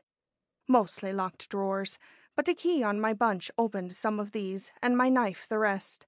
Here are the specimens of his handwriting which I collected. I doubt if you will get much out of them. I saw nothing compromising in the whole room, but then I hadn't time to go through his trunks, and one of them looked very interesting, old as the hills, and—" "You hadn't time? Why hadn't you time? What happened to cut it short?" "Well, sir, I'll tell you." The tone in which this was said roused me, if it did not the inspector. I had just come from the desk which had disappointed me, and was casting a look about the room, which was as bare as my hand of anything like ornament, I might also say comfort, when I heard a noise which was not that of swishing rain or even gusty wind. These had not been absent from my ears for a moment. I didn't like that noise. It had a sneakish sound, and I shut my light off in a hurry. After that, I crept hastily out of the room, for I don't like a set to in a trap. It was darker than ever now in the hall, or so it seemed, and as I backed away, I came upon a jog in the wall, behind which I crept. For the sound I had heard was no fancy. Someone besides myself was in the house, and that someone was coming up the little turret stair, striking matches as he approached. Who could it be? A detective from the district attorney's office? I hardly thought so. He would have been provided with something better than matches to light his way. A burglar? No, not on the 3rd floor of a house as rich as this. Some fellow on the force, then, who had seen me come in and by some trick of his own had managed to follow me. I would see. Meantime, I kept my place behind the jog and watched, not knowing which way the intruder would go. Whoever he was evidently astonished to see the turret door ajar, for he lit another match as he threw it open, and though I failed to get a glimpse of his figure, I succeeded in getting a very good one of his shadow. It was one to arouse a detective's instinct at once. I did not say to myself, "This is the man I want," but I did say, "This is nobody from headquarters," and I steadied myself for whatever might turn up. The first thing that happened was the sudden going out of the match which had made this shadow visible. The intruder did not light another. I heard him move across the floor with the rapid step of one who knows his way well, and the next minute a gas jet flared up in the steward's room, and I knew that the man the whole force was looking for had trapped himself. You will agree that it was not my duty to take him then and there without seeing what he was after. He was thought to be in the eastern states or south or west, and here he was. But why here? That is what I knew you would want to know, and it was just what I wanted to know myself. So I kept my place, which was good enough, and just listened, for I could not see. What was his errand? What did he want in this empty house at midnight? Papers first, and then clothes. I heard him at his desk, I heard him in the closet, and afterward pottering in the old trunk I had been so anxious to look into myself. He must have brought the key with him, for it was no time before I heard him throwing out the contents in wild search for something he wanted in a great hurry. He found it sooner than you would believe, and began throwing the things back when something happened. Expectedly or unexpectedly, his eye fell on some object which roused all his passions, and he broke into loud exclamations ending in groans. Finally, he fell to kissing this object with a fervor suggesting rage, and a rage suggesting tenderness carried to the point of agony. I have never heard the like. My curiosity was so aroused that I was on the point of risking everything for a look, when he gave a sudden snarl and cried out loud enough for me to hear, "Kiss what I've hated! This is as bad as to kill what I've loved." Those were the words. I'm sure he said kiss, and I'm sure he said kill. This is very interesting. Go on with your story. Why didn't you collar him while he was in this mood? You would have won by surprise. I had no pistol, sir, and he had. I heard him cock it. I thought he was going to take his own life, and held my breath for the report, but nothing like that was in his mind.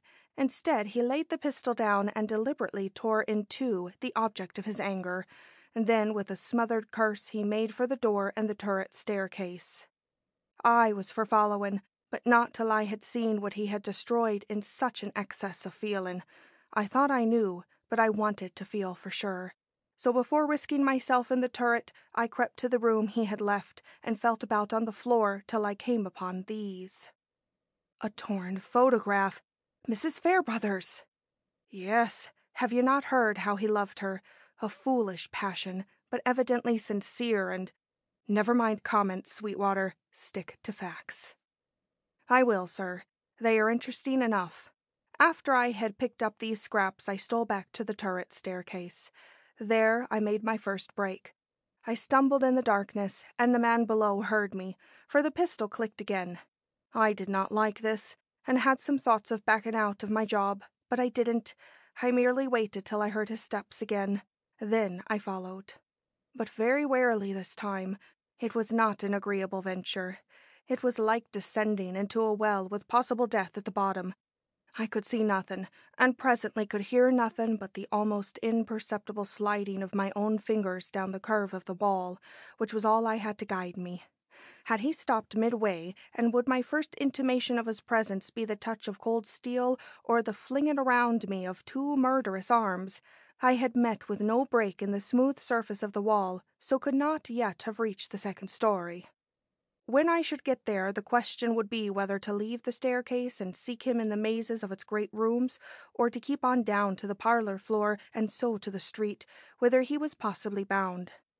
I own that I was almost tempted to turn on my light and have done with it, but I remembered of how little use I should be to you lying in this well of a staircase with a bullet in me, so I managed to compose myself and go on as I had begun. Next instant my fingers slipped round the edge of an opening, and I knew that the moment of decision had come. Realizing that no one can move so softly that he will not give away his presence in some way, I paused for the sound which I knew must come, and when a click rose from the depths of the hall before me, I plunged into that hall, and thus into the house proper. Here it was not so dark, yet I could make out none of the objects I now and then ran against. I passed a mirror. I hardly know how I knew it to be such, and in that mirror I seemed to see the ghost of a ghost flit by and vanish. It was too much. I muttered a suppressed oath and plunged forward when I struck against a closing door. It flew open again, and I rushed in, turning on my light in my extreme desperation, when, instead of hearing the sharp report of a pistol, as I expected, I saw a second door fall to before me, this time with a sound like the snap of a locked spring. Finding that this was so, and that all advance was barred that way, I wheeled hurriedly back toward the door by which I entered the place, to find that that had fallen to simultaneously with the other, a single spring acting for both.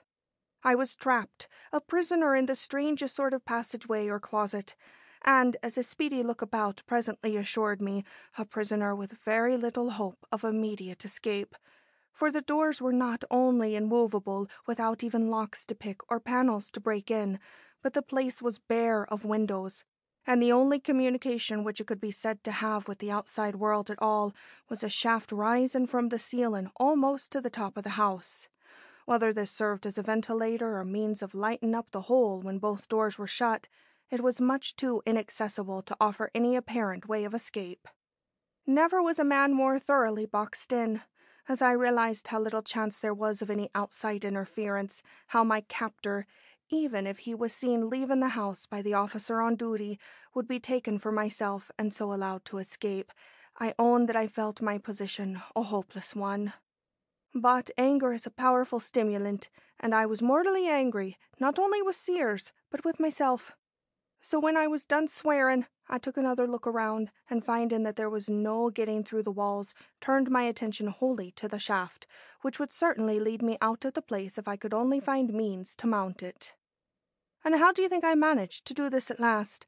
A look at my bedraggled, lime-covered clothes may give you some idea.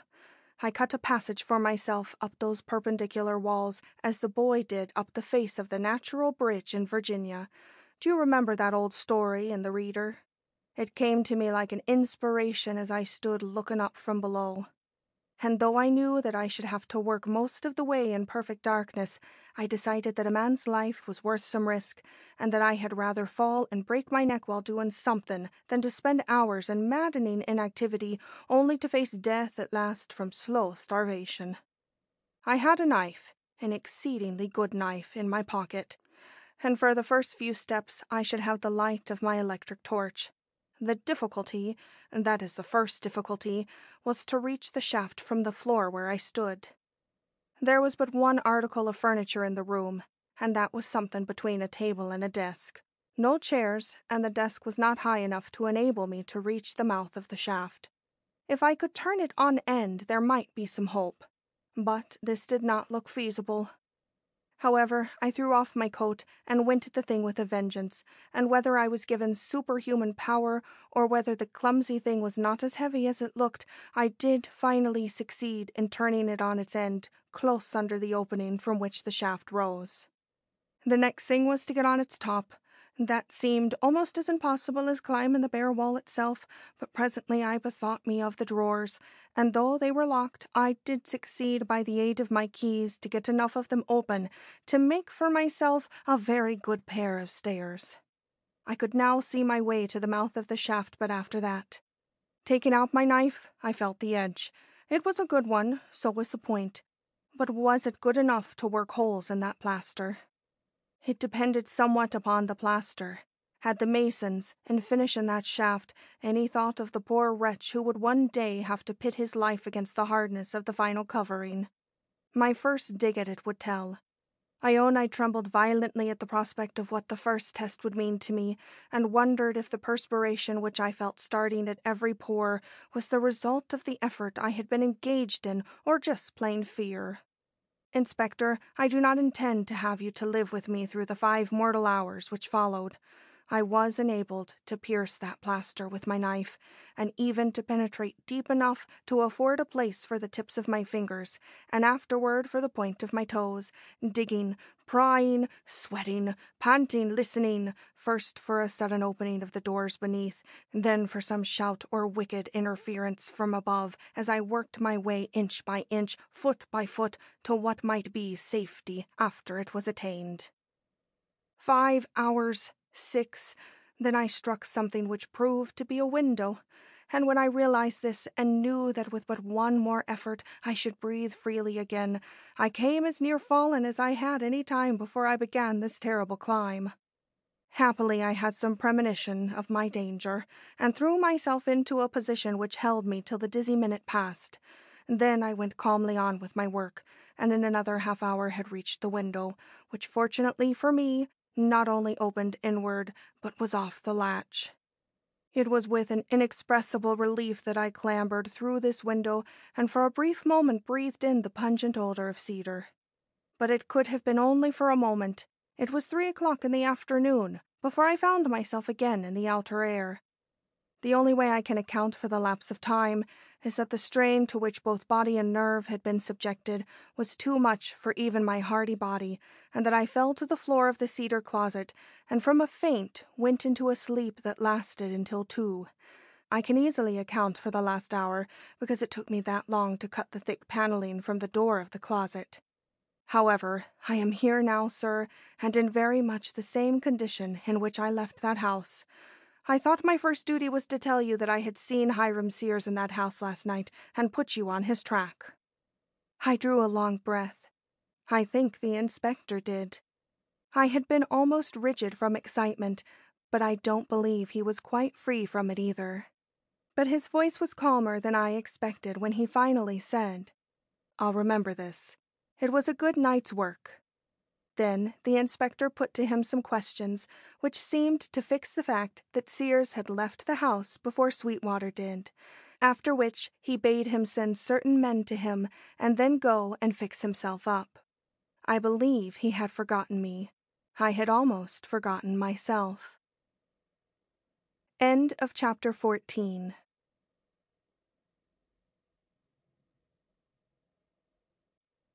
Chapter 15. Sears or Wellgood. Not till the inspector had given several orders was I again summoned into his presence. He smiled as our eyes met, but did not allude, any more than I did, to what had just passed. Nevertheless, we understood each other. When I was again seated, he took up the conversation where we had left it. "The description I was just about to read to you," he went on. "Will you listen to it now?" "Gladly," said I. "It is Wellgood's, I believe." He did not answer, save by a curious glance from under his brows, but, taking the paper again from his desk, went on reading. "A man of 55, looking like one of 60, medium height, insignificant features, head bald save for a ring of scanty dark hair, no beard, a heavy nose, long mouth and sleepy half-shut eyes capable of shooting strange glances. Nothing distinctive in face or figure save the depth of his wrinkles and a scarcely observable stoop in his right shoulder." "Do you see Wellgood in that?" he suddenly asked. "I have only the faintest recollection of his appearance," was my doubtful reply, "but the impression I get from this description is not exactly the one I received of that waiter in the momentary glimpse I got of him." "So others have told me before," he remarked, looking very disappointed. "The description is of Sears given me by a man who knew him well, and if we could fit the description of the one to that of the other, we should have it easy. But the few persons who have seen Wellgood differ greatly in their resemblance of his features, and even of his coloring. It is astonishing how superficially most people see a man, even when they are thrown into daily contact with him. Mr. Jones says the man's eyes are gray, his hair a wig and dark, his nose pudgy, and his face without much expression. His landlady says his eyes are blue, his hair, whether wig or not, a dusty auburn, and his look quick and piercing, a look which always made her afraid. His nose she don't remember. Both agree, or rather all agree, that he wore no beard. Sears did, but a beard can be easily taken off, and all of them declare that they would know him instantly if they saw him. And so the matter stands. Even you can give me no definite description. One, I mean, as satisfactory or unsatisfactory as this of Sears." I shook my head. Like the others, I felt that I should know him if I saw him, but I could go no further than that. There seemed to be so little that was distinctive about the man. The inspector, hoping perhaps that all this would serve to rouse my memory, shrugged his shoulders and put the best face he could on the matter. "Well, well," said he, "we shall have to be patient. A day may make all the difference possible in our outlook. If we can lay hands on either of these men—" He seemed to realize he had said a word too much, for he instantly changed the subject by asking if I had succeeded in getting a sample of Miss Gray's writing. I was forced to say no, that everything had been very carefully put away. But I do not know what moment I may come upon it," I added. "I do not forget its importance in this investigation." "Very good. Those lines handed up to Mrs. Fairbrother from the walk outside are the second most valuable clue we possess." I did not ask him what the first was. I knew. It was the stiletto. "Strange that no one has testified to that handwriting," I remarked. He looked at me in surprise. 50 persons have sent in samples of writing which they think like it," he observed. "Often of persons who never heard of the Fairbrothers. We have been bothered greatly with the business. You know little of the difficulties the police labor under." "I know too much," I sighed. He smiled and patted me on the hand. "Go back to your patient," he said. "Forget every other duty but that of your calling until you get some definite word from me. I shall not keep you in suspense 1 minute longer than is absolutely necessary." He had risen. I rose too, but I was not satisfied. I could not leave the room with my ideas, I might say with my convictions, in such a turmoil. "Inspector," said I, "you will think me very obstinate, but all you have told me about SEARS, all I have heard about him in fact," this I emphasized, "does not convince me of the entire folly of my own suspicions. Indeed, I am afraid that, if anything, they are strengthened. This steward, who is a doubtful character, I acknowledge, may have had his reasons for wishing Mrs. Fairbrother's death, may even have had a hand in the matter. But what evidence have you to show that he himself entered the alcove, struck the blow, or stole the diamond? I have listened eagerly for some such evidence, but I have listened in vain." "I know," he murmured. "I know, but it will come, at least I think so." This should have reassured me, no doubt, and sent me away quiet and happy, but something, the tenacity of a deep conviction, possibly, kept me lingering before the inspector and finally gave me the courage to say, "I know I ought not to speak another word, that I am putting myself at a disadvantage in doing so, but I cannot help it.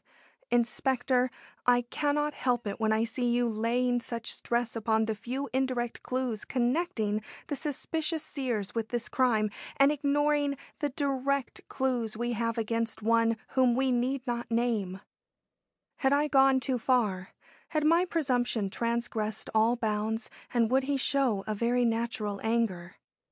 No, he smiled instead, an enigmatical smile, no doubt, which I found it difficult to understand, but yet a smile. "You mean," he suggested, "that Sears' possible connection with the crime cannot eliminate Mr. Gray's very positive one, nor can the fact that Wellgood's hand came in contact with Mr. Gray's at or near the time of the exchange of the false stone with the real make it any less evident who was the guilty author of this exchange?" The inspector's hand was on the doorknob, but he dropped it at this, and surveying me very quietly, said, "I thought that a few days spent at the bedside of Miss Gray in the society of so renowned and cultured a gentleman as her father would disabuse you of these damaging suspicions." "I don't wonder that you thought so," I burst out. "You would think so all the more if you knew how kind he can be, and what solicitude he shows for all about him. But I cannot get over the facts. They all point, it seems to me, straight in one direction." "All? You heard what was said in this room. I saw it in your eye. How the man who surprised the steward in his own room last night heard him talking of love and death in connection with Mrs. Fairbrother. To kiss what I hate is almost as bad as to kill what I love. He said something like that." "Yes, I heard that. But did he mean that he had been her actual slayer? Could you convict him on those words?" "We shall find out. Then, as to Wellgood's part in the little business, you choose to consider that it took place at the time the stone fell from Mr. Gray's hand. What proof have you that the substitution you believe in was not made by him? He could easily have done it while crossing the room to Mr. Gray's side." "Inspector!" Then hotly, as the absurdity of the suggestion struck me with full force, He do this, a waiter, or as you think, Mr. Fairbrother's steward, to be provided with so hard to come by an article as this counterpart of a great stone. Isn't that almost as incredible a supposition as any I myself presumed to advance? Possibly, but the affair is full of incredibilities, the greatest of which, to my mind, is the persistence with which you, a kind-hearted enough little woman, persevere in ascribing the deepest guilt to one you profess to admire, and certainly would be glad to find innocent of any complicity with a great crime. I felt that I must justify myself. Mr. Durand has had no such consideration shown him, said I. I know, my child, I know, but the cases differ. Wouldn't it be well for you to see this and be satisfied with the turn which things have taken, without continuing to insist upon involving Mr. Gray in your suspicions? A smile took off the edge of this rebuke, yet I felt it keenly, and only the confidence I had in his fairness as a man and public official enabled me to say, "But I am talking quite confidentially. And you have been so good to me, so willing to listen to all I had to say, that I cannot help but speak my whole mind. It is my only safety valve. Remember how I have to sit in the presence of this man with my thoughts all choked up. It is killing me, but I think I should go back content if you will listen to one more suggestion I have to make. It is my last. Say it, I am nothing if not indulgent." He had spoken the word, indulgent that it was. He let me speak, probably had let me speak from the first, from pure kindness. He did not believe one little bit in my good sense or logic. But I was not to be deterred. I would empty my mind of the ugly thing that lay there. I would leave there no miserable dregs of doubt to ferment and work their evil way with me in the dead watches of the night, which I had yet to face. So I took him at his word. I only want to ask this. In case SEARS is innocent of this crime, who wrote the warning, and where did the assassin get the stiletto with the gray arms chased into its handle? And the diamond, still the diamond, you hint that he stole that too. That was some idea of its proving useful to him on this gala occasion. He had provided himself with an imitation stone, setting and all, he who has never shown, so far as we have heard, any interest in Mrs. Fairbrother's diamond, only in Mrs. Fairbrother herself. If Wellgood is SEARS, and SEARS the medium by which the false stone was exchanged for the real, then he made this exchange in Mr. Gray's interests and not his own. But I do not believe he had anything to do with it. I think everything goes to show that the exchange was made by Mr. Gray himself. "A second Daniel," muttered the inspector lightly. "Go on, little lawyer." But for all this attempt at banter on his part, I imagined that I saw the beginning of a very natural anxiety to close the conversation. I therefore hastened with what I had yet to say, cutting my words short and almost stammering in my eagerness. Remember the perfection of that imitation stone, a copy so exact that it extends to the setting. That shows plan, forgive me if I repeat myself, preparation, a knowledge of stones, a particular knowledge of this one. Mr. Fairbrother's steward may have had the knowledge, but he would have been a fool to have used his knowledge to secure for himself a valuable he could never have found a purchaser for in any market. But a fancier, one who has his pleasure in the mere possession of a unique and invaluable gem, that is different. He might risk a crime. History tells us of several. Here I paused to take breath, which gave the inspector chance to say, "In other words, this is what you think. The Englishman, desirous of covering up his tracks, conceived the idea of having this imitation on hand, in case it might be of use in the daring and disgraceful undertaking you ascribed to him." Recognizing his own inability to do this himself, he delegated the task to one who, in some way, he had been led to think, cherished a secret grudge against its present possessor, a man who had had some opportunity for seeing the stone and studying the setting. The copy thus procured, Mr. Gray went to the ball, and relying on his own seemingly unsaleable position, attacked Mrs. Fairbrother in the alcove, and would have carried off the diamond if he had found it where he had seen it earlier blazing on her breast, but it was not there. The warning received by her, a warning you ascribed to his daughter, a fact which is yet to be proved, had led her to rid herself of the jewel in the way Mr. Durand describes, and he found himself burdened with a dastardly crime and with nothing to show for it. Later, however, to his intense surprise and possible satisfaction, he saw that diamond in my hands, and recognizing an opportunity, as he thought, of yet securing it, he asked to see it, held it for an instant, and then, making use of an almost incredible expedient for distracting attention, dropped not the real stone, but the false one, retaining the real one in his hand. This, in plain English, as I take it, is your present idea of the situation. Astonished at the cleverness with which he read my mind, I answered, "Yes, Inspector, that is what is in my mind." "Good. Then it is just as well that it is out. Your mind is now free, and you can give it entirely to your duties." Then, as he laid his hand on the doorknob, he added, "In studying so intently your own point of view, you seem to have forgotten that the last thing which Mr. Gray would be likely to do under those circumstances would be to call attention to this falsity of the gem upon whose similarity to the real stone he was depending.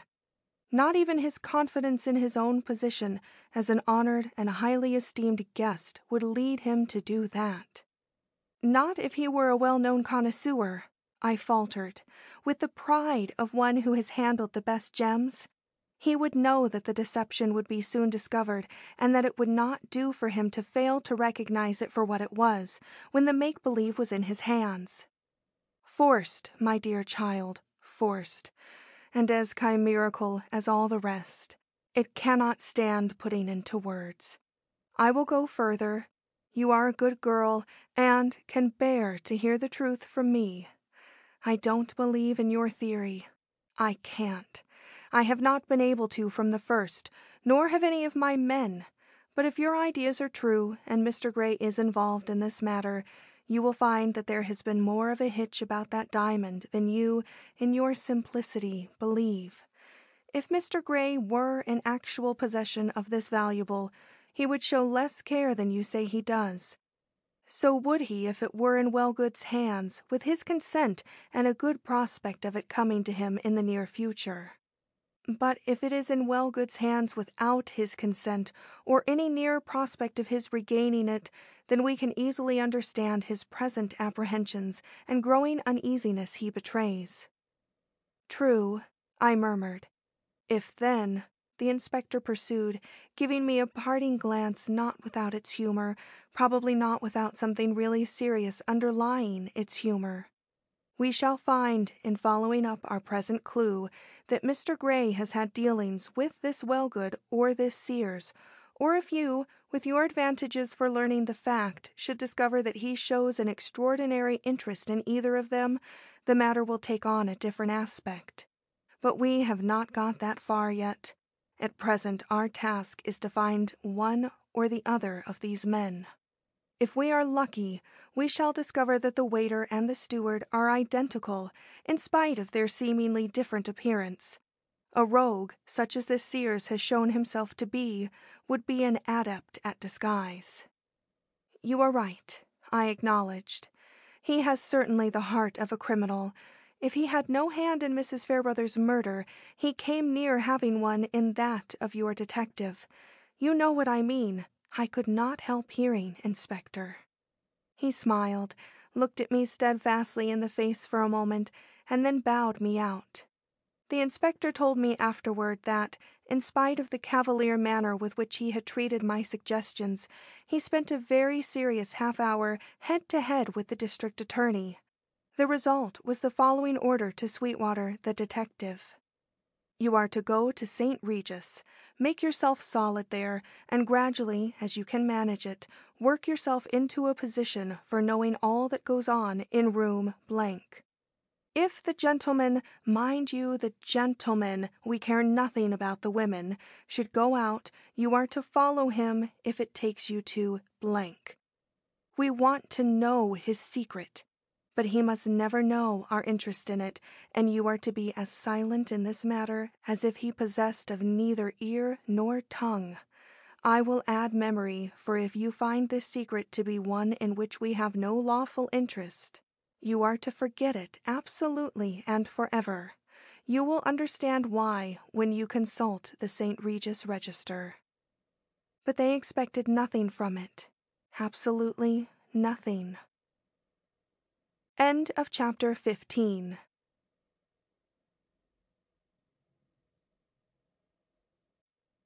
Chapter 16. Doubt. I prayed, Uncle, that we might be driven home by the way of 86th Street. I wanted to look at the Fairbrother house. I had seen it many times, but I felt that I should see it with new eyes after the story I had just heard in the inspector's office. That an adventure of this nature could take place in a New York house taxed my credulity.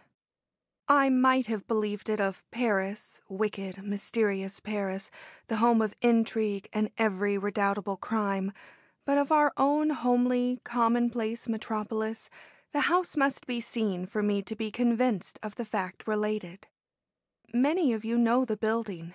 It is usually spoken of with a shrug, the sole reason for which seems to be that there is no other just like it in the city.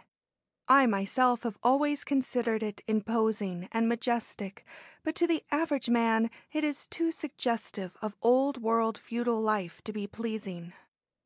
On this afternoon, a dull, depressing one, it looked undeniably heavy as we approached it, but interesting in a very new way to me because of the great turret at one angle, the scene of that midnight descent of two men, each in deadly fear of the other, yet quailing not in their purpose, the one of flight, the other of pursuit. There was no railing in front of the house. It may have seemed an unnecessary safeguard to the audacious owner. Consequently, the small door in the turret opened directly upon the street, making entrance and exit easy enough for anyone who had the key. But the shaft and the small room at the bottom, where were they? Naturally, in the center of the great mass, the room being without windows. It was, therefore, useless to look for it, and yet my eye ran along the peaks and pinnacles of the roof, searching for the skylight in which it undoubtedly ended. At last I espied it, and my curiosity satisfied on this score, I let my eyes run over the side and face of the building for an open window or a lifted shade, but all were tightly closed and gave no more sign of life than did the boarded-up door. But I was not deceived by this. As we drove away, I thought how on the morrow there would be a regular procession passing through this street just to see the little I had seen today. The detective's adventure was like to make the house notorious. For several minutes after I had left its neighborhood, my imagination pictured room after room shut up from the light of day, but bearing within them the impalpable aura of those two shadows flitting through them like the ghosts of ghosts, as the detective had tellingly put it. The heart has its strange surprises. Through my whole ride and the indulgence in these thoughts, I was conscious of a great inner revulsion against all I had intimated and even honestly felt while talking with the inspector. Perhaps this is what this wise old official expected. He had let me talk, and the inevitable reaction followed. I could now see only Mr. Gray's goodness and claims to respect, and began to hate myself that I had not been immediately impressed by the inspector's views, and shown myself more willing to drop every suspicion against the august personage I had presumed to associate with crime. What had given me the strength to persist? Loyalty to my lover? His innocence had not been involved. Indeed, every word uttered in the inspector's office had gone to prove that he no longer occupied a leading place in police calculations, that their eyes were turned elsewhere, and that I had only to be patient to see Mr. Durand quite cleared in their minds. But was this really so? Was he as safe as that? What if this new clue failed? What if they failed to find SEARS or lay hands on the doubtful Wellgood? Would Mr. Durand be released without a trial? Should we hear nothing more of the strange and too many the suspicious circumstances which linked him to this crime? It would be expecting too much from either police or official discrimination. No, Mr. Durand would never be completely exonerated till the true culprit was found and all explanations made. I had therefore been simply fighting his battles when I pointed out what I thought to be the weak place in their present theory, and sore as I felt in contemplation of my seemingly heartless action, I was not the unimpressionable, addle-pated nonentity I must have seemed to the inspector. Yet my comfort was small, and the effort it took to face Mr. Gray and my young patient was much greater than I had anticipated.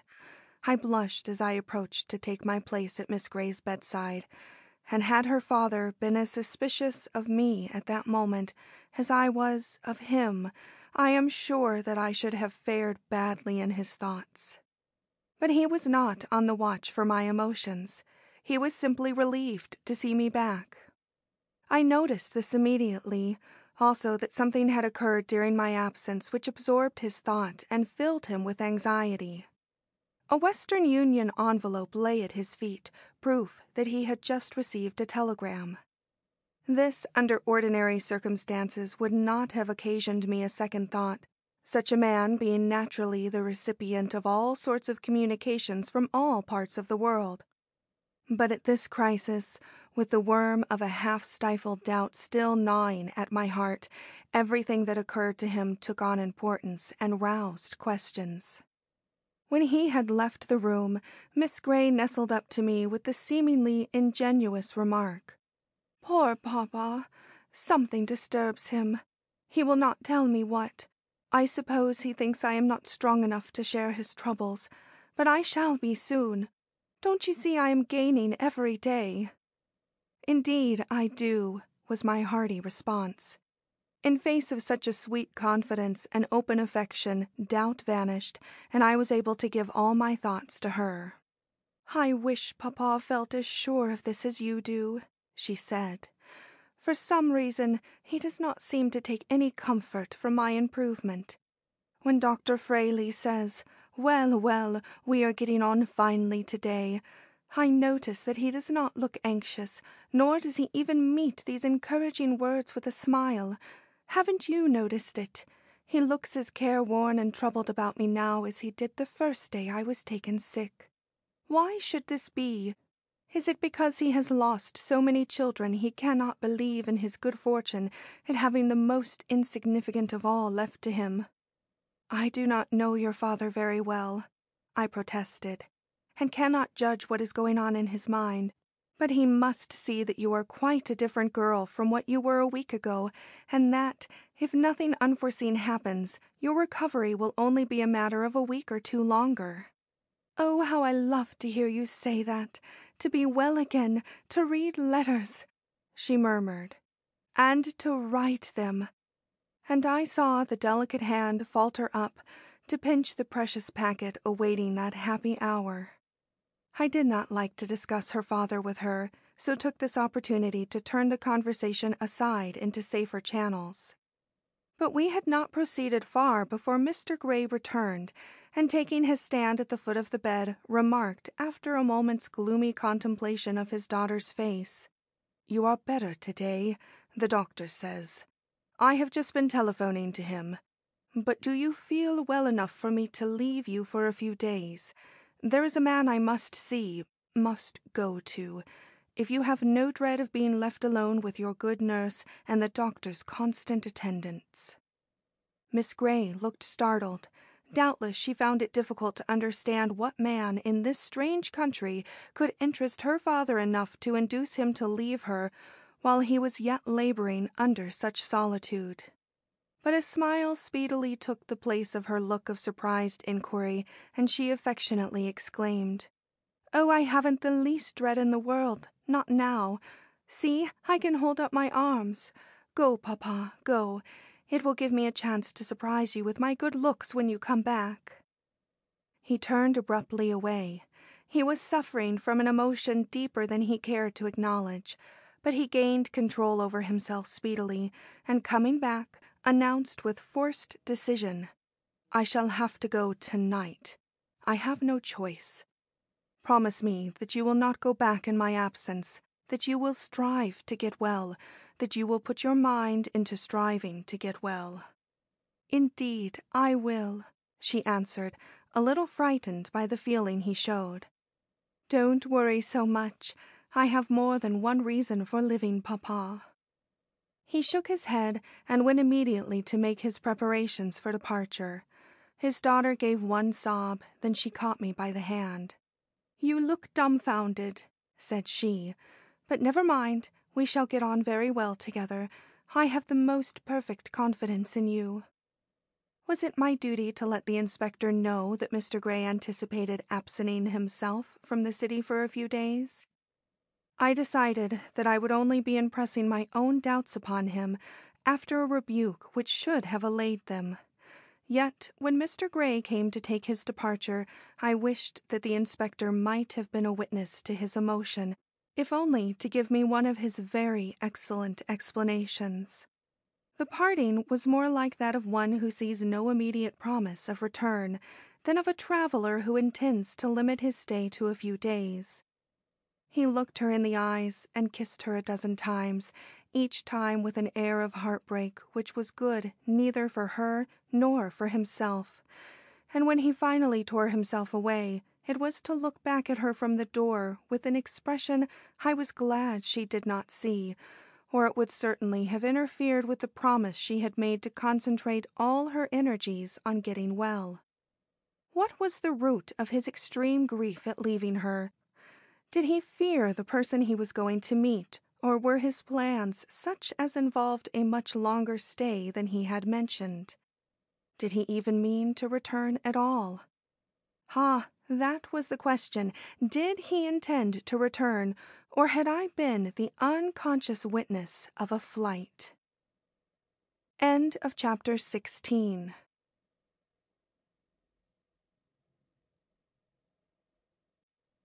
Chapter 17. Sweetwater in a new role. A few days later, 3 men were closeted in the district attorney's office. 2 of them were officials, the district attorney himself, and our old friend, the inspector. The third was the detective Sweetwater, chosen by them to keep watch on Mr. Gray. Sweetwater had just come to town. This was evident from the gripsack he had set down in a corner on entering. Also from a certain tousled appearance which bespoke hasty rising, and but few facilities for proper attention to his person. These details counted little, however, in the astonishment created by his manner. For a hearty chap, he looked strangely nervous and indisposed, so much so that after the first short greeting, the inspector asked him what was up and if he had had another Fairbrother house experience. He replied with a decided no, that it was not his adventure which had upset him, but the news he had to bring. Here he glanced at every door and window, and then, leaning forward over the table at which the 2 officials sat, he brought his head as nearly to them as possible and whispered 5 words. They produced a most unhappy sensation. Both the men, hardened as they were by duties which soon sap the sensibilities, started and turned as pale as the speaker himself. Then the district attorney, with one glance at the inspector, rose and locked the door. It was a prelude to this tale which I give, not as it came from his mouth, but as it was afterward related to me. The language, I fear, is mostly my own. The detective had just been with Mr. Gray to the coast of Maine. Why there will presently appear. His task had been to follow this gentleman, and follow him he did. Mr. Gray was a very stately man, difficult of approach, and was absorbed, besides, by some overwhelming care. But this fellow was 1 in 1,000, and somehow, during the trip, he managed to do him some little service, which drew the attention of the great man to himself. This done, he so improved his opportunity that the two were soon on the best of terms, and he learned that the Englishman was without a valet, and, being unaccustomed to move about without one, felt the awkwardness of his position very much. This gave Sweetwater his cue, and when he found that the services of such a man were wanted only during the present trip, and for the handling of affairs, quite apart from personal tendance upon the gentleman himself, he showed such an honest desire to fill the place, and made out to give such a good account of himself, that he found himself engaged for the work before reaching sea. This was a great stroke of luck, he thought, but he little knew how big a stroke, or into what a series of adventures it was going to lead him. Once on the platform of the small station at which Mr. Gray had bidden him to stop, he noticed 2 things: the utter helplessness of the man in all practical matters, and his extreme anxiety to see all that was going on about him without being himself seen. There was method in this curiosity, too much method. Women did not interest him in the least. They could pass and repass without arousing his attention, but the moment a man stepped his way, he shrank from him only to betray the greatest curiosity concerning him the moment he felt it safe to turn and observe him. All of which convinced Sweetwater that the Englishman's errand was in connection with a man whom he equally dreaded and desired to meet. Of this he was made absolutely certain a little later. As they were leaving the depot with the rest of the arrivals, Mr. Gray said, "I want you to get me a room at a very quiet hotel. This done, you are to hunt up the man whose name you will find written in this paper, and when you have found him, make up your mind how it will be possible for me to get a good look at him without his getting any sort of look at me. Do this, and you will earn a week's salary in 1 day." Sweetwater, with his head in air and his heart on fire, for matters were looking very promising indeed, took the paper and put it in his pocket. Then he began to hunt for a hotel. Not till he had found what he wished and installed the Englishman in his room did he venture to open the precious memorandum and read the name he had been speculating over for an hour. It was not the one he had anticipated, but it came near to it. It was that of James Wellgood. Satisfied now that he had a ticklish matter to handle, he prepared for it with his usual enthusiasm and circumspection. Sauntering out into the street, he strolled first toward the post office. The train on which he had just come had been a mail train, and he calculated that he would find half of the town there. His calculation was a correct one. The store was crowded with people. Taking his place in the line drawn up before the post office window, he awaited his turn, and when it came, shouted out the name which was his one talisman. James Wellgood. The man behind the boxes was used to the name and reached out a hand toward a box unusually well stacked, but stopped halfway there and gave Sweetwater a sharp look. "Who are you?" he asked. "A stranger," that young man put in volubly. "Looking for James Wellgood. I thought perhaps you could tell me where to find him. I see that his letters pass through this office." "You're taking up another man's time," complained the postmaster. He probably alluded to the man whose elbow Sweetwater felt boring into his back. "Ask Dick over there, he knows him." The detective was glad enough to escape and ask Dick. But he was better pleased yet when Dick, a fellow with a squint whose hand was always in the sugar, told him that Mr. Wellgood would probably be in for his mail in a few moments. That's his buggy standing before the drugstore on the opposite side of the way." So he had netted Jones's quondam waiter at the first cast. "Lucky," was what he said to himself. "Still lucky." Sauntering to the door, he watched for the owner of that buggy. He had learned, as such fellows do, that there was a secret hue and cry after this very man by the New York police, that he was supposed by some to be Sears himself. In this way he would soon be looking upon the very man whose steps he had followed through the Fairbrother house a few nights before, and through whose resolute action he had very nearly run the risk of a lingering death from starvation. "A dangerous customer," thought he. "I wonder if my instinct will go so far as to make me recognize his presence. I shouldn't wonder. It has served me almost as well as that many times before." It appeared to serve him now, for when the man finally showed himself on the crosswalk separating the two buildings, he experienced a sudden indecision not unlike that of dread, and there being nothing in the man's appearance to warrant apprehension, he took it for the instinctive recognition it undoubtedly was. He therefore watched him narrowly and succeeded in getting one glance from his eye. It was enough. The man was commonplace in feature, dress, and manner, but his eye gave him away. There was nothing commonplace in that.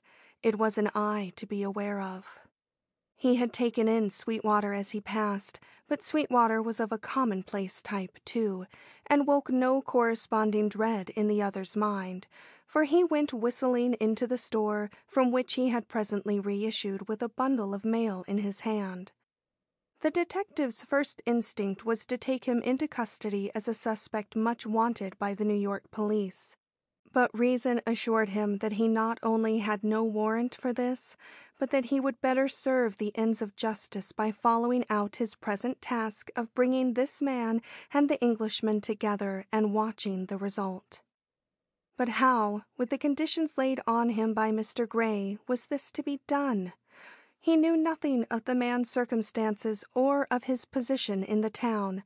How, then, go to work to secure his cooperation, in a scheme possibly as mysterious to him as it was to himself?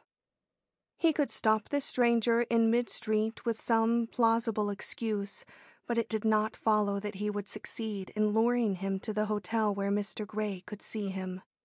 Wellgood, or, as he believed, Sears, knew too much of life to be beguiled by any open claptrap, and Sweetwater was obliged to see him drive off without having made the least advance in the purpose engrossing him. But that was nothing.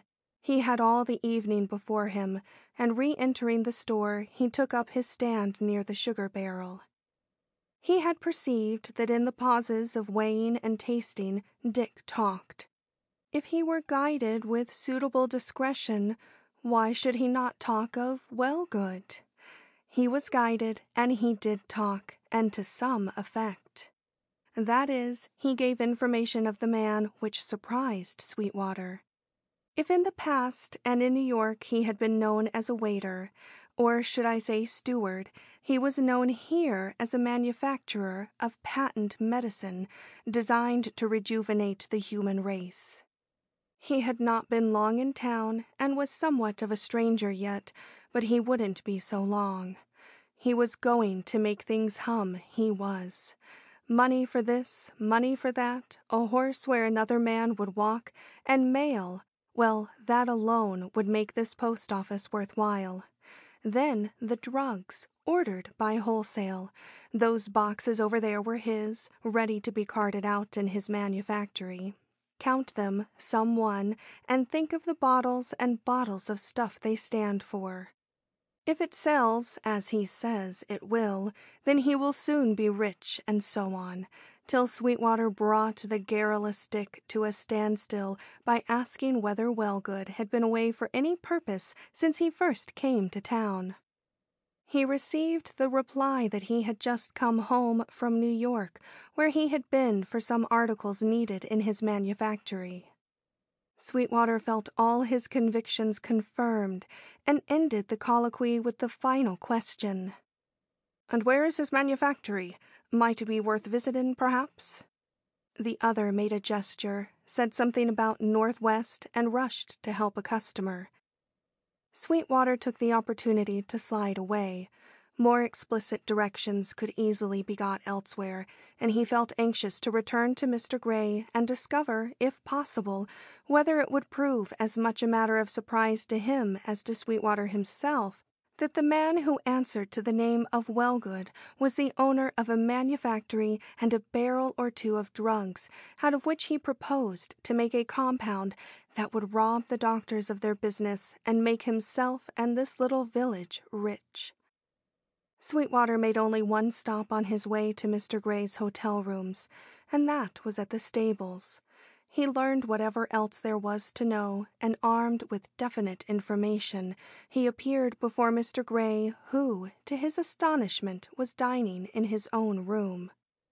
He had dismissed the waiter and was rather brooding than eating. He looked up eagerly, however, when Sweetwater entered, and asked what news. The detective, with some semblance of respect, answered that he had seen Wellgood, but that he had been unable to detain him or bring him within his employer's observation.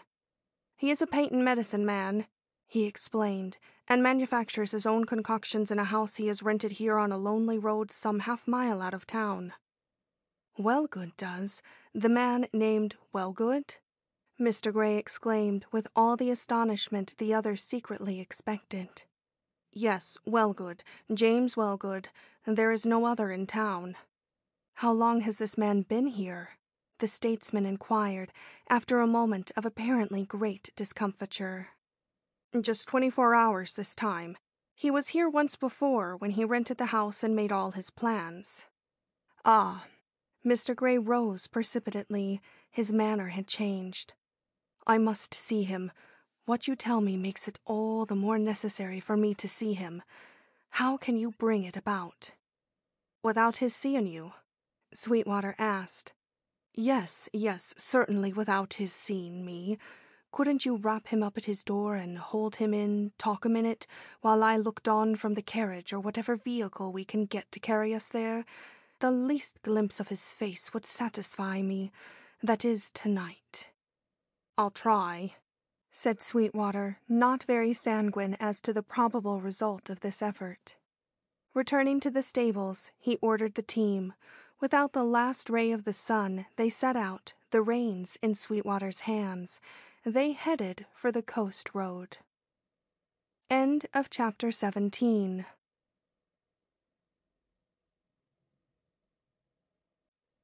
Chapter 18. The Closed Door. The road was once the highway, but the tide having played so many tricks with its numberless bridges, a new one had been built farther up the cliff, carrying with it the life and business of the small town. Many old landmarks still remained, shops, warehouses, and even a few scattered dwellings. But most of these were deserted, and those that were still in use showed such neglect that it was very evident the whole region would soon be given up to the encroaching sea and such interests as are inseparable from it. The hour was that mysterious one of late twilight, when outlines lose their distinctness and sea and shore melt into one mass of uniform gray. There was no wind, and the waves came in with a soft plash, but not so near to the level of the road that it was evident, even to these strangers, that the tide was at its height and would presently begin to ebb. Soon they had passed the last forsaken dwelling, and the town proper lay behind them. Sand and a few rocks were all that lay between them now and the open stretch of the ocean, which, at this point, approached the land in a small bay, well guarded on either side by embracing rocky heads. This was what made the harbor at sea. It was very still. They passed one team and only one. Sweetwater looked very sharply at his team and at its driver, but saw nothing to arouse suspicion. They were now a half-mile from sea, and seemingly in a perfectly desolate region. "A manufactory here," exclaimed Mr. Gray. It was the first word he had uttered since starting. "Not far from here," was Sweetwater's equally laconic reply, and, the road taking a turn almost the moment of his speaking, he leaned forward and pointed out a building standing on the right-hand side of the road with its feet in the water. "That's it," said he. "They described it well enough for me to know it when I see it. Looks like a robber's hole at this time o' night." He laughed. "But what can you expect from a manufactory of patent medicine?"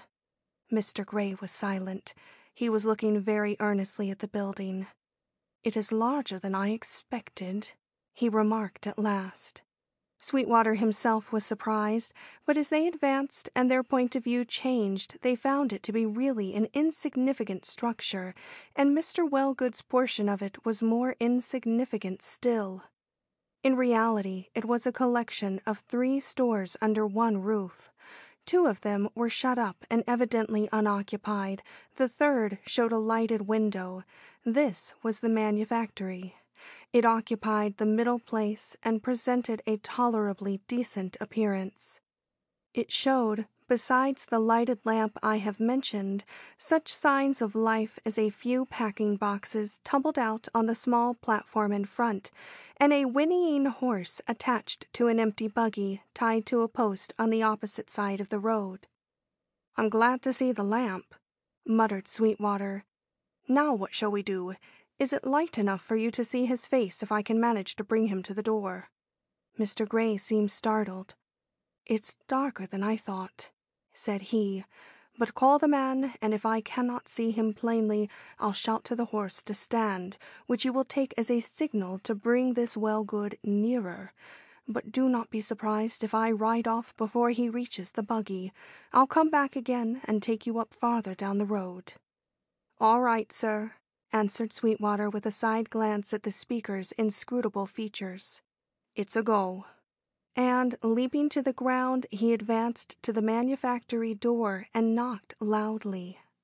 No one appeared. He tried the latch. It lifted, but the door did not open. It was fastened from within. "Strange," he muttered, casting a glance at the waiting horse and buggy, then at the lighted window which was on the second floor directly over his head. "Guess I'll sing out." Here he shouted the man's name. "Wellgood, I say, Wellgood." No response to this either. "Looks bad," he acknowledged to himself, and taking a step back, he looked up at the window. It was closed, but there was neither shade nor curtain to obstruct the view. "Did you see anything?" he inquired of Mr. Gray, who sat with his eye at the small window in the buggy top. "Nothing." "No movement from the room above? No shadow at the window?" "Nothing." "Well, it's confounded strange." And he went back, still calling Wellgood. The tied-up horse whinnied, and the waves gave a soft splash, and that was all. "If I accept," Sweetwater's muttered oath. Coming back, he looked again at the window, then, with a gesture toward Mr. Gray, turned the corner of the building and began to edge himself along its side in an endeavor to reach the rear and see what it offered. But he came to a sudden standstill. He found himself on the edge of the bank before he had taken 20 steps. Yet the building projected on, and he saw why it looked so large from a certain point of the approach. Its rear was built on the piles, making its depth even greater than the united width of the 3 stores. At low tide, this might be accessible from below, but just now the water was almost on a level with the top of the piles, making all approach impossible save by boat. Disgusted with his failure, Sweetwater returned to the front, and, finding the situation unchanged, took a new resolve. After measuring with his eye the height of the first story, he coolly walked over to the strange horse and, slipping his bridle, brought it back and cast it over a projection of the door. By its aid, he succeeded in climbing up to the window, which was the sole eye to the interior. Mr. Gray sat far back in his buggy, watching every movement. There were no shades at the window, as I have before said, and once Sweetwater's eye had reached the level of the sill, he could see the interior without the least difficulty. There was nobody there.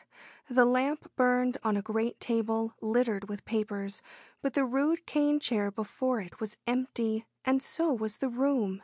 He could see into every corner of it, and there was not even a hiding place where anybody could remain concealed. Sweetwater was still looking when the lamp, which had been burning with considerable smoke, flared up and went out.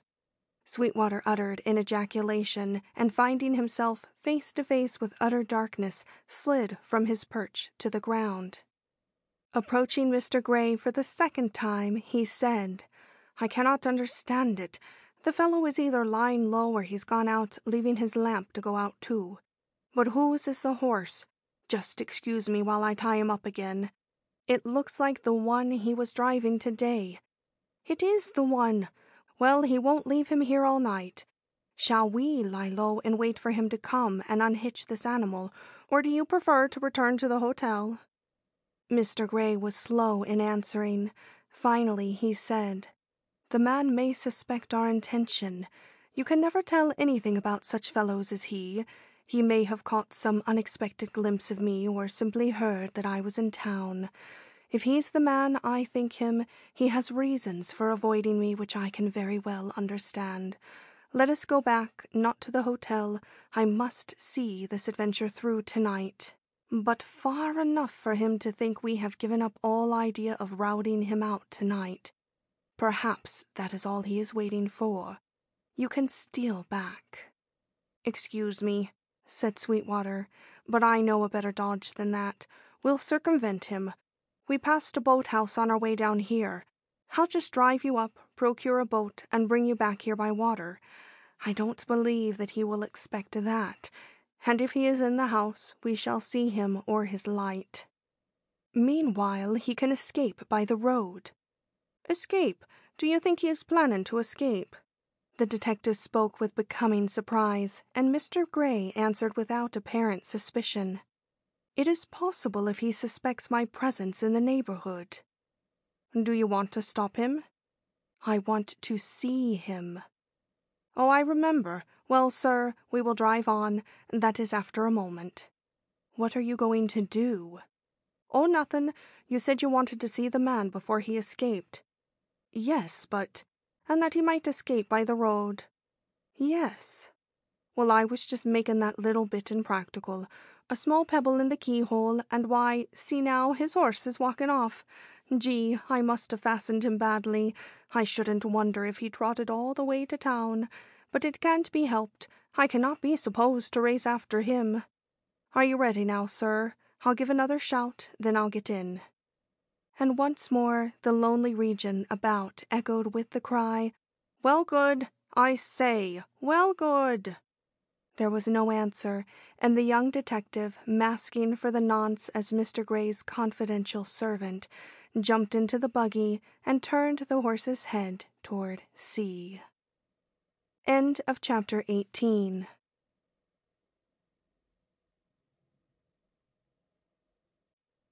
Chapter 19. The Face. The moon was well up, and the small boat in which our young detective was seated with Mr. Gray appeared in the bay approaching the so-called manufactory of Wellgood. The looked-for light on the waterside was not there. All was dark except where the windows reflected the light of the moon. This was a decided disappointment to Sweetwater, if not to Mr. Gray. He had expected to detect signs of life in this quarter, and this additional proof of Wellgood's absence from home made it look as if they had come out on a fool's errand and might much better have stuck to the road.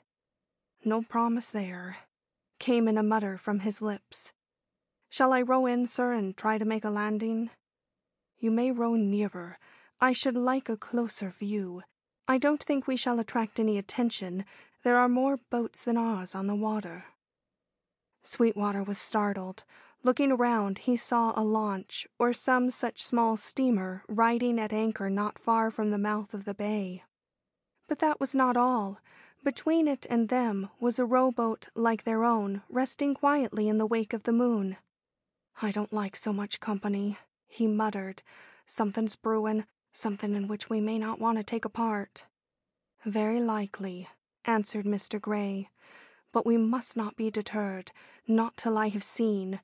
The rest Sweetwater did not hear. Mr. Gray seemed to remember himself. "Row nearer," he now bade. "Get under the shadow of the rocks if you can. If the boat is for him, he will show himself. Yet I hardly see how he can board from that bank." It did not look feasible. Nevertheless, they waited and watched with much patience for several long minutes. The boat behind them did not advance, nor was any movement discernible in the direction of the manufactory. Another short period, then suddenly a light flashed from a window high up in the central gable, sparkled for an instant, and was gone. Sweetwater took it for a signal, and with a slight motion of the wrist, began to work his way in toward shore till they lay almost at the edge of the piles. "Hark!" It was Sweetwater who spoke. Both listened, Mr. Gray with his head turned toward the launch, and Sweetwater with his eye on the cavernous space sharply outlined by the piles, which the falling tide now disclosed under each contiguous building. Goods had been directly shipped from these stores in the old days. This he had learned in the village. How shipped he had not been able to understand from his previous survey of the building, but he thought he could see now. At low tide, or better, at half tide, access could be got to the floor of the extension, and if this floor held a trap, the mystery would be explainable. So would the hovering boat, the signal light, and... yes, this sound overheard of steps on a rattling planking. "I hear nothing," whispered Mr. Gray from the other end. "The boat is still there, but not a man has dipped an oar." "They will soon," returned Sweetwater, as a smothered sound of clanking iron reached his ears from the hollow spaces before him. "Duck your head, sir. I'm going to row in under this portion of the house." Mr. Gray would have protested, and with very good reason. There was scarcely a space of 3 feet between them and the boards overhead, but Sweetwater had so immediately suited action to word that he had no choice. They were now in utter darkness, and Mr. Gray's thoughts must have been peculiar as he crouched over the stern, hardly knowing what to expect or whether this sudden launch into darkness was for the purpose of flight or pursuit. But enlightenment came soon. The sound of a man's tread in the building above was every moment becoming more perceptible, and while wondering, possibly, at his position, Mr. Gray naturally turned his head as nearly as he could in the direction of these sounds, and was staring with blank eyes into the darkness when Sweetwater, leaning toward him, whispered, "Look up, there's a trap. In a minute he'll open it. Mark him, but don't breathe a word, and I'll get you out of this all right." Mr. Gray attempted some answer, but it was lost in the prolonged creak of slowly moving hinges somewhere over their heads. Spaces which had looked dark suddenly looked darker. Hearing was satisfied, but not the eye. A man's breath, panting with exertion, testified to a nearby presence, but that man was working without a light in a room with shuttered windows, and Mr. Gray probably felt that he knew very little more than before, when suddenly, most unexpectedly, to him at least, a face started out of that overhead darkness, a face so white, with every feature made so startlingly distinct by the strong light Sweetwater had thrown upon it, that it seemed the only thing in the world to the 2 men beneath. In another moment it had vanished, or rather the light which had revealed it. "What's that? Are you there?" came down from above in hoarse and none too encouraging tones. There was none to answer. Sweetwater, with a quick pull on the oars, had already shot the boat out of its dangerous harbor. End of chapter 19.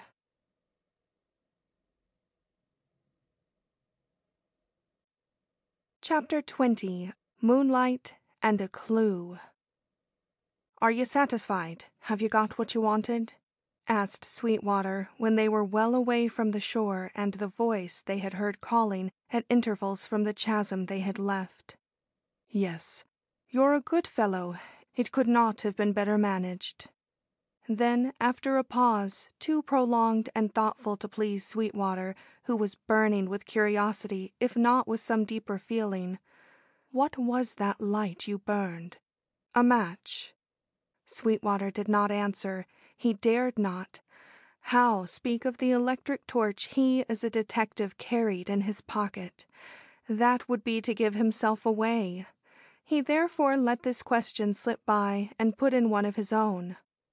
"Are you ready to go back now, sir? Are we all done here?"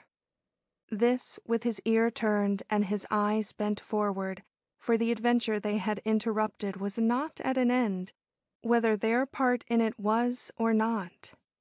Mr. Gray hesitated, his glances following those of Sweetwater. "Let us wait," he said, in a tone which surprised Sweetwater. "If he is meditating an escape, I must speak to him before he reaches the launch. At all hazards," he added, after another moment's thought. "All right, sir. How do you propose—" His words were interrupted by a shrill whistle from the direction of the bank. Promptly, and as if awaiting this signal, the two men in the rowboat before them dipped their oars and pulled for the shore, taking the direction of the manufactory. Sweetwater said nothing, but held himself in readiness.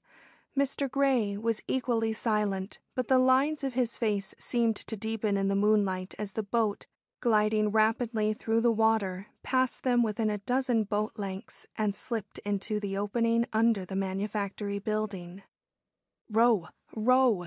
he cried. "Make for the launch. We'll intercept them on their return." Sweetwater, glowing with anticipation, bent to his work. The boat beneath them gave a bound, and in a few minutes they were far out on the waters of the bay. "They're coming," he whispered eagerly as he saw Mr. Gray looking anxiously back. "How much farther shall I go?" "Just within hailing distance of the launch," was Mr. Gray's reply.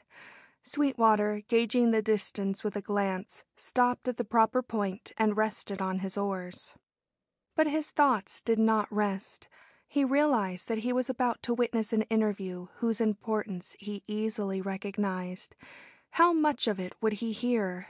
What would be the upshot, and what was his full duty in the case?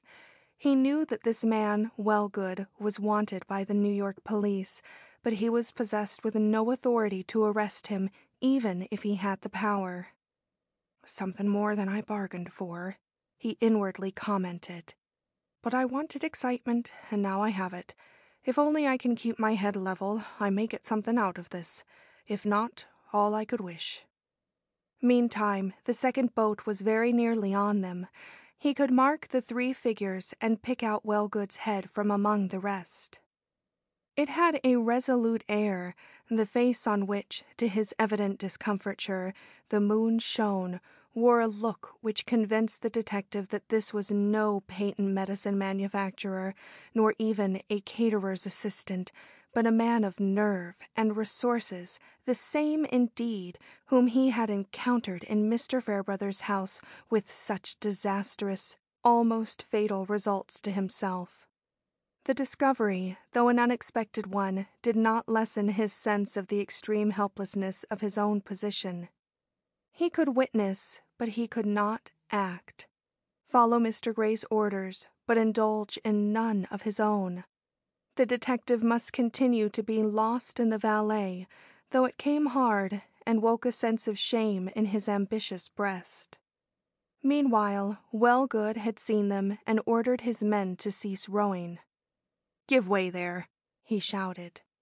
"We're for the launch, and in a hurry." "There's someone here who wants to speak to you, Mr. Wellgood," Sweetwater called out, as respectfully as he could. "Shall I mention your name?" he asked of Mr. Gray. "No, I will do that myself." And raising his voice, he accosted the other with these words: "I am the man Percival Gray of Darlington Manor, England. I should like to say a word to you before you embark." A change, quick as lightning and almost as dangerous, passed over the face Sweetwater was watching with such painful anxiety. But as the other added nothing to his words and seemed to be merely waiting, he shrugged his shoulders and muttered an order to his rowers to proceed. In another moment, the sterns of the two small craft swung together, but in such a way that, by dint of a little skillful manipulation on the part of Wellgood's men, the latter's back was toward the moon.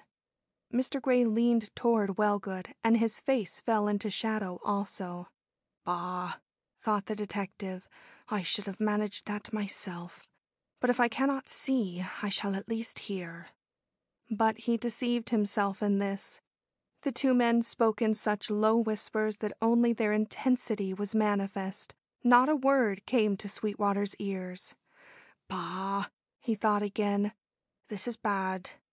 But he had to swallow his disappointment and more, for presently the two men, so different in culture, station, and appearance, came, as it seemed, to an understanding, and Wellgood, taking his hand from his breast, fumbled in one of his pockets and drew out something which he handed to Mr. Gray.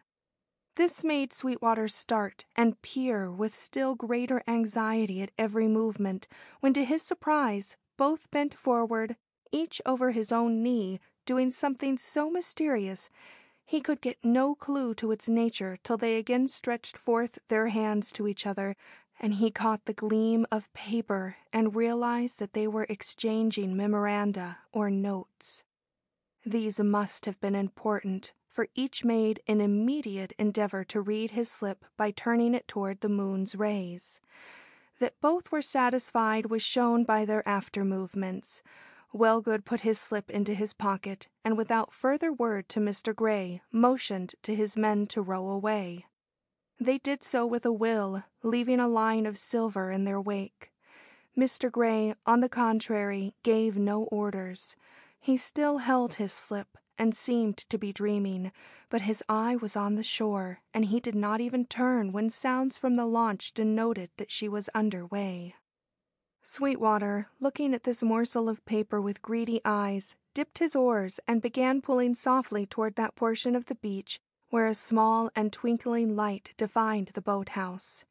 He hoped Mr. Gray would speak, hoped that in some way, by some means, he might obtain a clue to his patron's thoughts. But the English gentleman sat like an image and did not move till a slight but sudden breeze, blowing inshore, seized the paper in his hand and carried it away past Sweetwater, who vainly sought to catch it as it went fluttering by, into the water ahead, where it shone for a moment, then softly disappeared. Sweetwater uttered a cry. So did Mr. Gray. "Is it anything you wanted?" called out the former, leaning over the bow of the ship and making a dive at the paper with his oar. "Yes, but if it's gone, it's gone," returned the other with some feeling. "Careless of me, very careless, but I was thinking of—" He stopped. He was greatly agitated, but he did not encourage Sweetwater in any further attempts to recover the lost memorandum. Indeed, such as an effort would have been fruitless. The paper was gone, and there was nothing left for them but to continue their way. As they did so, it would have been hard to tell in which breast chagrin mounted higher. Sweetwater had lost a clue in 1,000, and Mr. Gray, well, no one knew what he had lost. He said nothing, and plainly showed by his changed manner that he was in haste to land now, and be done with this doubtful adventure. When they reached the boathouse, Mr. Gray left Sweetwater to pay for the boat and started at once for the hotel. The man in charge had the bow of the boat in hand, preparatory to pulling it up on the boards. As Sweetwater turned toward him, he caught sight of the side of the boat, shining brightly in the moonlight. He gave a start, and with a muttered ejaculation, darted forward and picked off a small piece of paper from the dripping keel. It separated in his hand, and a part of it escaped him, but the rest he managed to keep by secreting it in his palm, where it still clung, wet and possibly ineligible, when he came upon Mr. Gray again in the hotel office. "Here's your pay," said that gentleman, giving him a bill. "I'm very glad I met you. You have served me remarkably well." There was an anxiety in his face and a hurry in his movements which struck Sweetwater. "Does this mean that you are through with me?" asked Sweetwater. "That you have no further call for my services?" "Quite so," said the gentleman. "I'm going to take the train tonight. I find that I still have time." Sweetwater began to look alive. Uttering hasty thanks, he rushed away to his own room, and turning on the gas, peeled off the morsel of paper which had begun to dry on his hand. If it should prove to be the blank end, if the written part were the one which had floated off, such disappointments had fallen to his lot. He was not unused to them. But he was destined to better luck this time. The written end had indeed disappeared, but there was one word left, which he had no sooner read than he gave a low cry and prepared to leave for New York on the same train as Mr. Gray. The word was diamond. End of chapter 20.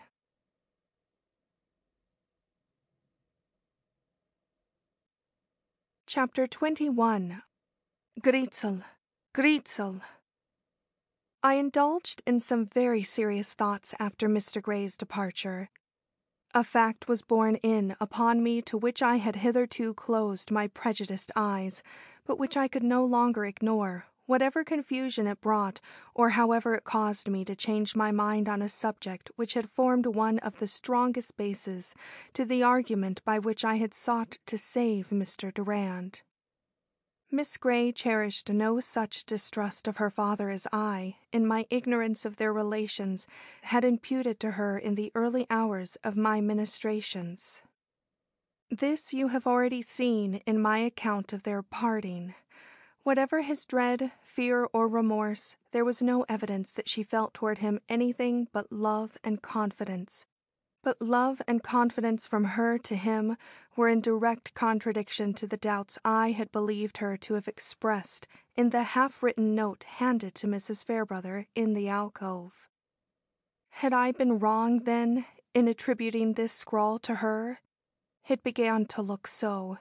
Though forbidden to allow her to speak on the one tabooed subject, I had wit enough to know that nothing could keep her from it, if the fate of Mrs. Fairbrother occupied any real place in her thoughts. Yet, when the opportunity was given me one morning of settling this fact beyond all doubt, I own that my main feeling was one of dread. I feared to see this article in my creed destroyed, lest I should lose confidence in the whole. Yet conscience bade me face the matter boldly, for had I not boasted to myself that my one desire was the truth? I allude to the disposition which Miss Gray showed on the morning of the third day to do a little surreptitious writing. You remember that a specimen of her handwriting had been asked for by the inspector, and once had been earnestly desired by myself. Now I seemed likely to have it, if I did not open my eyes too widely to the meaning of her seemingly chance requests. A little pencil dangled at the end of my watch chain. Would I let her see it, let her hold it in her hand for a minute? It was so like the one she used to have. Of course, I took it off. Of course, I let her retain it a little while in her hand. But the pencil was not enough. A few minutes later, she asked for a book to look at. I sometimes let her look at pictures. But the book bothered her. She would look at it later. Would I give her something to mark the place? That postal over there. I gave her the postal. She put it in the book, and I, who understood her thoroughly, wondered what excuse she would now find for sending me into the other room. She found one very soon, and with a heavily beating heart, I left her with that pencil and postal. A soft laugh from her lips drew me back. She was holding up the postal. "See, I have written a line to him. Oh, you good, good nurse, to let me. You needn't look so alarmed. It hasn't hurt me one bit." I knew that it had not, knew that such an exertion was likely to be more beneficial than hurtful to her, or I should have found some excuse for deterring her. I endeavored to make my face more natural. As she seemed to want me to take the postal in my hand, I drew near and took it. "The address looks very shaky," she laughed. "I think you will have to put it in an envelope."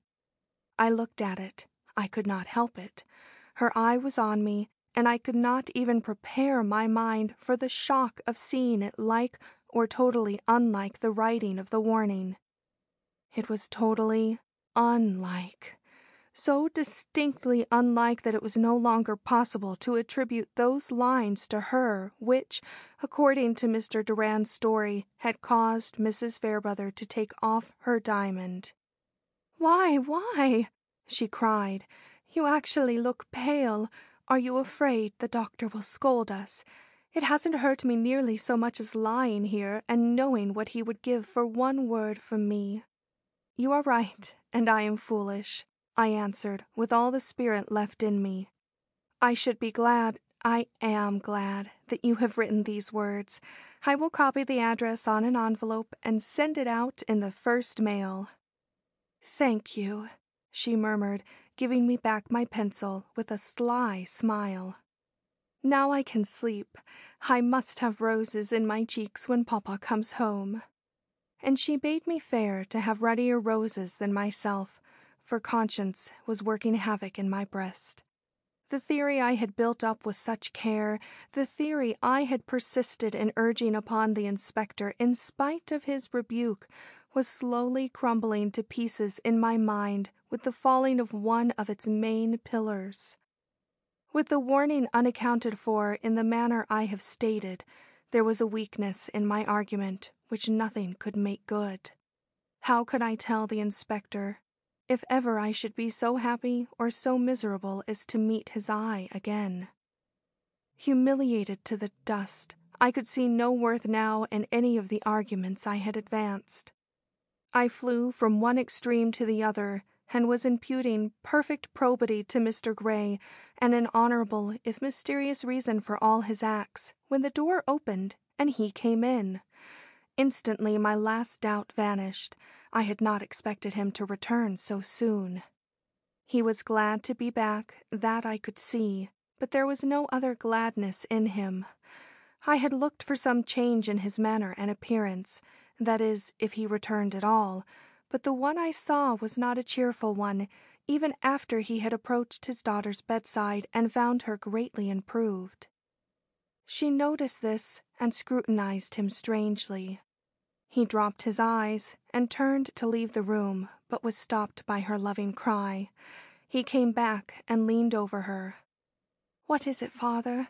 You are fatigued, worried." No, quite well," he hastily assured her. "But you, are you as well as you seem?" "Indeed, yes, I am gaining every day. See, I shall soon be able to sit up. Yesterday I read a few words." He started, with a side glance at me, which took in a table near by, on which a little book was lying. "Oh, a book." "Yes, and Arthur's letters." The father flushed, lifted himself, patted her arm tenderly, and hastened into another room. Miss Gray's eyes followed him longingly, and I heard her give utterance to a soft sigh.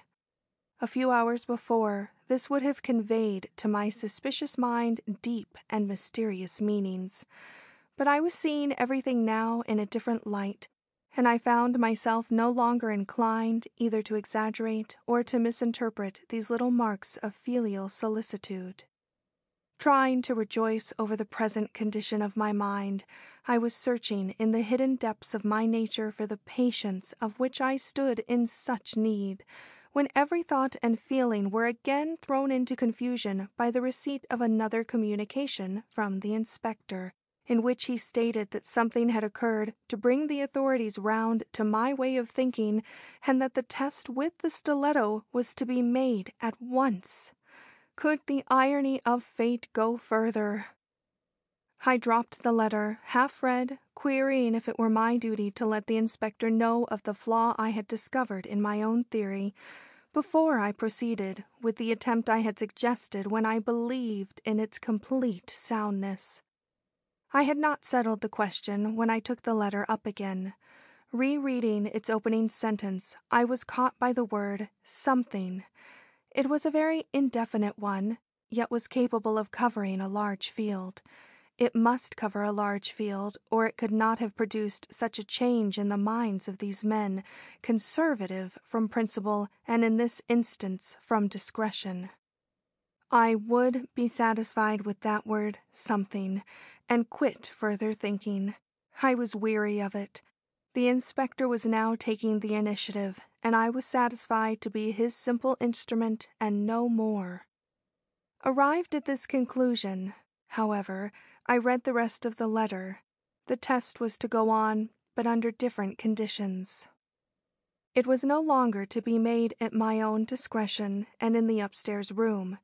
It was to be made at the luncheon hour and in Mr. Gray's private dining room, where, if by any chance Mr. Gray found himself outraged by the placing of this notorious weapon beside his plate, the blame could be laid on the waiter, who, mistaking his directions, had placed it on Mr. Gray's table when it was meant for Inspector Dalzell's, who was lunching in the adjoining room. It was I, however, who was to do the placing. With what precautions and under what circumstances will presently appear. Fortunately, the hour set was very near. Otherwise, I do not know how I could have endured the continued strain of gazing on my patient's sweet face, looking up at me from her pillow with a shadow over its beauty which had not been there before her father's return. And that father! I could hear him pacing the library floor with a restlessness that struck me as being strangely akin to my own inward anguish of impatience and doubt. What was he dreading? What was it I had seen darkening his face and disturbing his manner, when from time to time he pushed open the communicating door and cast an anxious glance our way, only to withdraw again without uttering a word? Did he realize that a crisis was approaching, that danger menaced him, and from me? No, not the latter, for his glance never strayed to me, but rested solely on his daughter. I was, therefore, not connected with the disturbance in his thoughts. As far as that was concerned, I could proceed fearlessly. I had not him to dread, only the event. That I did dread, as anyone must who saw Miss Gray's face during these painful moments and heard that restless tramp in the room beyond. At last the hour struck, the hour at which Mr. Gray always descended to lunch. He was punctuality itself, and under ordinary circumstances I could depend upon his leaving the room within 5 minutes of the stroke of 1. But would he be as prompt today? Was he in the mood for luncheon? Would he go downstairs at all? Yes, for the tramp stopped. I heard him approaching his daughter's door for a last look in, and managed to escape just in time to procure what I wanted and reach the room below before he came. My opportunity was short, but I had time to see 2 things. First, that the location of his seat had been changed so that his back was to the door leading into the adjoining room. Secondly, that this door was ajar. The usual waiter was in the room and showed no surprise at my appearance, I having been careful to have understood that hereafter Miss Gray's appetite was to be encouraged by having her soup served from her father's table by her father's own hands, and that I should be there to receive it. "Mr. Gray is coming," said I, approaching the waiter and handing him the stiletto loosely wrapped in tissue paper. "Will you be kind enough to place this at his plate just as it is? A man gave it to me for Mr. Gray, said we were to place it there." The waiter, suspecting nothing, did as he was bidden, and I had hardly time to catch up the tray laden with dishes, which I saw awaiting me on a side table, when Mr. Gray came in and was ushered to his seat. The soup was not there, but I advanced with my tray and stood waiting, not too near, lest the violent beating of my heart should betray me. As I did so, the waiter disappeared, and the door behind us opened. Though Mr. Gray's eyes had fallen on the package and I saw him start, I darted one glance at the room thus disclosed, and saw that it held 2 tables. At one, the inspector and someone I did not know sat eating.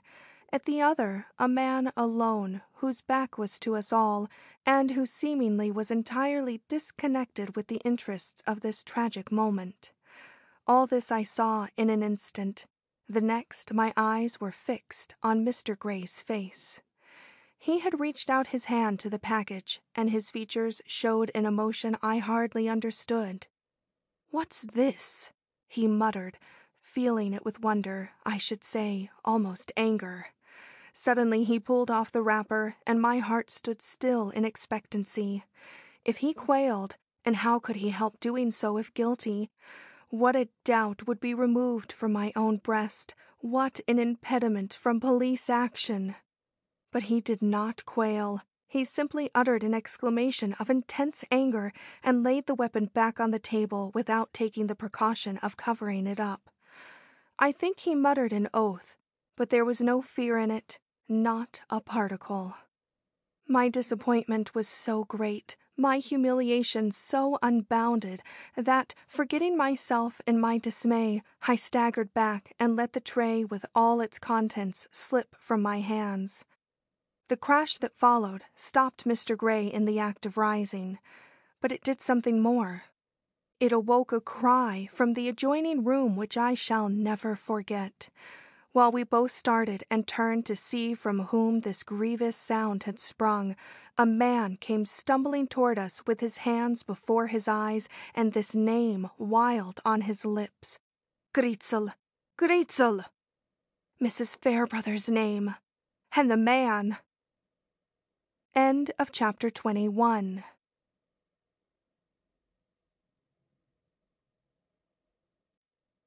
Chapter 22. Guilt. Was he Wellgood? SEARS. Who? A lover of the woman, certainly. That was borne in on us by the passion of his cry, "GRIZEL! GRIZEL!" But how here, and why such fury in Mr. Gray's face and such amazement in that of the inspector? This question was not to be answered offhand.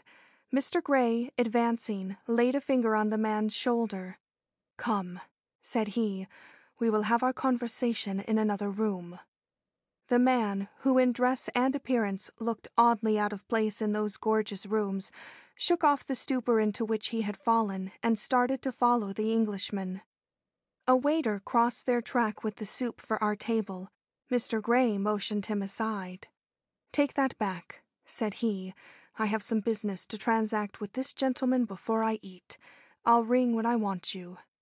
Then they entered where I was. As the door closed, I caught sight of the inspector's face turned earnestly toward me. In his eyes I read my duty, and girded my heart, as it were, to meet what? In that moment it was impossible to tell.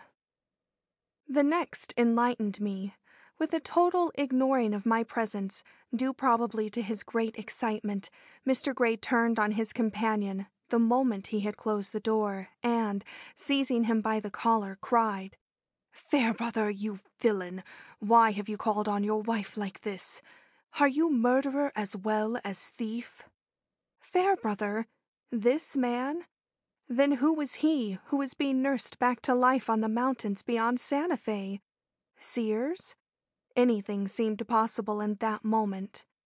Meanwhile, dropping his hand from the other's throat as suddenly as he had seized it, Mr. Gray caught up the stiletto from the table where he had flung it, crying, "Do you recognize this?" Ah, then I saw guilt. In a silence worse than any cry, this so-called husband of the murdered woman, the man on whom no suspicion had fallen, the man whom all had thought 1,000 miles away at the time of the deed, stared at the weapon thrust under his eyes, while over his face passed all those expressions of fear, abhorrence, and detected guilt which, fool that I was, I had expected to see reflected in response to the same test in Mr. Gray's equable countenance. The surprise and wonder of it held me chained to the spot. I was in a state of stupefaction, so that I scarcely noted the broken fragments at my feet, but the intruder noticed them. Wrenching his gaze from the stiletto which Mr. Gray continued to hold out, he pointed to the broken cup and saucer, muttering, "That is what started me into this betrayal, the noise of breaking china. I cannot bear it since—" He stopped, bit his lip, and looked around him with an air of sudden bravado. "Since you dropped the cups at your wife's feet in Mr. Ramsdale's alcove," finished Mr. Gray with admirable self-possession. "I see the explanations from myself are not in order," was the grim retort, launched with the bitterest sarcasm.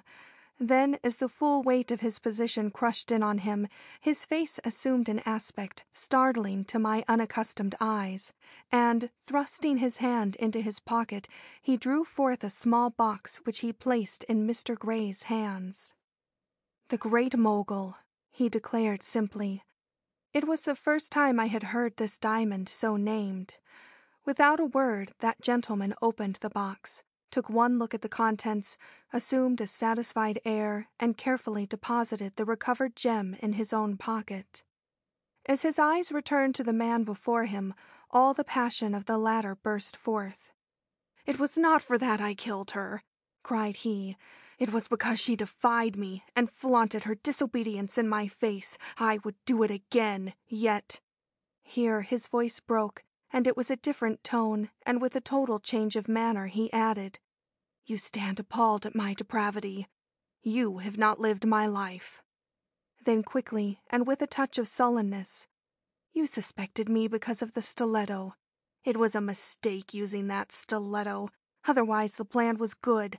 I doubt if you know how I found my way into the alcove, possibly under your very eyes, certainly under the eyes of many who knew me. I do not.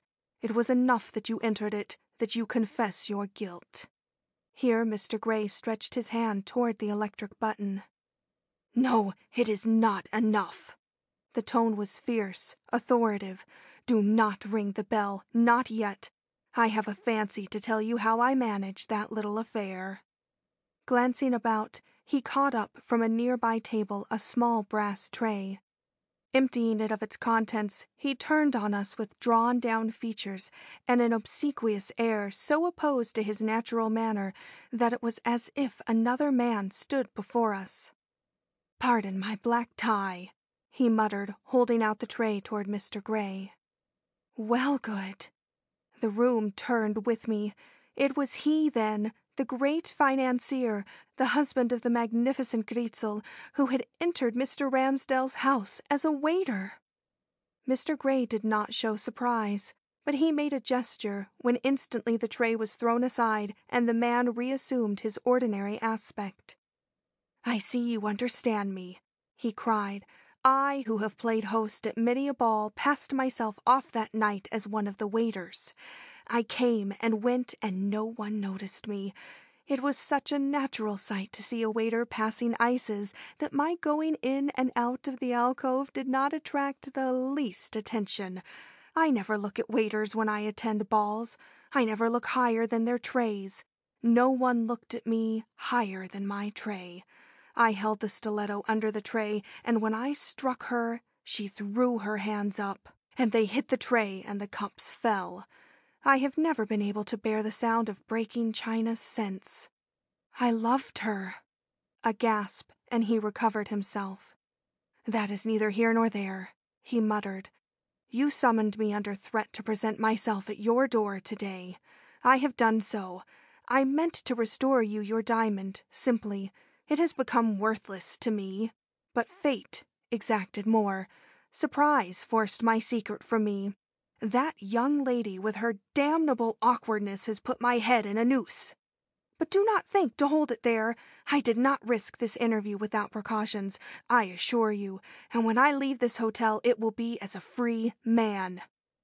With one of his rapid changes, wonderful and inexplicable to me at that moment, he turned toward me with a bow, saying courteously enough, "We will excuse the young lady." Next moment, the barrel of a pistol gleamed in his hand. The moment was critical. Mr. Gray stood directly in line of fire, and the audacious man who thus held him at his mercy was scarcely a foot from the door leading into the hall. Marking the desperation of his look and the steadiness of his finger on the trigger, I expected to see Mr. Gray recoil and the man escape. But Mr. Gray held his own, though he made no move and did not venture to speak. Nerved by his courage, I summoned up all my own. This man must not escape, nor must Mr. Gray suffer. The pistol directed against him must be diverted to myself. Such amends were due on whose good name I had so deeply, if secretly, insulted. I had but to scream, to call out for the inspector. But a remembrance of the necessity we were now under of preserving our secret, of keeping from Mr. Gray the fact that he had been under surveillance, was even at that moment, surrounded by the police, deterred me, and I threw myself toward the bell instead, crying out that I would raise the house if he moved, and laid my finger on the button.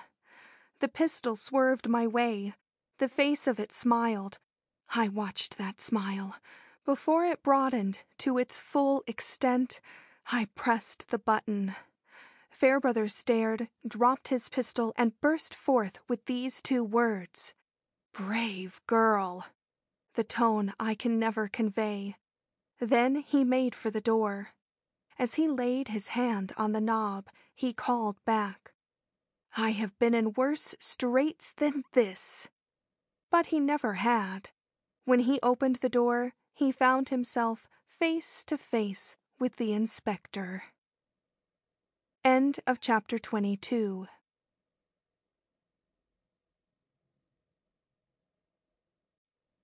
Chapter 23. The Great Mogul. Later, it was all explained. Mr. Gray, looking like another man, came into the room where I was endeavoring to soothe his startled daughter and devour in secret my own joy. Taking the sweet girl in his arms, he said, with a calm ignoring of my presence, at which I secretly smiled, "This is the happiest moment of my existence, Helen. I feel as if I had recovered you from the brink of the grave." "Me? Why, I have never been so ill as that." "I know, but I have felt as if you were doomed ever since I heard, or thought I heard, in this city and under no ordinary circumstances, the peculiar cry which haunts our house on the eve of any great misfortune. I shall not apologize for my fears. You know that I have good cause for them, but today, and only today, I have heard from the lips of the most errant knave I have ever known that this cry sprang from himself with intent to deceive me. He knew my weakness, knew the cry. He was in Darlington Manor when Cecilia died, and, wishing to startle me into dropping something which I held, made use of his ventriloquial powers. He had been a mountebank once, poor wretch, and with such effect that I have not been a happy man since, in spite of your daily improvement and continued promise of recovery. But I am happy now, relieved and joyful, and this miserable being, would you like to hear his story? Are you strong enough for anything so tragic? He is a thief and a murderer, but he has feelings, and his life has been a curious one, and strangely interwoven with ours. Do you care to hear it? He is the man who stole our diamond." My patient uttered a little cry. "Oh, tell me," she entreated, excited but not unhealthfully, while I was in anguish of curiosity I could with difficulty conceal. Mr. Gray turned with courtesy toward me, and asked if a few family details would bore me. I smiled and assured him to the contrary, at which he settled himself in the chair he liked best, and began a tale which I will permit myself to present to you, complete, and from other points of view than his own. Some 5 years before, one of the great diamonds of the world was offered for sale in an Eastern market. Mr. Gray, who stopped at no expense in the gratification of his taste in this direction, immediately sent his agent to Egypt to examine this stone. If the agent discovered it to be all that was claimed for it, and within the reach of a wealthy commoner's purse, he was to buy it. Upon inspection, it was found to be all that was claimed, with one exception. In the center of one of the facets was a flaw, but as this was considered to mark the diamond and rather add to than detract from its value as a traditional stone with many historical associations, it was finally purchased by Mr. Gray and placed among his treasures in his manor house in Kent. Never a suspicious man, he took delight in exhibiting this acquisition to such friends as his and acquaintances as were likely to feel any interest in it, and it was not an uncommon thing for him to allow it to pass from hand to hand while he pottered over his other treasures and displayed this and that to such as had no eyes for the diamond. It was after one such occasion that he found, on taking the stone in his hand to replace it in the safe he had built for it in one of his cabinets, that it did not strike his eye with its usual force and brilliancy, and, on examining it closely, he discovered the absence of the telltale flaw. Struck with dismay, he submitted it to a still more rigored inspection, when he found that what he held was not even a diamond, but a worthless bit of glass, which had been substituted by some cunning knave for his invaluable gem. For the moment, his humiliation almost equaled his sense of loss.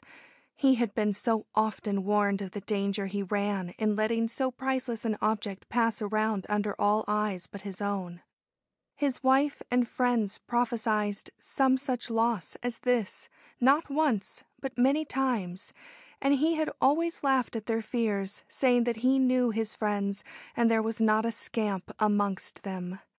But now he saw it proved that even the intuition of a man well versed in human nature is not always infallible, and, ashamed of his past laxness, and more ashamed yet of the doubts which this experience called up in regard to all his friends, he shut up the false stone with his usual care and buried his loss in his own bosom, till he could sift his impressions and recall with some degree of probability the circumstances under which this exchange could have been made.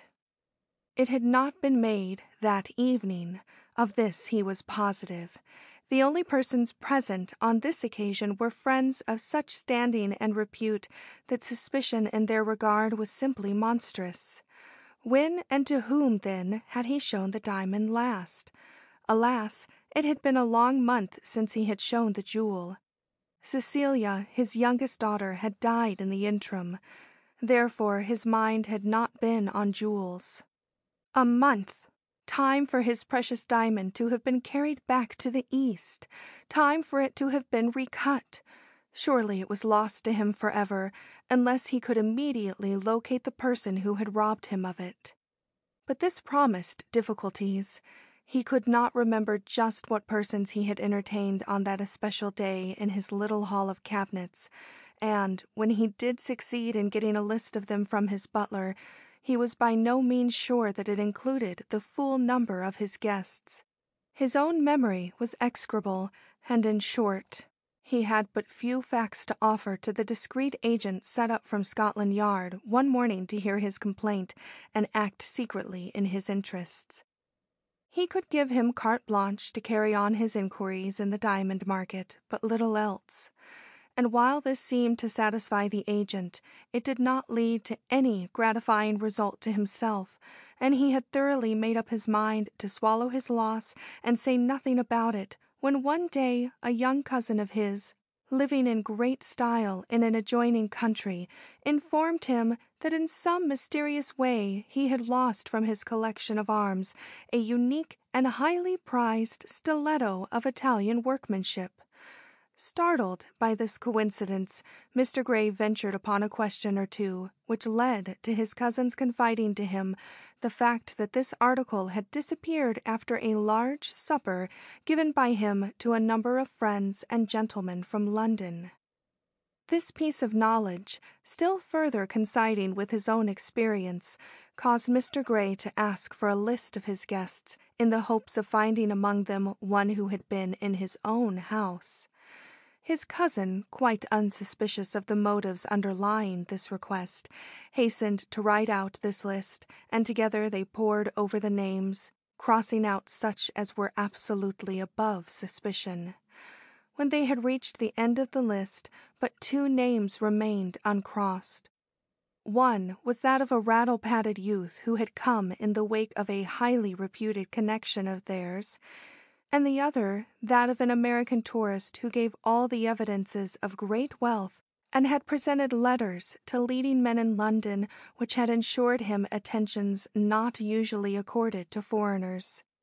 This man's name was Fairbrother, and the moment Mr. Gray heard it, he recalled the fact that an American with a peculiar name, but with a reputation for wealth, had been among his guests on the suspected evening.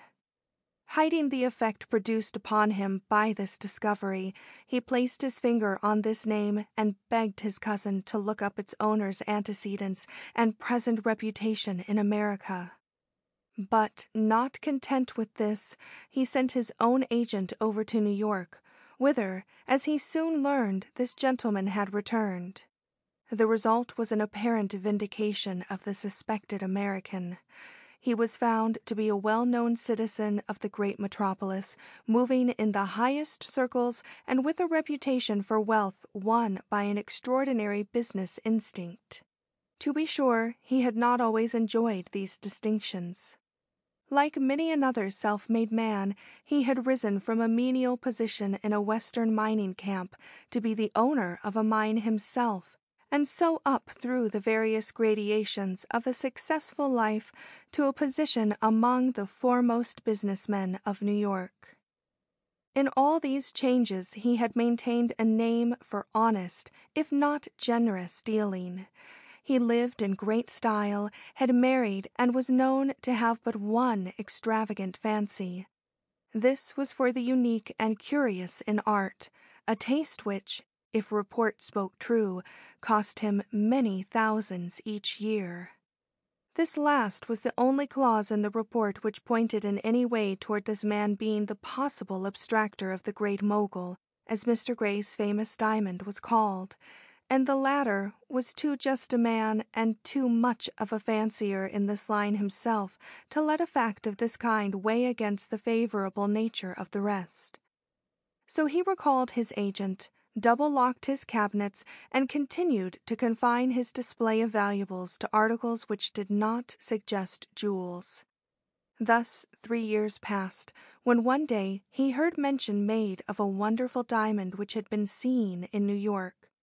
From its description, he gathered that it must be the one surreptitiously abstracted from his cabinet, and when, after some careful inquiries, he learned that the name of its possessor was Fairbrother, he awoke to his old suspicions and determined to probe this matter to the bottom.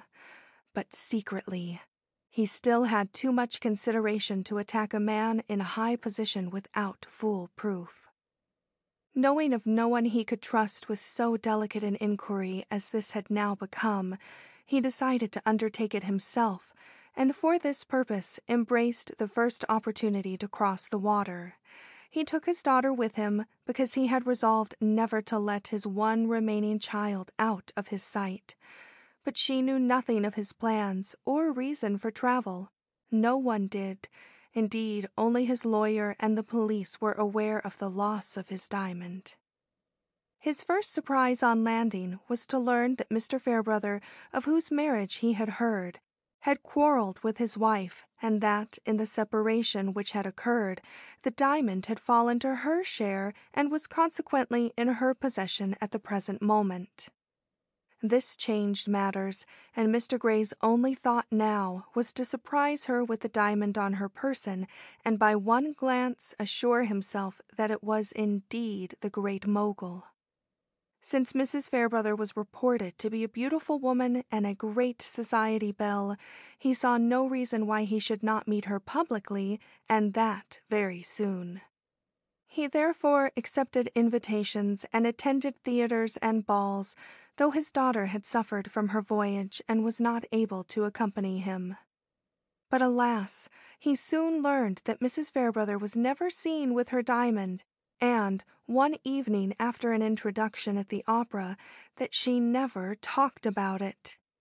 So there he was, balked on the very threshold of his enterprise, and, recognizing the fact, was preparing to take his now seriously ailing daughter south, when he received an invitation to a ball of such a select character that he decided to remain for it, in the hope that Mrs. Fairbrother would be tempted to put on all her splendor for so magnificent a function, and thus gratify him with a sight of his own diamond.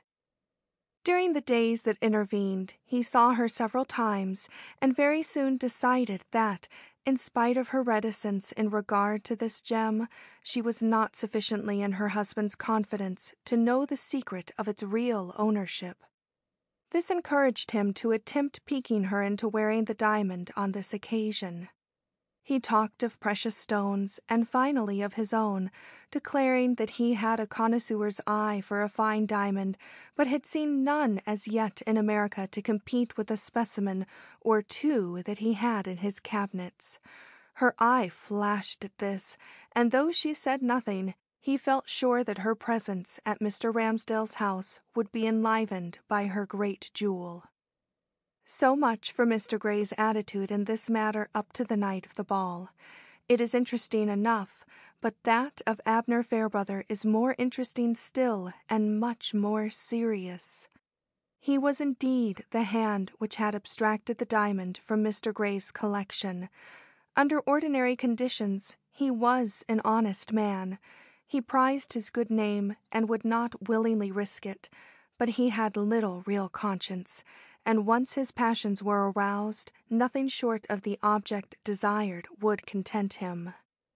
At once forceful and subtle, he had at his command infinite resources which his wandering and eventful life had heightened almost to the point of genius. He saw this stone and at once felt an inordinate desire to possess it. He had coveted other men's treasures before, but not as he coveted this. What had been longing in other cases was mania in this. There was a woman in America whom he loved. She was beautiful, and she was splendor-loving. To see her with this glory on her breast would be worth almost any risk which his imagination could picture at the moment. Before the diamond had left his hand, he had made up his mind to have it for his own. He knew that it could not be bought, so he set about obtaining it by an act he did not hesitate to acknowledge to himself as criminal. But he did not act without precautions.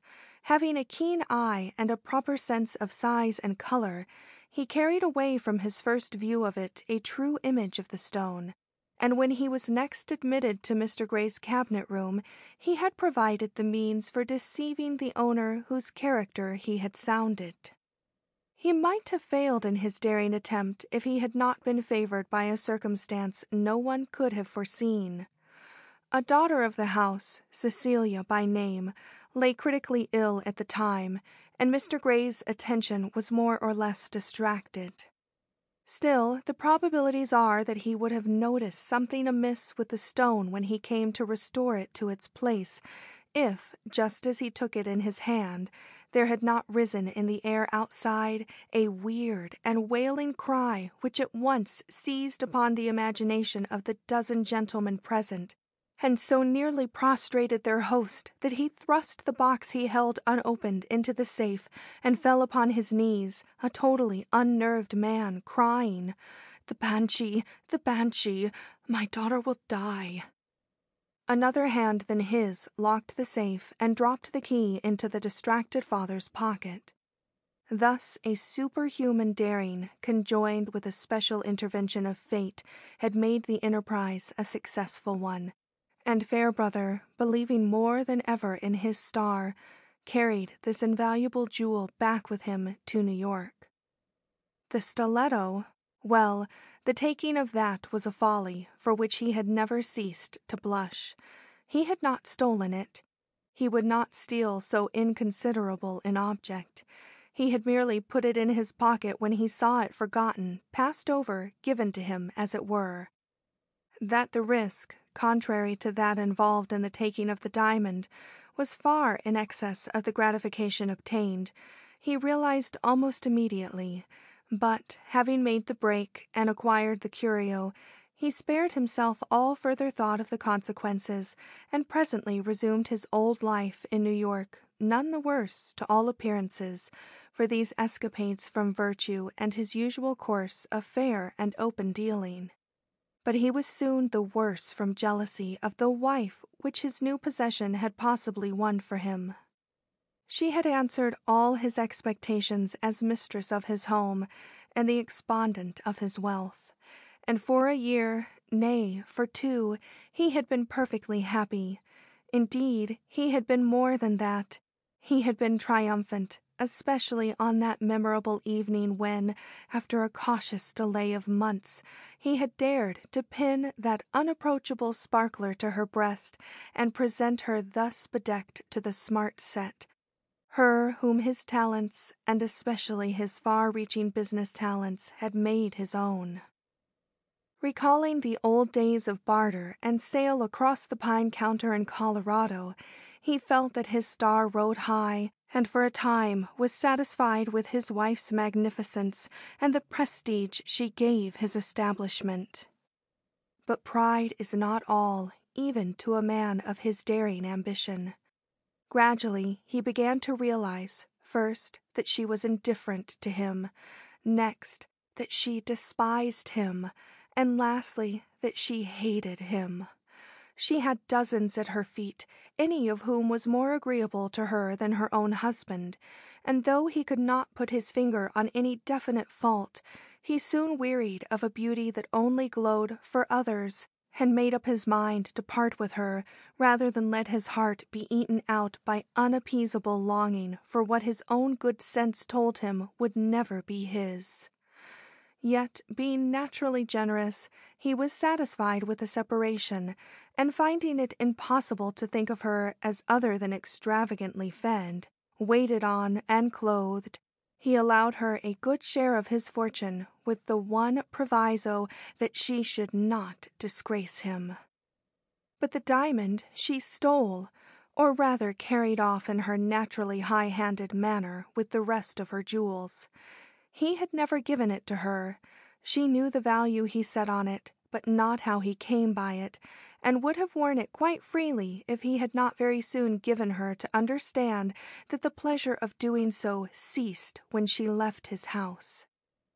As she could not be seen with it without occasioning public remark, she was forced, though much against her will, to heed his wishes and enjoy its brilliancy in private.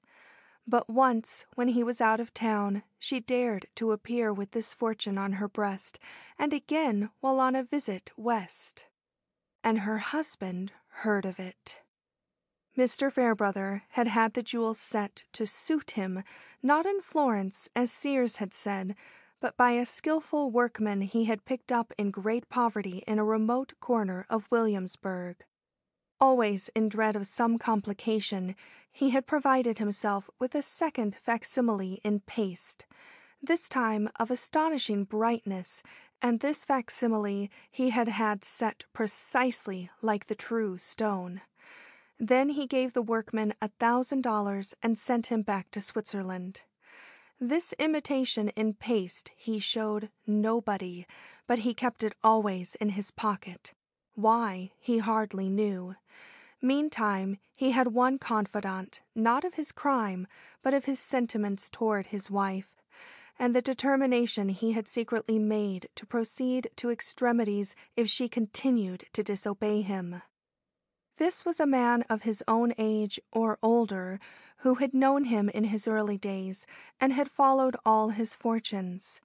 He had been the master of Fairbrother then, but he was his servant now, and as devoted to his interests as if they were his own, which in a way they were. For 18 years he had stood at the latter's right hand, satisfied to look no further, but for the last 3 his glances had strayed a foot or 2 beyond his master and taken in his master's wife. The feelings which this man had for Mrs. Fairbrother were peculiar. She was a mere adjunct to her great lord, but she was a very gorgeous one, and, while he could not imagine himself doing anything to thwart him whose bread he ate and to whose rise he had himself contributed, yet if he could remain true to him without injuring her, he would account himself happy. The day came when he had to decide between them, and against all chances, against his own preconceived notion of what he would do under these circumstances, he chose to consider her. This day came when, in the midst of growing complacency and an intense interest in some new scheme which demanded all his powers, Abner Fairbrother learned from the papers that Mr. Grey, of English parliamentary fame, had arrived in New York on an indefinite visit. As no cause was assigned for the visit beyond a natural desire on the part of this eminent statesman to see this great country, Mr. Fairbrother's fears reached a sudden climax, and he saw himself ruined and forever disgraced if the diamond, now so unhappily out of his hands, should fall under the eyes of its owner, whose seeming quiet under its loss had not for a moment deceived him. Waiting only long enough to make sure that the distinguished foreigner was likely to accept social attentions, and so in all probability would be brought in contact with Mrs. Fairbrother, he sent her by his devoted servant a peremptory message in which he demanded back his diamond, and, upon her refusing to heed this, followed it up by another in which he expressly stated that if she took it out of the safe deposit in which he had been told she was wise enough to keep it, or wore it so much as once during the next 3 months, she would pay for her presumption with her life.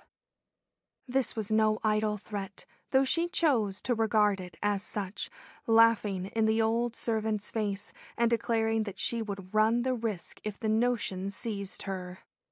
But the notion did not seem to seize her at once, and her husband was beginning to take heart when he heard of the great ball about to be given by the Ramsdales, and realized that if she were going to be tempted to wear the diamond at all, it would be at this brilliant function given in honor of the one man he had most cause to fear in the whole world.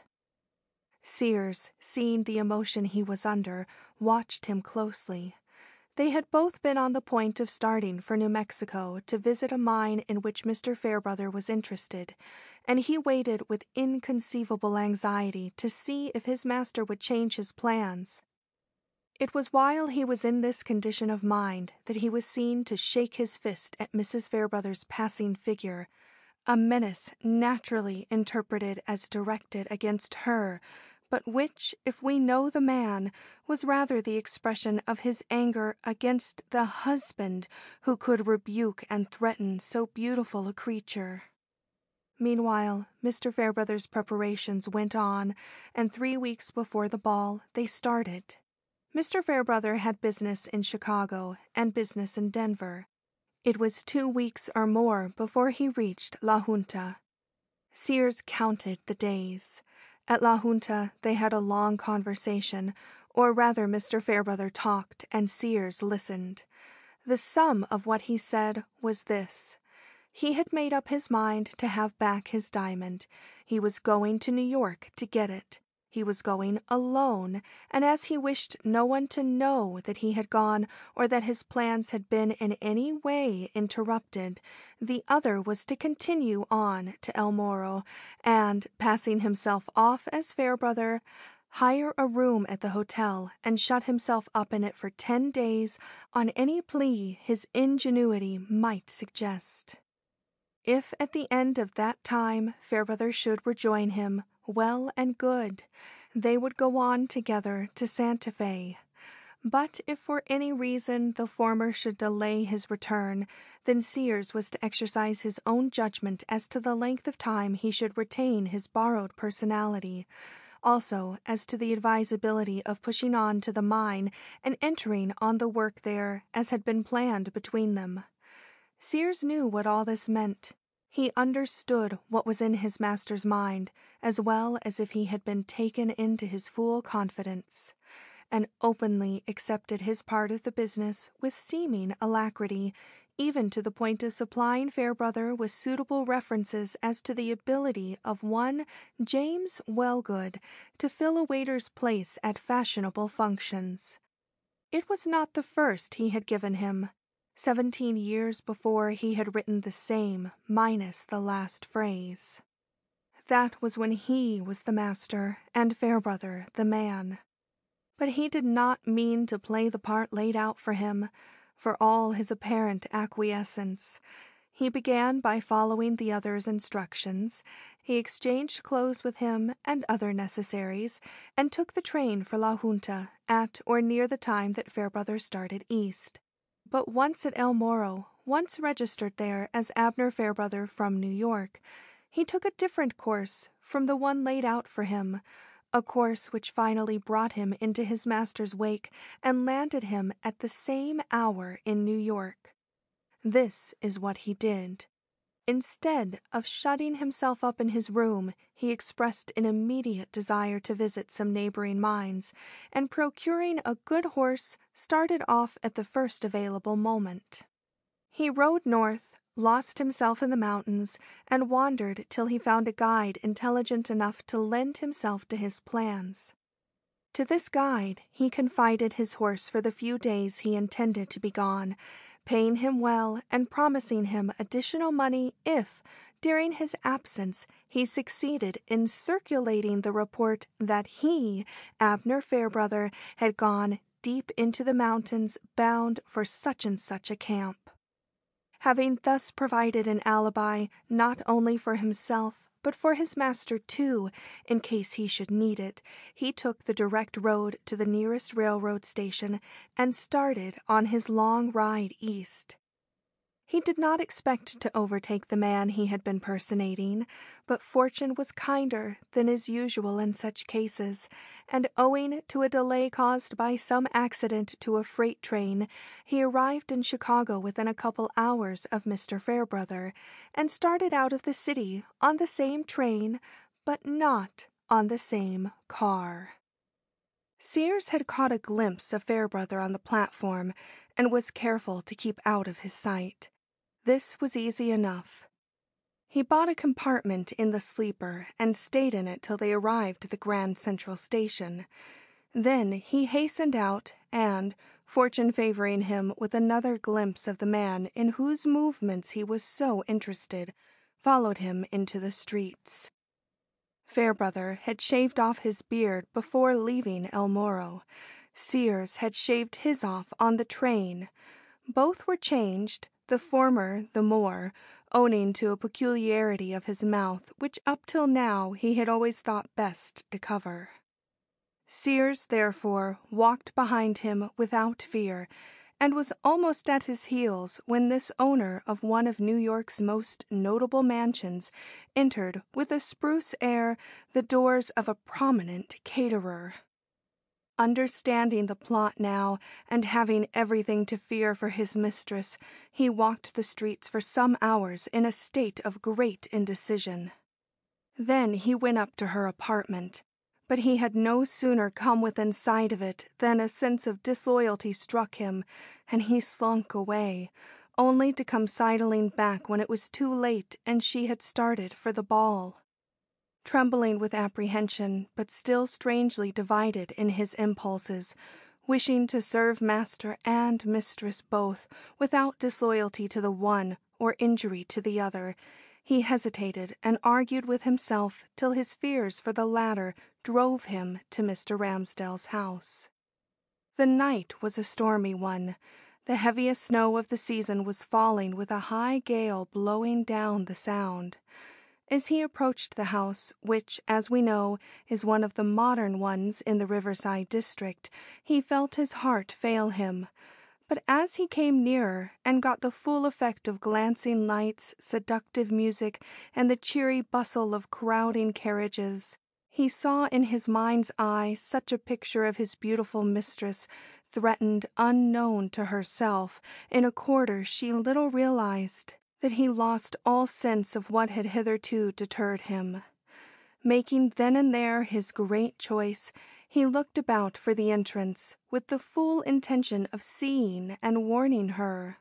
But this, he presently perceived, was totally impractical. He could neither go to her nor expect her to come to him. Meanwhile, time was passing, and if his master was there? The thought made his head dizzy, and situated as he was among the carriages, he might have been run over in his confusion if his eyes had not suddenly fallen on a lighted window, the shade of which had been inadvertently lifted up.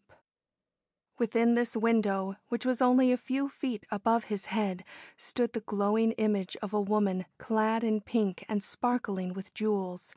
Her face was turned from him, but he recognized her splendor as that of the one woman who could never be too gorgeous for his taste, and, alive to this unexpected opportunity, he made for the window with the intention of shouting up to her and so attracting her attention. But this proved futile, and, driven at last to the end of his resources, he tore out a slip of paper from his notebook, and in the dark, and with the blinding snow in his eyes, he wrote the few broken sentences which he thought would best warn her without compromising his master. The means he took to reach her with this note I have already related. As soon as he saw it in her hands, he fled the place and took the first train west. He was in a pitiable condition when, 3 days later, he reached the small station from which he had originally set out. The haste, the exposure, the horror of the crime he had failed to avert had undermined his hitherto excellent constitution, and the symptoms of a serious illness were beginning to make themselves manifest. But he, like his indomitable master, possessed a great fund of energy and will-power. He saw that if he was to save Abner Fairbrother, and now that Mrs. Fairbrother was dead, his old master was all the world to him, he must make Fairbrother's alibi good by carrying on the deception as planned by the latter, and getting as soon as possible to his camp in the New Mexico mountains. He knew that he would have the strength to do this, and he went about it without sparing himself.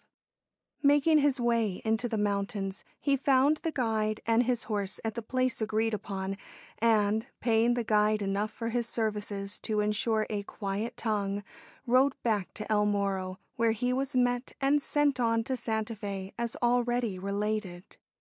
Such is the real explanation of the well-nigh unintelligible scrawl found in Mrs. Fairbrother's hand after her death.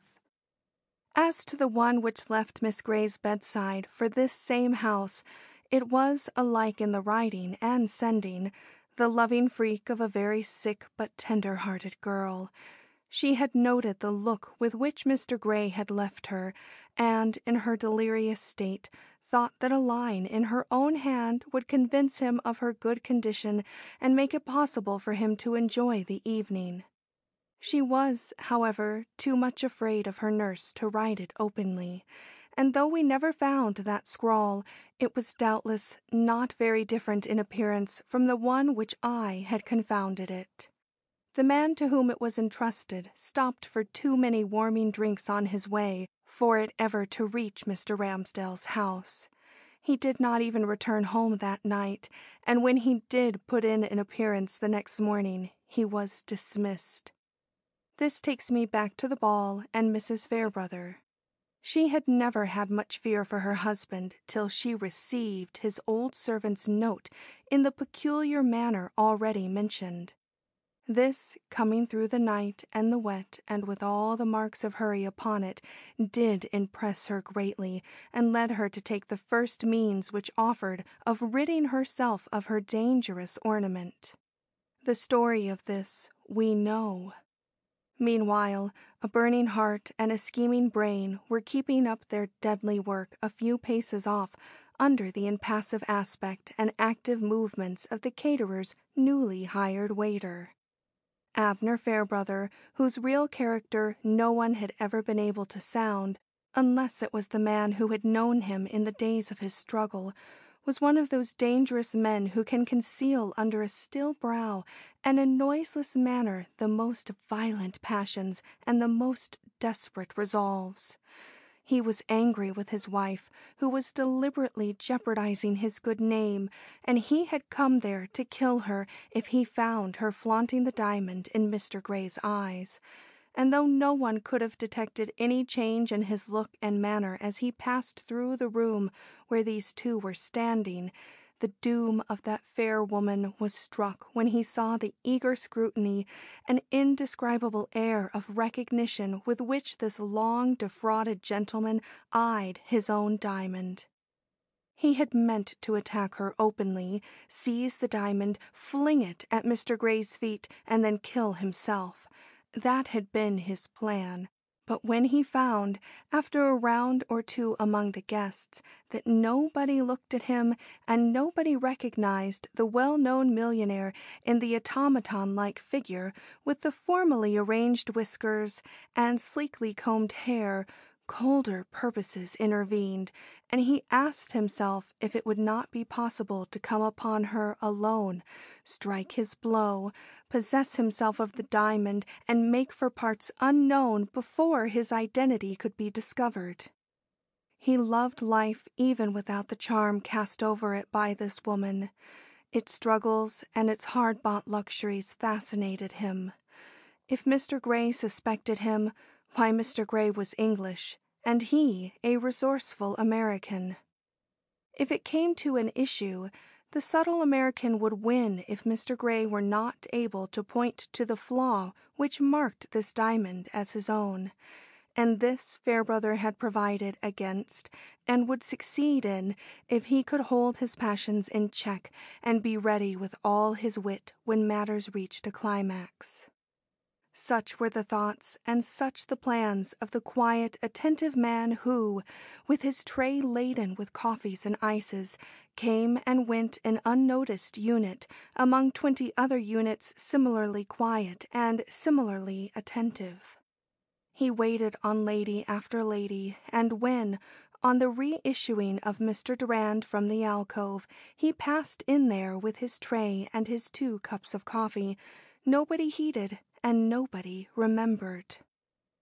It was all over in a minute, and he came out, still unnoted, and went to the supper-room for more cups of coffee.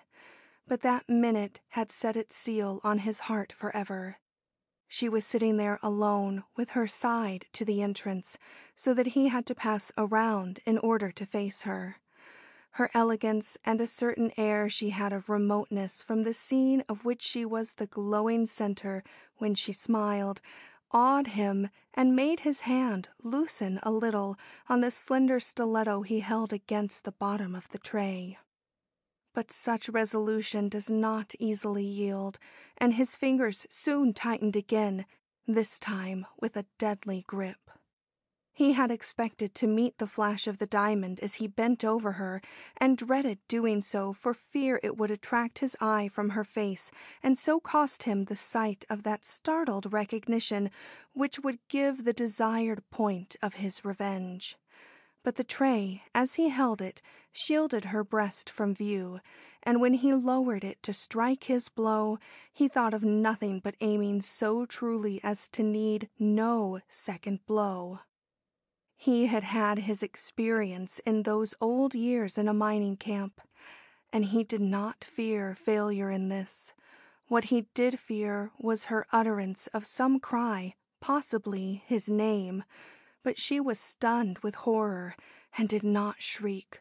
Horror of him whose eyes she met with her glassy and staring ones as he slowly drew forth the weapon. Why he drew it forth instead of leaving it in her breast he could not say. Possibly because it gave him his moment of gloating revenge. When in another instant her hands flew up and the tray tipped and the china fell, the revulsion came, and his eyes opened to 2 facts. The instrument of death was still in his grasp, and the diamond, on whose possession he counted, was gone from his wife's breast. It was a horrible moment. Voices could be heard approaching the alcove, laughing voices that in an instant would take on the note of horror. And the music, ah, how low it had sunk, as if to give place to the dying murmur he now heard issuing from her lips. But he was a man of iron. Thrusting the stiletto into the first place that offered, he drew the curtains over the staring windows, then slid out with his tray, calm, speckless, and attentive as ever, dead to thought, dead to feeling, but aware, quite aware in the secret depths of his being, that something besides his wife had been killed that night, and that sleep and peace of mind and all pleasure in the past were gone forever. It was not he I saw enter the alcove and come out with news of crime. He left this role to one whose antecedents could better bear investigation.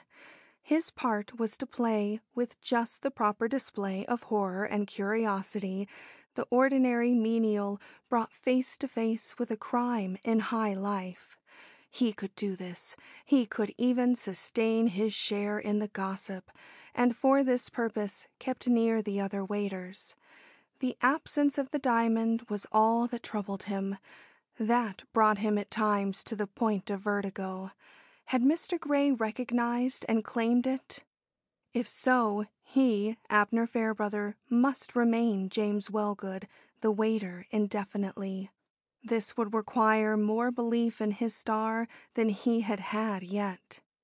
But as the moments passed and no contradiction was given to the universally received impression that the same hand which had struck the blow had taken the diamond, even this cause of anxiety left his breast, and he faced people with more and more courage till the moment when he suddenly heard that the diamond had been found in the possession of a man perfectly strange to him, and saw the inspector pass it over into the hands of Mr. Gray.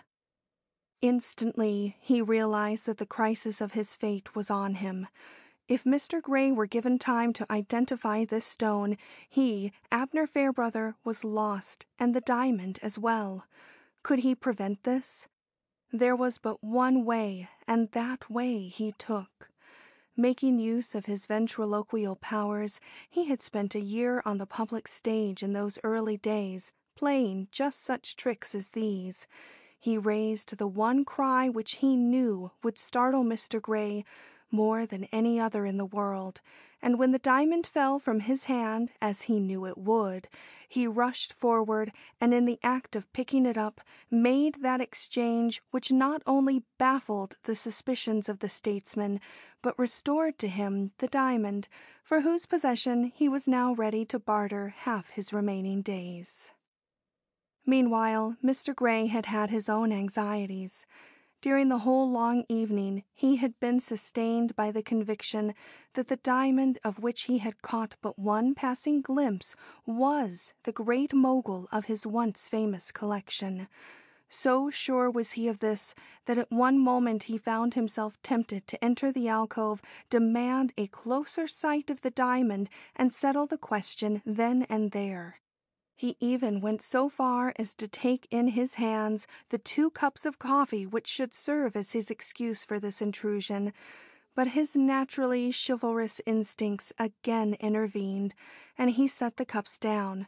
This I did not see, and turned his steps toward the library with the intention of writing her a note instead.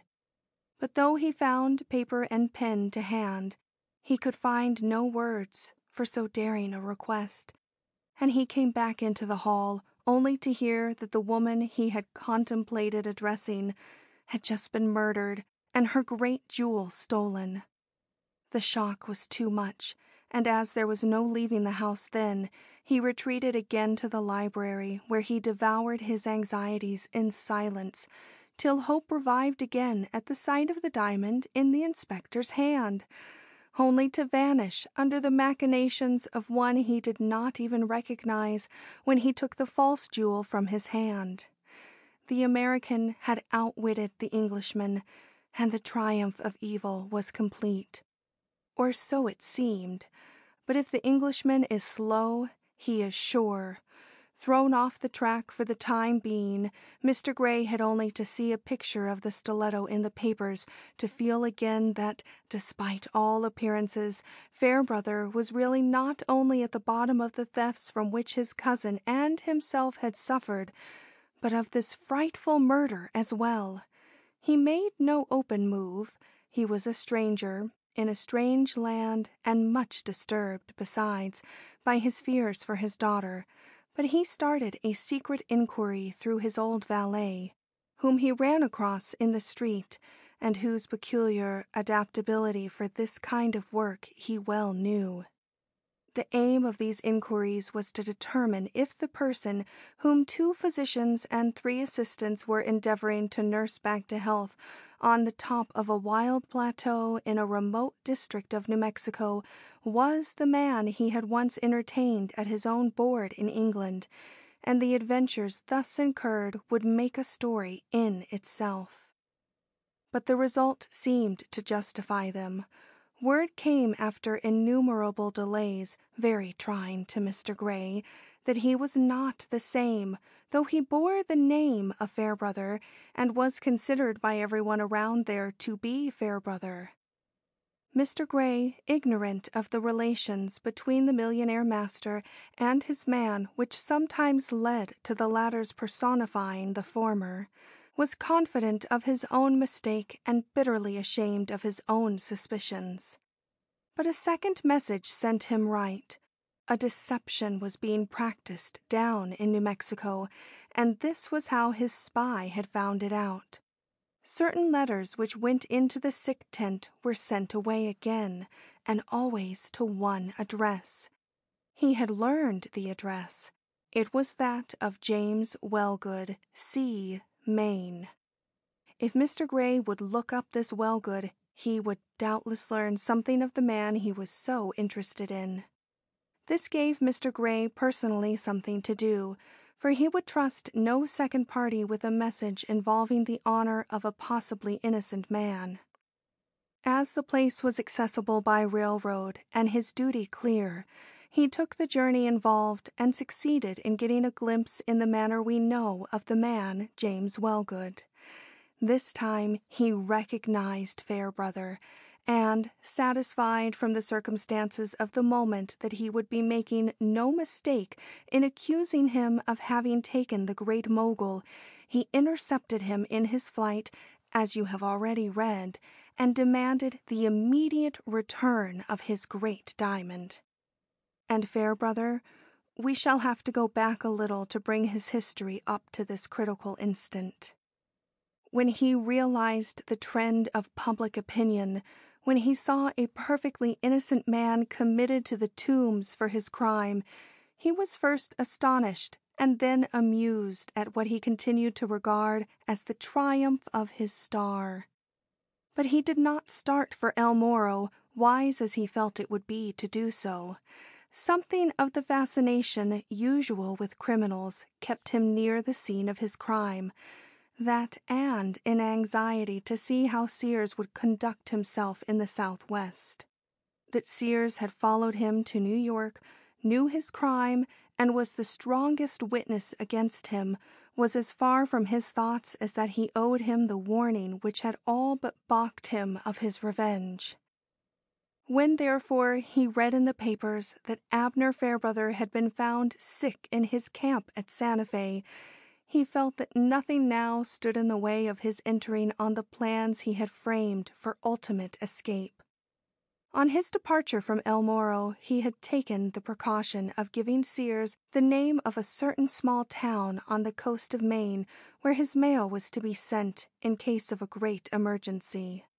He had chosen this town for 2 reasons. First, because he knew all about it, having had a young man from there in his employ. Secondly, because of its neighborhood to the inlet where an old launch of his had been docked for the winter. Always astute, always precautionary, he had given orders to have this launch floated and provisioned, so that now he had only to send word to the captain to have at his command the best possible means of escape. Meanwhile, he must make good his position in C. He did it in the way we know. Satisfied that the only danger he need fear was the discovery of the fraud practiced in New Mexico, he had confidence enough in SEARS, even in his present disabled state, to take his time and make himself solid with the people of C while waiting for the ice to disappear from the harbor. This accomplished and cruising made possible, he took a flying trip to New York to secure such papers and valuables as he wished to carry out of the country with him.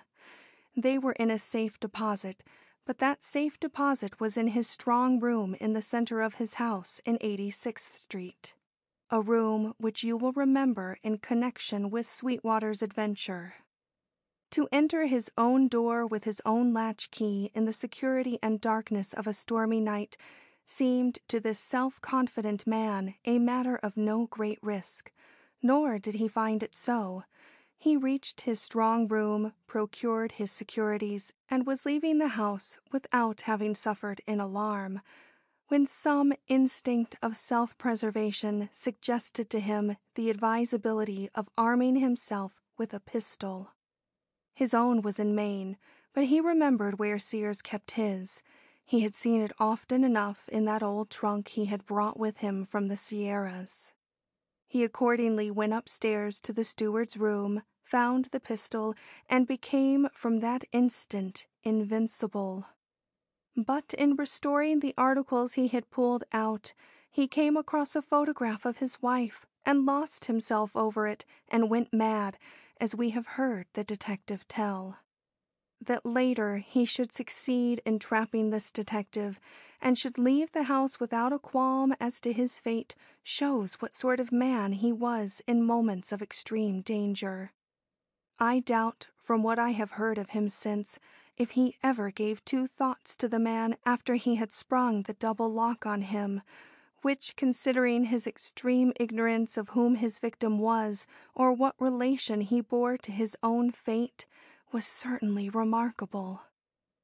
Back again in C, he made his final preparations for departure. He had already communicated with the captain of the launch, who may or may not have known his passenger's real name. He says that he supposed him to be some agent of Mr. Fairbrother's, that among the first orders he received from that gentleman was one to the effect that he was to follow the instructions of one Wellgood as if they came from himself. That he had done so, and not till he had Mr. Fairbrother on board had he known whom he was expected to carry into other waters. However, there are many who do not believe the captain. Fairbrother had a genius for rousing devotion in the men who worked for him, and probably this man was another SEARS. To leave speculation, all was in train then, and freedom but a quarter of a mile away, when the boat he was in was stopped by another, and he heard Mr. Gray's voice demanding the jewel.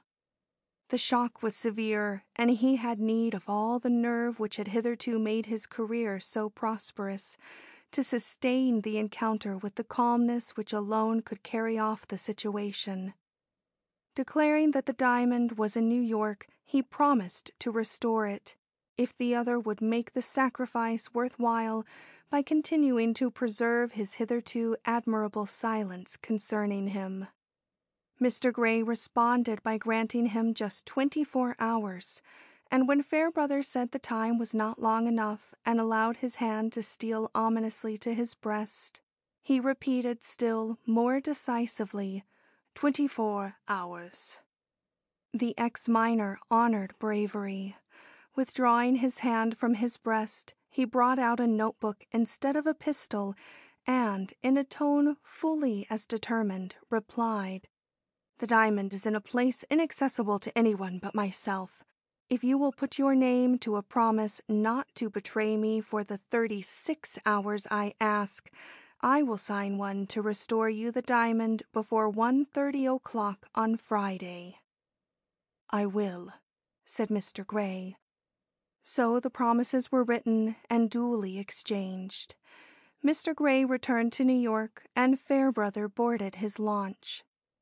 The diamond really was in New York, and to him it seemed more politic to use it as a means of securing Mr. Gray's permanent silence than to fly the country, leaving a man behind him who knew his secret and could precipitate his doom with a word.